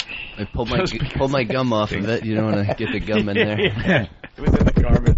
Yo, what's good? You listening to the Opie and Anthony show right now? What's poppin'? Coming up on today's show, we got, wow. Bill, what is that, yo? That's a $30,000 Pro Tools rig. An editing damn, thing yo. for rap records. Yo, how's that on there, man? Is that bolted down or something like that? Brought to you by DeWalt. Not anymore. Yo, Bill, run that under your shirt, man. What happened? That's terrible. I'm sorry. I knew that was coming. I knew that was I love the part because he said it's boated down. You can't understand what he's saying. It's boated. Yeah, boated down? Well, it's Of course you could. to appeal That was to the whole the point. urban audience. No, I understand. I just couldn't understand what he said. All right, let's. You are a flop. Yeah. We might have to get these guys out of here. Denise. Yeah, I don't want you guys missing a plane. Denise, Not for that. West Virginia. Not for this drivel. What did the Pro Tools do that distracted him so much from Yeah, this? what was... He just realized he could make money off He it. realized he could make money off it. now I see. Because such a fine line between they like to steal. genius. Oh. Could have been a crackhead. I still think I want that to one go. is your wagon. I'd be happy to catch a Russian plane after this fucking... Denise. Hi. Hi, Denise. I just wanted to know if, since Jeff was a little jealous that the other guy got a chance to get with Rosario Dawson, if he liked a little of the darkness, and if he'd like to go out sometime. Damn, I don't have to catch a plane after all. Where are you at? No, you're going to have to catch a plane to West Virginia. West Virginia. Oh, shit, I don't go to West Virginia. Not to date chicks. Did you say not to date jigs? Chicks. Oh, chicks. I heard jigs. I thought you too. meant to I say did. jigs. You're back on the urban chicks. audience again, aren't you? What the hell are we, 1950s? Jesus. How would you old a even gal hear are you? that? I know. Excuse me? How old a gal are you? How old of a gal am I? Yes. I'm about 32. Okay. Mm-hmm. Mind if I ask, not that it matters, if you're a pretty gal? I think I am. I think the majority of people around me think I am. Married man, are you, Mr. Green? What size are you, if you don't mind me being so bold? Hip, waist, or breast? All of it. All of it. The measurements. Go ahead. I'm about a 36, 27, 38. Okay, that's cool. I don't know how those numbers line up. Is that the correct order that you gave us? Yeah, what'd you give first? Yeah. You don't want a 27, 36, 38. Yeah. Right, that means you're like My fucking... waist? Start looking like a pyramid. No, I'm a little smaller, but up top. No, it's always better to be like smaller up on top and kind of a big bunt. How tall a gal are you? Hopefully. I'm 5'9". Okay. All right. You shoot guns topless? Excuse me? You shoot guns topless? I couldn't hear you. Yeah, you might understand us better if you turn the radio down. Stop trying to listen to yourself on the radio. Do you mind if we ask how heavy a gal are you? I'm 147. How many teeth? It is 147. It is West Virginia. It is West Virginia. You know what we're talking about, right? You could always go get yourself a Pacu I'm an and implant. replace your teeth with the Pacus. He remembers the fucking name of the fish. Of course, it had great teeth. Don't knock it until you try it. That's great. What are You we think going I'm to do? going to work that into my daily... You ever see a Pacu? Very nice teeth. What are we going to do with you? Well, Any takers? Anybody want a banger? I'll jerk off on you. No. All right, Jimmy will jerk off on you. well, that's nice, Jimmy. Yeah, none disrespect. Because you always get a bad rap on this show. I'll fire a load in your hair. No, I do. She kind of has a question though. She wants to know you guys got chicks? Steady chicks. Shut up. Are you married there, Jeff? I am not married. I was married. I married the girl that was in Clerks, the girl that slept with the dead guy. She and I were married for a brief stint, and we are no longer married. Was it So amicable? If I'm ever in West Virginia. Was it an amicable split? It was an amicable. Yeah? Yeah, yes. We remained friends. Very Oh, nice. you do? Yeah. I don't know how Is that she in the works. sequel or no? She's not in the sequel, no. She kept longing for the dead guy again. That's why she married me. All right, Denise. Thanks a lot. And Opie, I think you're great. I don't care what those guys say.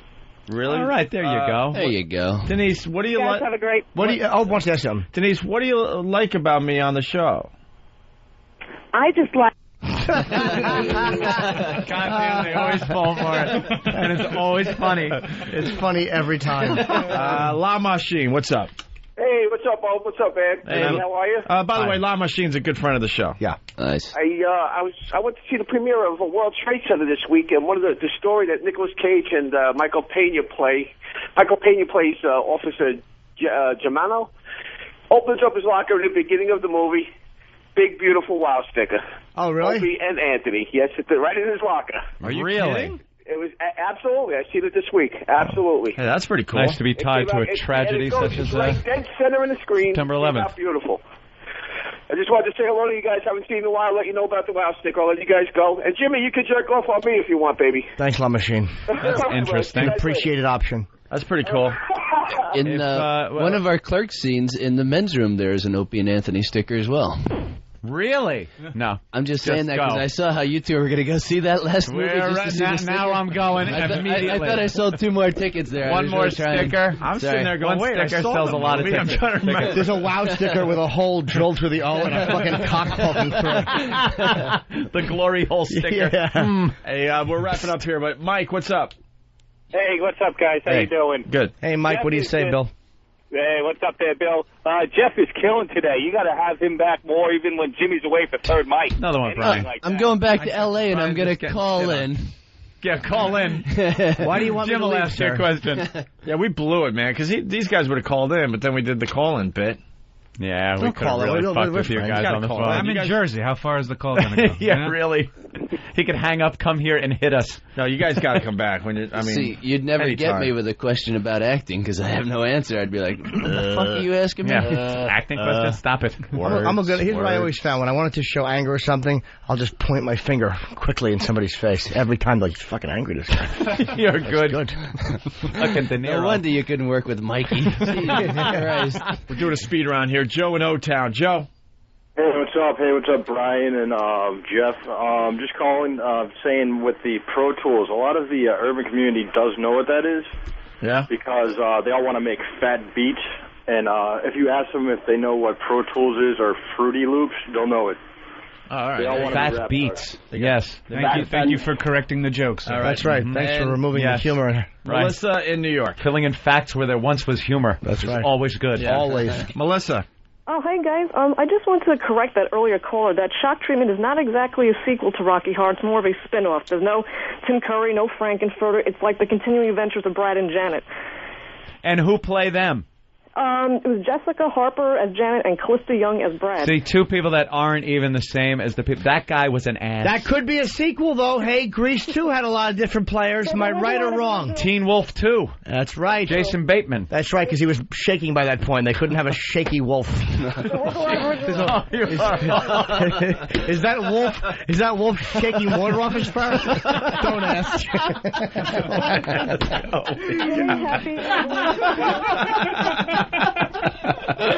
Oh, you're an awful human being you are, man. At that point, it was only shaking water off its pinky. Oh, God. How did I get sucked into this show? See, it'll happen. God, It happens. You get sucked in. You start saying the worst things. And then you walk down the sidewalk after the show's over and go, man, I'm an asshole. I shouldn't have said that. Yo, Trump, I was really kidding, but hold that fucking plane. Hold the plane for me. God damn. All right, we got to. Yeah, we got to get. Why don't we go? We got to get. We'll see you. We're off, and we're off Monday. Yeah, we're doing a.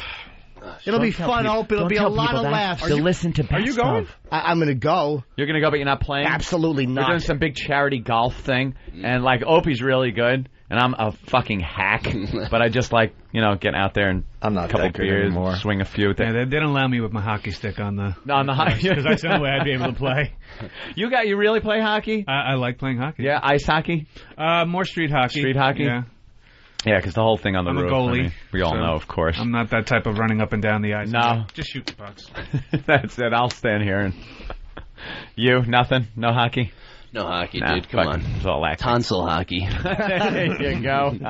Goal. Put it between the pipes. These guys were great. Yeah, You guys, absolutely. man, you Let's guys not were great. forget. Come on. Clerks 2. Today. And Kevin and Jason were great earlier in the week, man. Yeah. Fucking what a fun week. We've it had a was. great time. guys. I've been and I've held off as long as possible, but the ass licking must start. You two were probably like my favorite guests I've ever had on the show because I've been a fan of the movie. This swear. is end with a real Now I kick in push the the ass. mic away. Yeah. None. Swear to God, it's been Clerks' favorite movie. It's just been one of those things Hang up that you're like, see, I can't even kiss ass now. Go, fuck you, both. Let's fucking take their Pro Tools and get out of here. Now it's funny. Steve, you stink. Yeah. All right. I'm going to see the movie, so check it out. It premieres today. Most of us saw it already. We loved it. And the reviews are great. I was cuddling with a gal that day, and I couldn't to the movie. Hey, here's a reason to go see it again, actually. It's the first time. It's kind of weird type of little thing that we did. For first time ever, you can go to iTunes.com or Clerks2.com after this first week of the film being out and download a commentary track to your iPod and go back to the theater. So if you start seeing people with earphones in the theater, it's not because we suck. Holy nope. shit. Yes, you can actually hear the behind-the-scenes while it's still in the theater. Brilliant. That fucking is brilliant. smart, You're a groundbreaking fucking movie. You're going to want to know what the fuck really happened during the donkey show. That is brilliant. How do you get people to go see a movie twice? They've been trying to do that for Fucking years. commentary in the movie. That's right. That is brilliant. We don't fuck around. Who thought of that shit? Come on, really. Kevin. Somebody It was yeah, you. It was actually somebody at Wine. I would take credit for it. They got whoever it was. How are they going to sync it up? There's a Q-tone There's from a Q-tone when you start the opening Holy credits. shit. There's a countdown, 1, 2, 3, and sync it up. Although it doesn't really matter because it's the commentary track. We stray into some territory. It was That actually a very is- funny commentary. You're going to fuck it. Brilliant. No what's going to happen with that? I'm playing this out in my head. You're going to fuck it up for so many people in the theater that are just watching the movie, and you guys are going to be laughing because you're going to be telling some sick fucking story that has nothing to do Someone's with going to be laughing their balls off. It's going to be silent. And then those people have to go see it again because they're going to miss half the shit. It's genius. That and the fact that on MySpace, it being added to the credits, if you go to the MySpace site, the Clerks2 MySpace, MySpace, right? you get added to the credits. So you could sit there and watch your name on the credits, probably like the size of a pin. Great. That But you'll be commentary there. thing, man. Absolutely. You guys just started something. No other movie's done it, right? No movie's done that. Oh, that's gonna take off. That's gonna take The only off. thing I could think of that would be better than that would be Schindler's List bloopers.